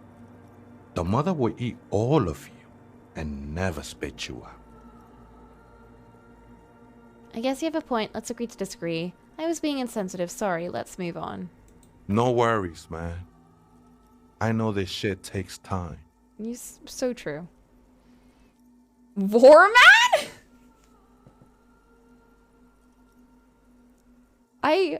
What? I don't understand what you are doing in this church. I'm a seraph, Holmes. I sing the mother's glory. I love the word seraph. Sir, please! You should sing for me, the superstar cop. I'm a good singer. It doesn't really make sense for you to sing if she's the mother of silence. Singing is good. I'm a bit of a singer myself. I don't mean literal singing, Holmes. This is the mother of silence we're talking about. It's the singing of a burning heart. You may be thinking, but fire crackles. No, Holmes, that's the material that's burning. The flames themselves are without sound. He's literally so soothing to listen to. But like, he's saying absolute bullshit. How did you even find this place, this church? Hard to say. I think I did some construction work here, back when I still had material worries. Up there, I realized what the true purpose of the church was. Oh. Been spending a lot of time here ever since. The past is nothing to me now, eh? It didn't belong to me. Right.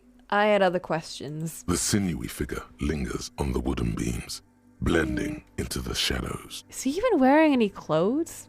I'm a bit worried. You've been here a long time. Do you know why the church was abandoned? Police raid a while back. He responds, his voice suddenly flat. Did you witness it? Not really. Or at least I don't remember much of it anymore. The mother's love has done its job. That's what's so great about the mother. It lets you forget about everything. Some ravers want to turn this place into a nightclub. The ones in the tent outside? Oh, he knows right? them. I see them.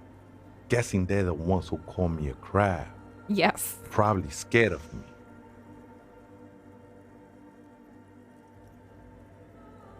Wait, do they have a reason to be scared? Nah, man. They look pretty funny. And I don't harm no one anymore. Anyway. I thought you was going to say, and I don't harm people that look funny. But what do you think about the nightclub? Why not? They wouldn't bother me none. I'm usually way up there, imbibing. Oh. Ain't no music on earth that can reach where I go. I'm just way up here vibing. Might even be nice to have some company. Oh, okay. I thought we were going to have like a little dilemma. Like, do we help the crab man? Do we let the teens have their nightclub? Like, what we're doing here? But we're good. No dilemma. He said that in spite of himself. He's more attached to the human than he'd like to think. Do you know where the other spooker is? Point at the strange machine. Other spooker? Oh, esa viejita es muy estudiosa. Don't know, Holmes. Viejita is grandma? We use rhetoric and not encyclopedia. So there is another person living in the church, and it's a Vieta. That old lady is very studious.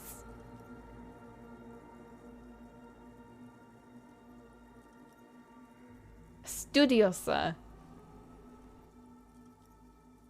The grandma, muy, very smart grandma. No.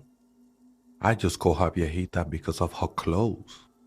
Oh. She's actually quite young. Cindy! Or maybe not that young. Age is just one of the many masks we wear. She has the old lady clothes. Right. You don't know where she is. That's what I said, Holmes. How can you not know that when you both live here? Don't really follow her comings and goings. Just see her typing on her computer now and then. We got different interests.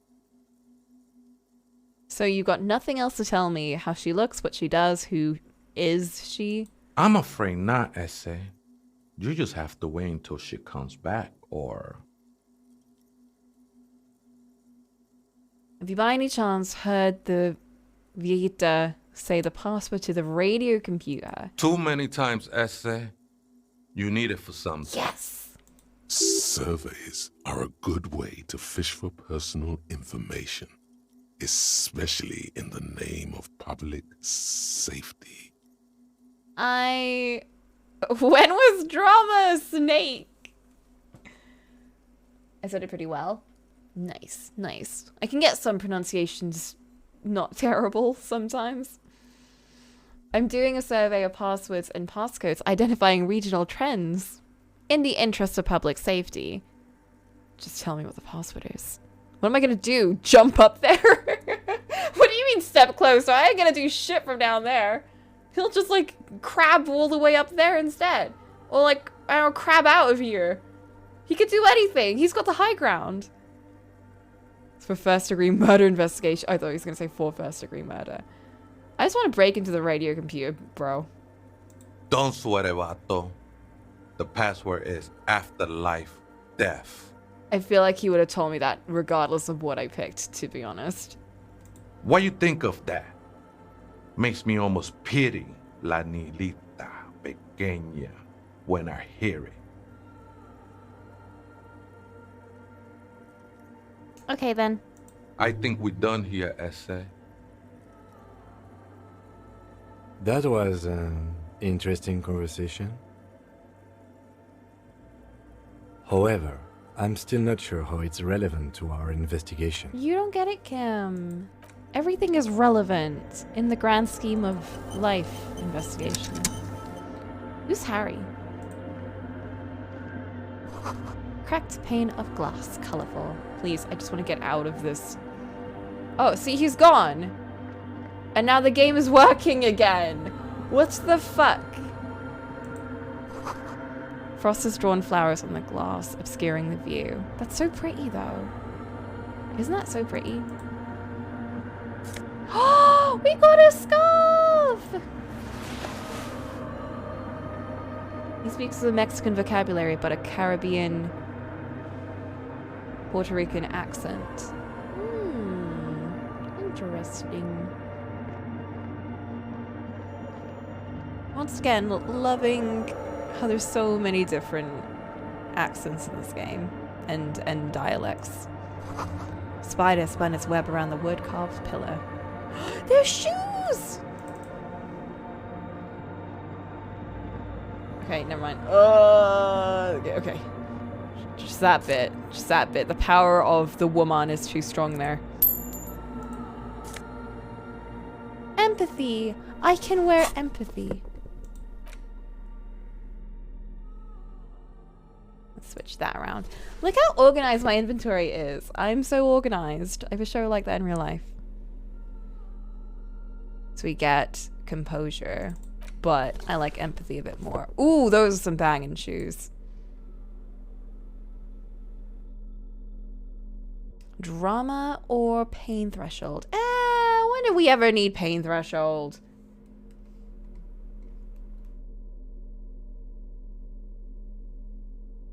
These dapper snakeskin shoes. Why do we always have like snakeskin shoes? These, oh, in someone else's shoes. Oh. These dapper snakeskin shoes have an almost invisible white on white flower motif sewn on the tongue. The toe caps are still dusty from lying in the church. We are in someone else's shoes. It's true. They go so well with the form-fitting tracksuit. Not to mention the piss shirt.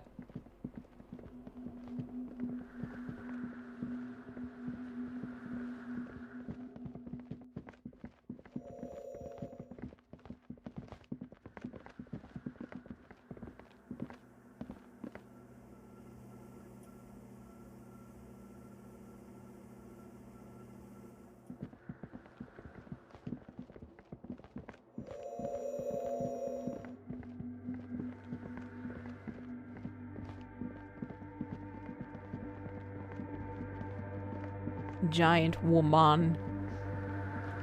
I can't seem to look at the giant woman. Look at giant woman. They're not letting me look at her.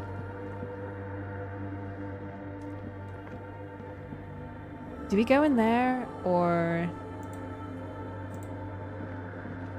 In white, silver, and apricot faience, the young mother of humanism stands above you.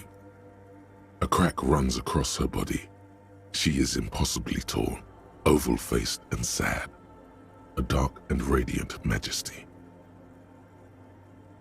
This is her innocence, Dolores Day. Dolores Day?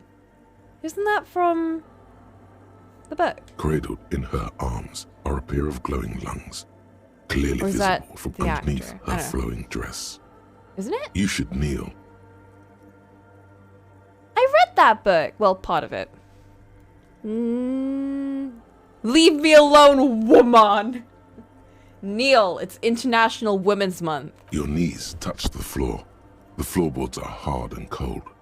There you kneel among the snowdrifts, diffuse light falling on your hands from beyond the glass. Close your eyes first. The world is silent, but for the creaks and cracks of the massive wooden structure behind you, it covers you from the wind outside.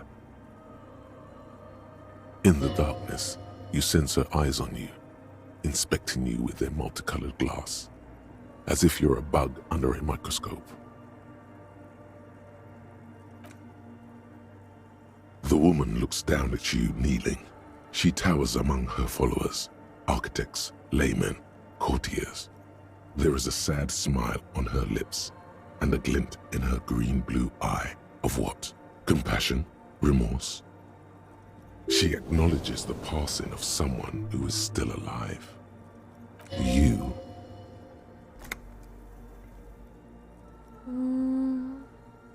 I'm gonna go with compassion. As that soft word passes through your mind, the lieutenant draws an X-shaped cross from shoulder to shoulder.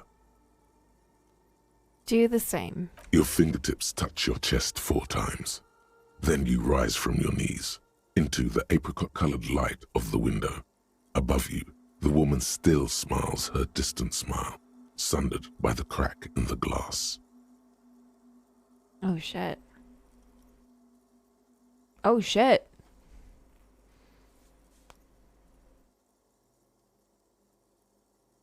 I'm hoping I can do all of them.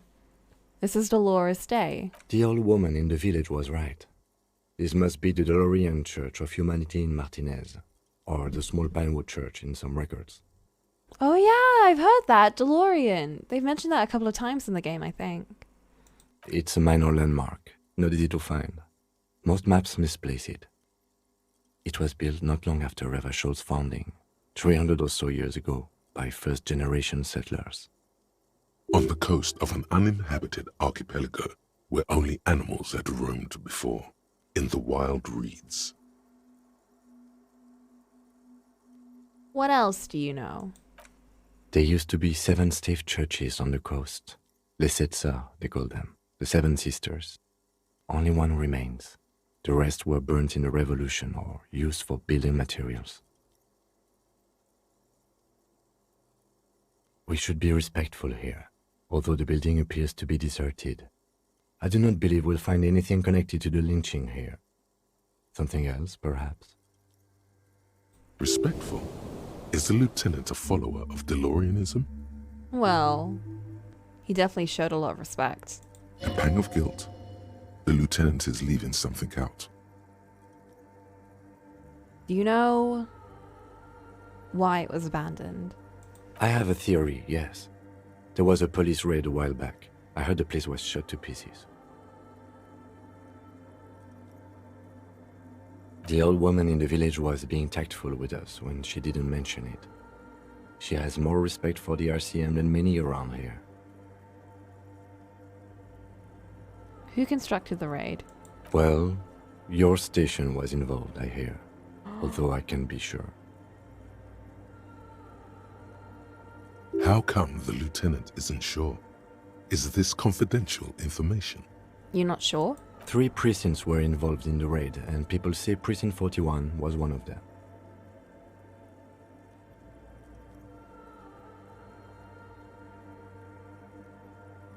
I don't remember being here. I am pretty sure it was a clandestine operation.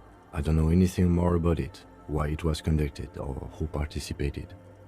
I try not to pry into extra-district matters. If I was here, I should find out what I was doing. Good luck.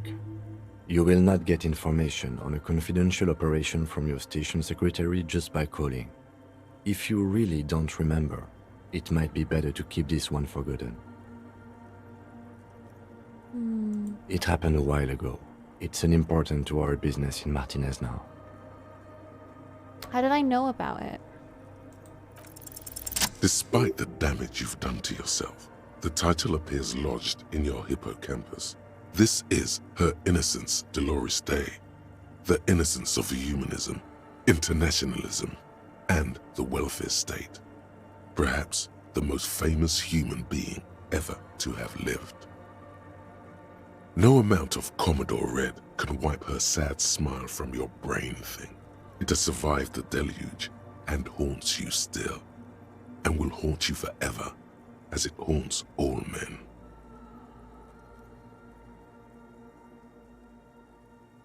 What exactly is an innocence? I've heard of the system. The highest category of historic individual, an embodiment of the world spirit.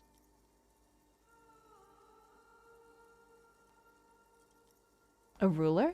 More, an innocence is elected to office by the founding party, a precedent that has taken place a mere 6 times in the entirety of history. The legal system of the Real Belt is built to accommodate an authentic rule should it coincide with our time. An innocence is infallible. The decisions made by one are not decisions. They are inevitabilities. What would have happened anyway? Only accelerated, packed into decades instead of centuries. An innocence is a continuous, compressed event, a sacred human being. It is an honor and a glory to live when one is in office. Is one in office now? No, we are alone. When did she rule? 300 years ago, in the wake of the discovery of this Isola. The DeLorean century! That was 300 years from ago. The continent of Muindi. She is, among other things, the innocence of inter-isolary travel and the connected world.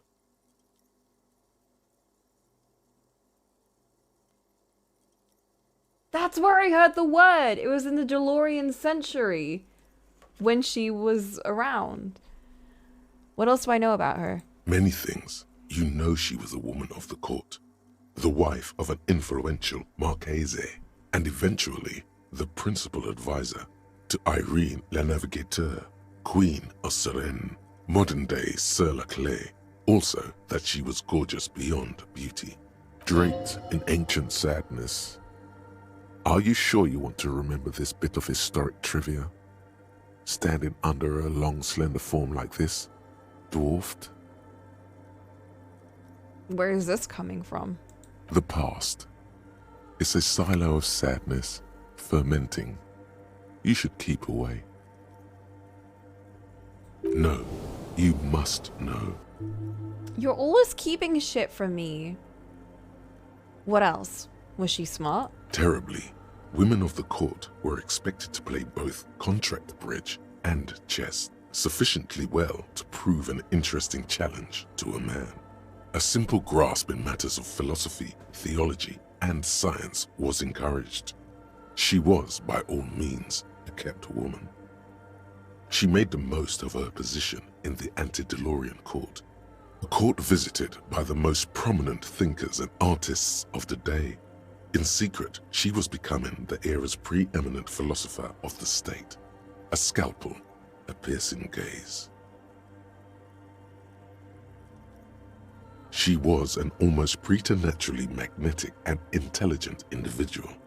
To her contemporaries, she appeared out of time, a messenger from the future of the species. We all fell in love with her, head over heels. Even before she was declared an innocence, her influence was tremendous. It was on her advice that Irene La Navigateur sponsored a number of voyages into the Pale. A costly, often tragic endeavor, ultimately vindicated by the discovery of the new world, the piece of reality you're standing on.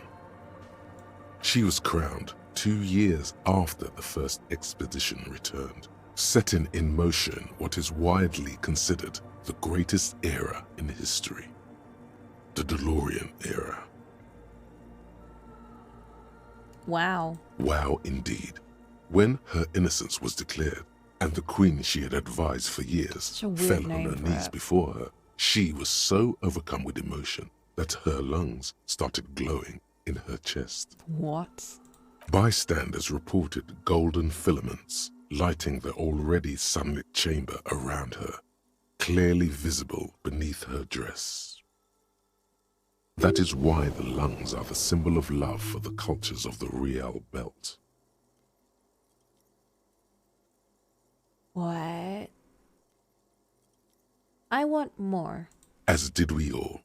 The lands of the Mesk and the Occident, and even faraway Supra-Mwindi, altogether 21 of the 40 Mundial nations of the time, immediately accepted Innocentic rule, even before her crowning.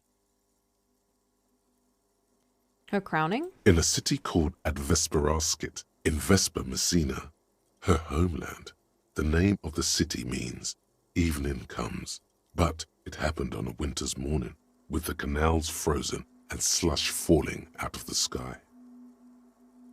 She was dressed in a white and pearl dress on an emptied-out plaza with the crowd far away. Already, her Theriers, the secret servicemen of the Innocents, were worried about an assassination attempt. I don't care if she looked, I don't care, it doesn't hurt me. Why am I freaking out about, like, with this character? What?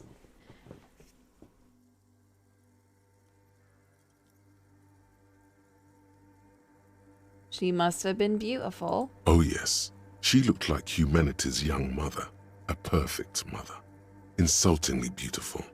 It was as if her face and shoulders and hands were covered in a soft down of underfeathers. You know this well, very well. Do I?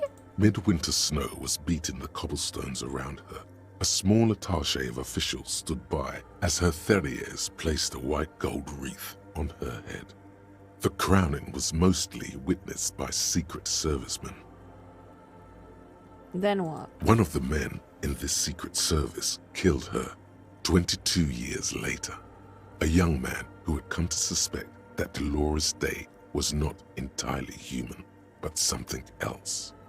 What? Something that had walked in our midst, watching us stumble for hundreds, if not thousands of years, until it decided to interfere in the course of our history.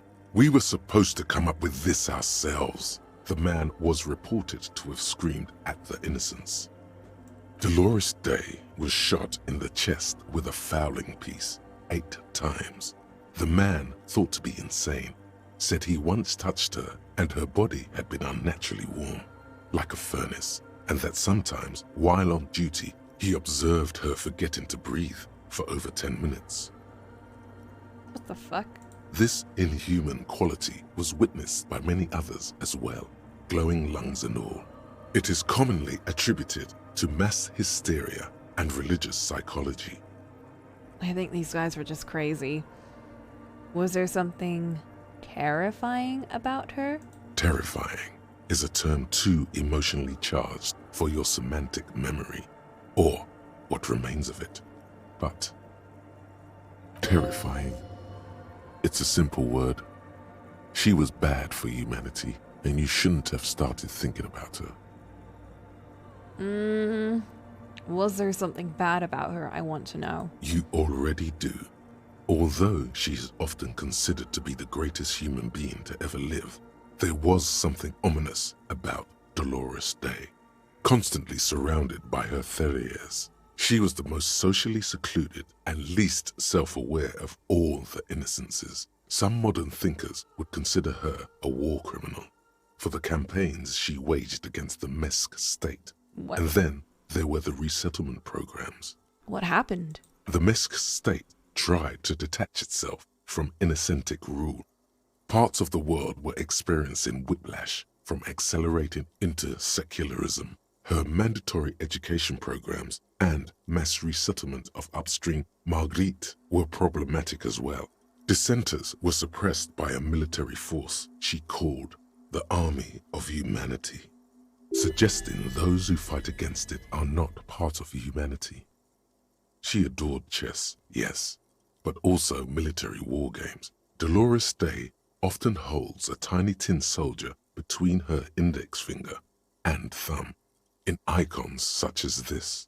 She was also blonde, the blondest woman you have ever seen, with green eyes the color of the Pacific, mare interregnum. Little is known of her Marchese husband. It's as if he vanished from history after completing his role, which was to introduce Dolores Day to court. In conclusion, yes, there is something lonely, paranoid, and even terrifying that people seldom mention, but feel when they think of her. This subtle terror is part of her iconography. Lieutenant Yefrater, you've stood there for over 5 minutes. Yefrater? Since when did you call me that? Jeanette's calm voice echoes in the cold air of the church. What are you thinking of, if I may ask? She's somehow connected to the case. She's been dead for 300 years. I am almost 1,000% certain she isn't connected to the case. He takes his glasses off to clean them. None of this is, in fact. This church, the coast, this isn't a good place to get lost in.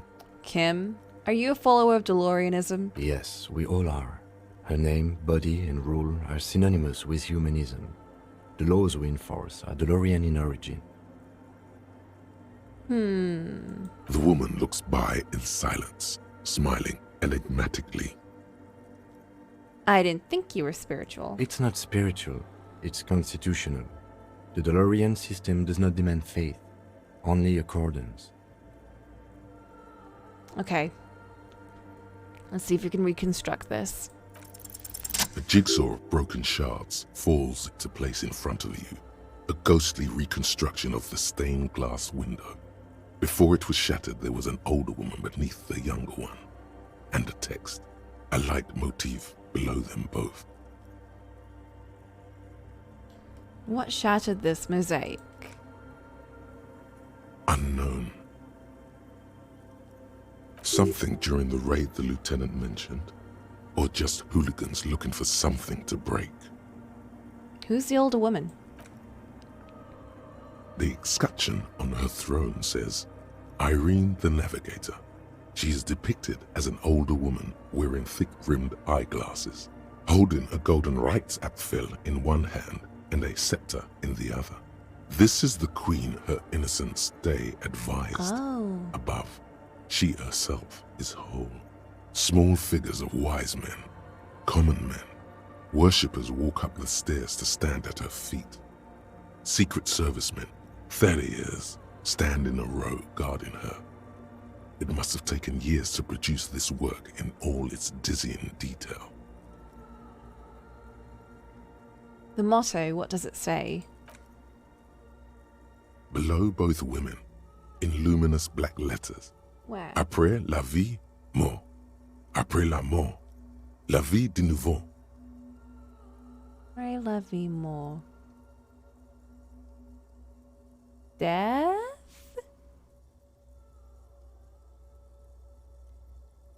New? And then along the left side, après le monde, la gré. Après le gré, le monde de nouveau. Afterlife, death, after death, life again. Something grey, something grey. Something new. After life, death. After death, life again. Oh. After the world, the pale. After the pale, the world. They mentioned pale before. This is the great leitmotif of humanism, a summary of the effect of the discovery of this isola, the Insulindian, on human thinking. A tremendous sea change akin to finding life after death.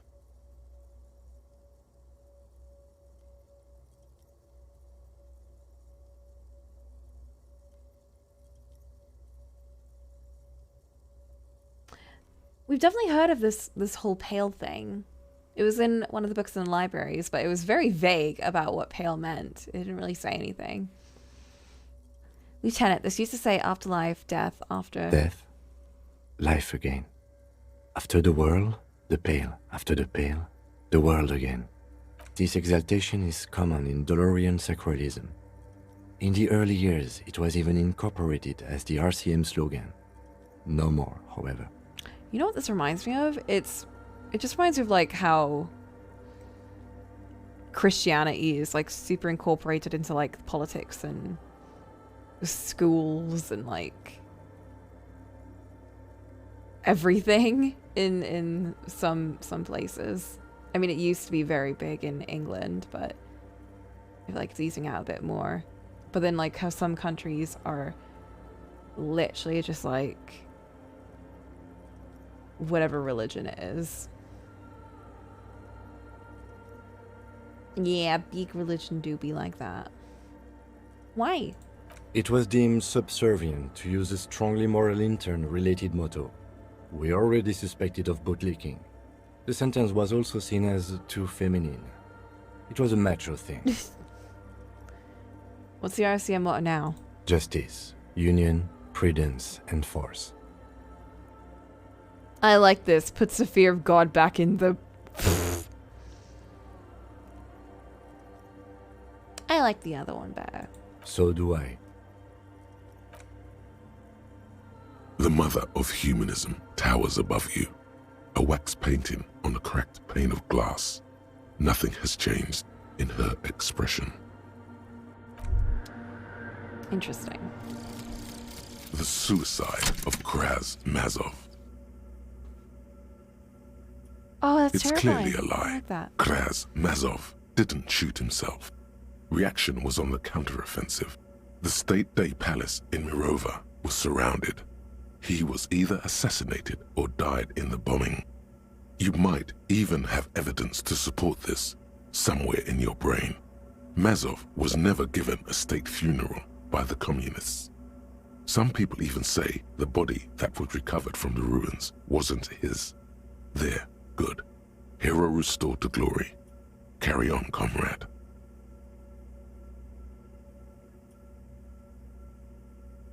Why check failures heal all morale plus rhetoric? Mazovian ethics. Oh.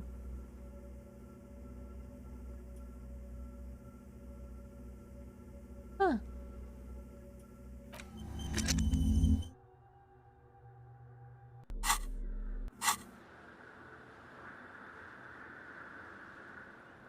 Okay. We got a password to put in. It's a weird bonus, but okay. The machine's keyboard is still the speaker. Good afternoon. Good. Please repeat the password.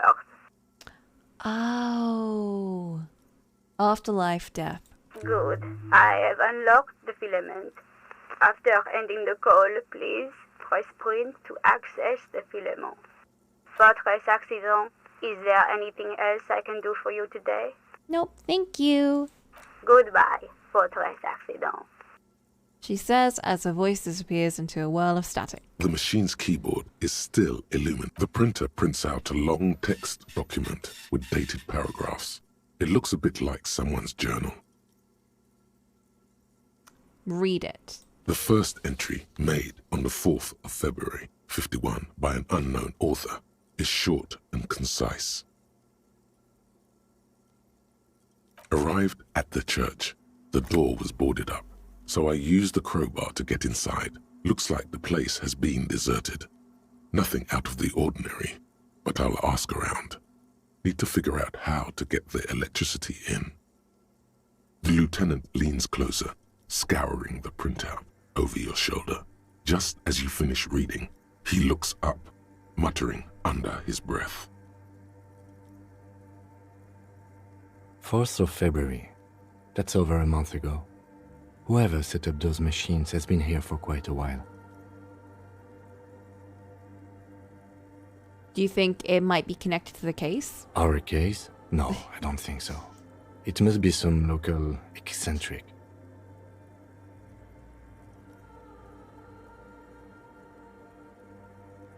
Read a second entry. 6th of February, 51. Had a little chat with the local fishermen. Said I shouldn't go near that place, that the church was spooky and ridden with narcotics. It's a little spooky, all right. Still haven't figured out the electricity. Read the third entry. 7th of February, 51. Finally got the electricity in. Next on the agenda, a new antenna. I'm thinking Esca series, something advanced. Why would she need an antenna? Why would anyone need any of this equipment here? I don't know. He steps on a wire running on the ground, inspecting it. Read the fourth entry. 8th of February, 51. Bought the antenna, had some problems setting it up. Called Simo for help. Heard the others are back to making art. Drinking somewhere out of town. Sulislav started a rock band again. Lexi has been seen asking money from strangers. But at least the artists have their act together. They're qualified labor. They can get work anywhere. Graphic design, ads. The programmers are doing fine too. I mean, they're programmers. The writers, though, they're fucked. Ooh. I just have to find out what caused that data loss and be done with it. Still don't understand how it managed to wipe out the backup. When the Seems like something to do with radio computers. Unfortunately, I don't know enough about them to understand what the author is saying. Something about the backup data getting destroyed, and how everyone thought it was the author's fault. Let's just keep reading. I think these people worked in the radio computer games business, the one we saw in the Doom commercial area. They must be our former co-workers. 12th of February, 51. Brought some food from the grocery store. Apparently, there's a strike going on in the harbor. Definitely not happy to see the Martinez people again. Everything's now set up in the church. Going to start working tomorrow, 8 a.m. The voice actors didn't know how to pronounce the Polish names in this. Tragic. The strike. We are nearing the date of the murder. I think they should just mispronounce everything, you know? All of it, just everything. That should be Date. Keep reading. I'm interested now.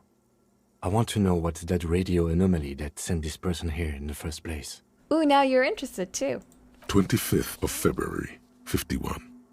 I've been sending data up to Lintel for a while now, trying to recreate the data loss, but nothing. Didn't even feel like logging in, the disappointment.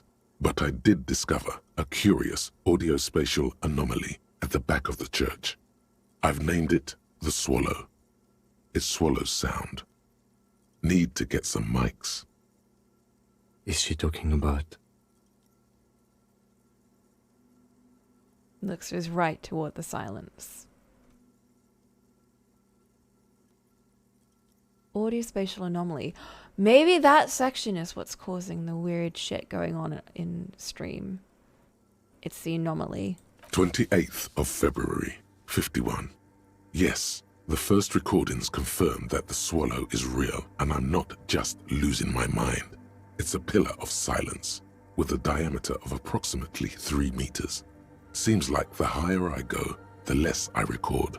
This might be a coincidence, or it could be connected to the data loss that led me here.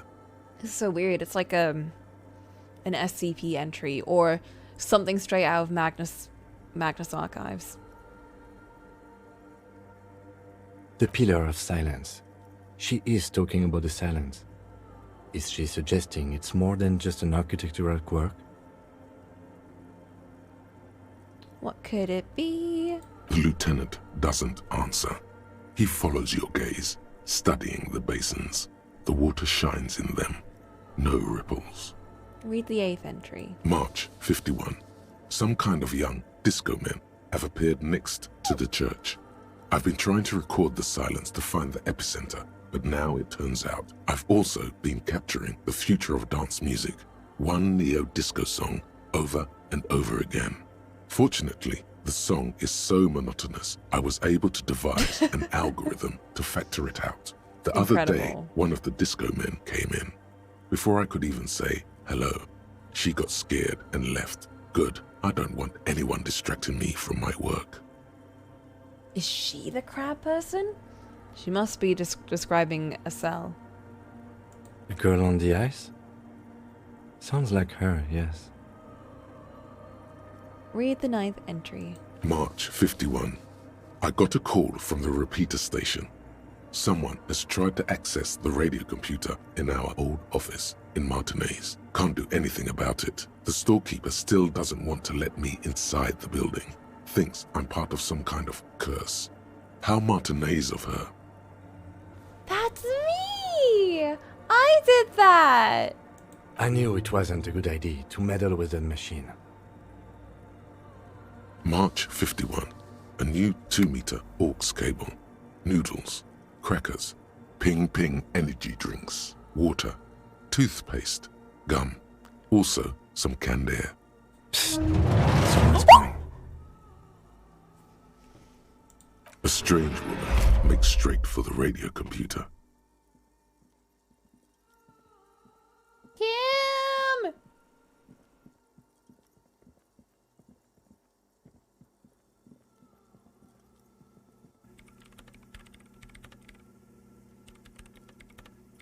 Breaking into my radio computer, I see. She glares at you as she holds down the off button for several seconds. Machine reboots. I do apologize for the intrusion, madame. We are with the RCM, you see. We're here on a side case representing certain music venue organizers. No, I'm not breaking in. I'm pursuing a mysterious lead, searching for my lost identity. You won't find any answers from here. She barely looks up from the keyboard. You hear the machine whir back to life. It's just me and my computer, and it has been this way for weeks. Now please give me some room. I need 2 seconds to see that you haven't destroyed anything. We should talk to her after she has rebooted the machine. I agree. Yeah. I'm sorry, I didn't mean to stand right in front of you.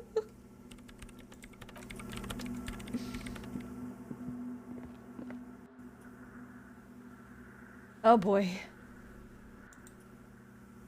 What is it? I didn't break anything. No, you just printed out my personal log and wasted some paper. It does not look like a big loss to her. Are you the lead programmer of Rural and Untethered by any chance? Yes. Or, no. Not anymore. That project is dead. Oh, that's so sad. That was such a cool project. She doesn't seem surprised to be recognized.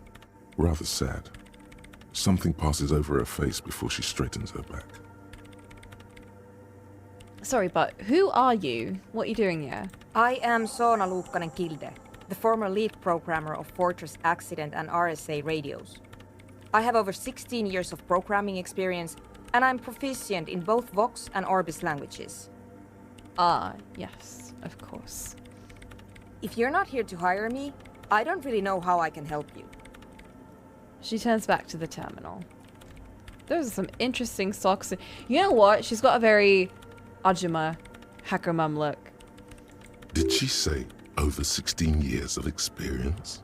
She must have started programming when she was still a teenager. Have you seen the Crab Man? No. But you know he's around. Yes. He's seen you. And? And the Crab Man has seen you! I don't care. I don't care about crab men. She barely looks up, now tinkering with the machine's printer. Why are there so many machines in this place? I brought them here. These are my machines. Please don't touch anything. Why do you need an antenna? I use the AR1 as my RAIM prefect's processing unit. What? RAIM prefect. My radio computer. That didn't explain anything. But it's the processing unit? Yes. You really don't know anything about radio computers, do you? No.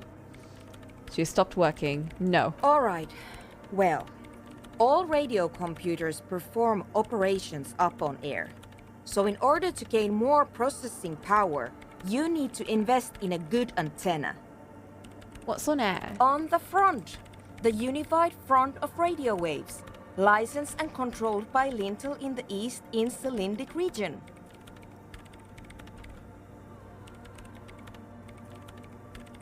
It's all around us. That's what on air means. Like love. Oh my god. Yes, exactly. And the AR-1, is it a good antenna? I guess it is. So far I've been quite satisfied with it. Martinez is an unstable region with bad coverage, and the operation has been surprisingly stable. But it's not the cheapest one on the market, so I wouldn't recommend it for your regular red tape operations. Fraser 1000 is a foolproof line for civilians.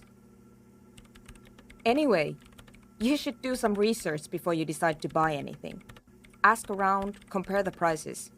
There are many milieus dedicated to that sort of thing. She liked telling you this. It calmed her nerves.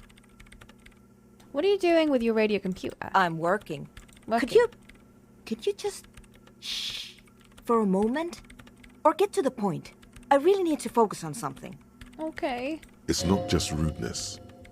It really is hard to concentrate on whatever she needs to do.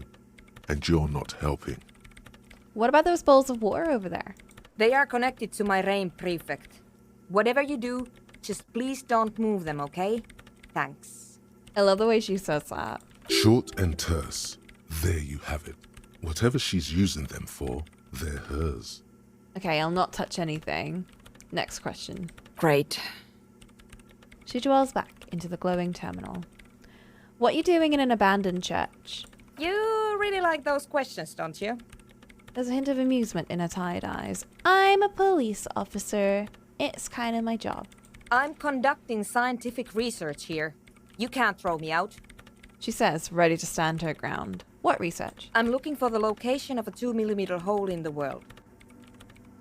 Hole in the world? Wait, what? She's looking for a disruption in the radio waves. That's what her personal log said. I'm smart. The lieutenant raises his brows, but doesn't say anything. Is the hole connected to the data loss in your journal? Yes, that's what led me here. But I suspect it might be something a bit more complicated than that. Okay, what do you mean? Exactly. What does it mean? Not this again! Up to now, it has been impossible to say what it is because it's impossible to measure nothing. What do you think it is? What qualities does nothing have? How do you measure something that does not exist?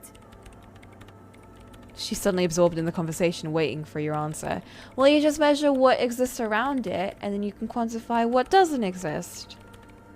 That's a little above your pay grade at the moment.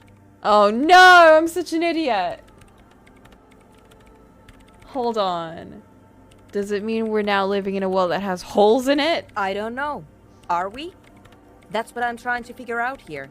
But how do I figure it out? I don't understand how we're talking about something that doesn't exist, let alone measure it. You measure it by its surroundings. By that which does told exist, you! which is what I've been trying to do. I've tried using hydro transducers to record the silence, to find out where it begins. But alas, I did not have the logic to convey that point to her. But honestly, it's not progressing very well. She grows silent, staring at her circle of basins. It looks like some ancient ritual. I thought it was. I thought we were summoning, like, one of the cryptids. Do you have any idea where the hole might be located? I'm assuming somewhere in the middle of that pile. Somewhere underneath those roof beams, I assume.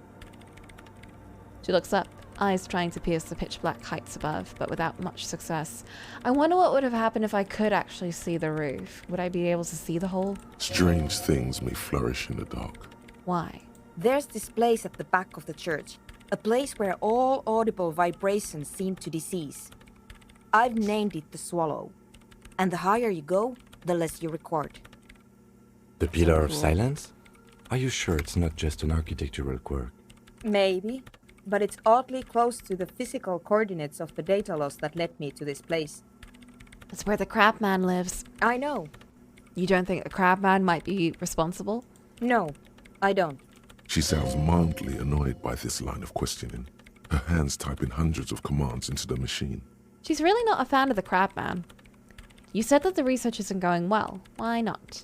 Because it's just trial and error, trying to locate the swallow, the exact point in space. And I don't have a... You know what? It would be really helpful if you could just stop talking and let me work. Don't have a what? That's all I wanted to know about the scary 2mm hole in the world. For now. Great. Thanks. How about the 2mm hole again? But, more importantly, how do you feel about anodic dance music? What? I hate it. I bet she hasn't even heard it. Well, have you for realsies listened to it? Yeah. Like all the time. My tent neighbors don't really ease up with their partying, do they? She pulls a face that looks absolutely scathing. Okay, well, how would you feel if we use the whole church as a nightclub with all that music in it? Maybe I'd have to be on drugs to get it, but to a sober mind it just sounds like uninspired rug whipping. No idea what it has to do with either dancing or music. Okay, right. But how do you feel about a club for anodic dance music? This is about those speed freaks in the tent, isn't it? Yes. I've got some news for you. It's not a nightclub they want to build here. What do they want to build here? Take a guess, why don't you?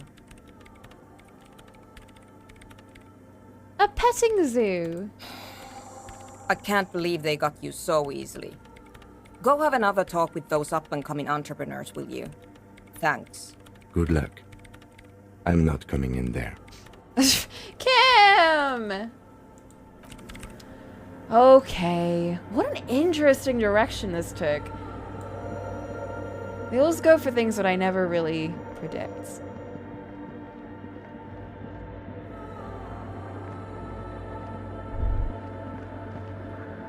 Hey, her Innocence Dolores Day liked little figurines, right? Liked holding little men between her fingers, remember? What? You have the headless Fallen Rider figurine. You should give it to her. Win her back. What? Win who back? I can't win her back. She's dead. Don't be so pessimistic. Love doesn't die that easily. This isn't funny. You have a bad feeling about this one. I'm doing this because I don't know what the fuck you're hiding from me, Inland Empire, but I don't trust you. So very, very, very nifty. Nifty and mysterious. This is surely what the figurines are for. Of course, exactly. The mother of humanism stands above you. A precious and complex wax painting on a single pane. Why? She's a stained glass window, bro. That does seem to be a problem. Maybe you meant something else? Like what? I don't know. What are we thinking of? Part of your mind has gone on to other things already. God damn it. Only a strange little sadness remains. The mother of humanism, Tower. Well, what was the point in that then? You should offer her any and all you have if you meet her in person. What an odd task to give yourself, but here we are. I guess, okay. I don't know what I'm gonna do with that, but sure. If I ever meet her, one day I'll give it to her. Trust me. Hey, my rhetoric's 10. That's pretty crazy.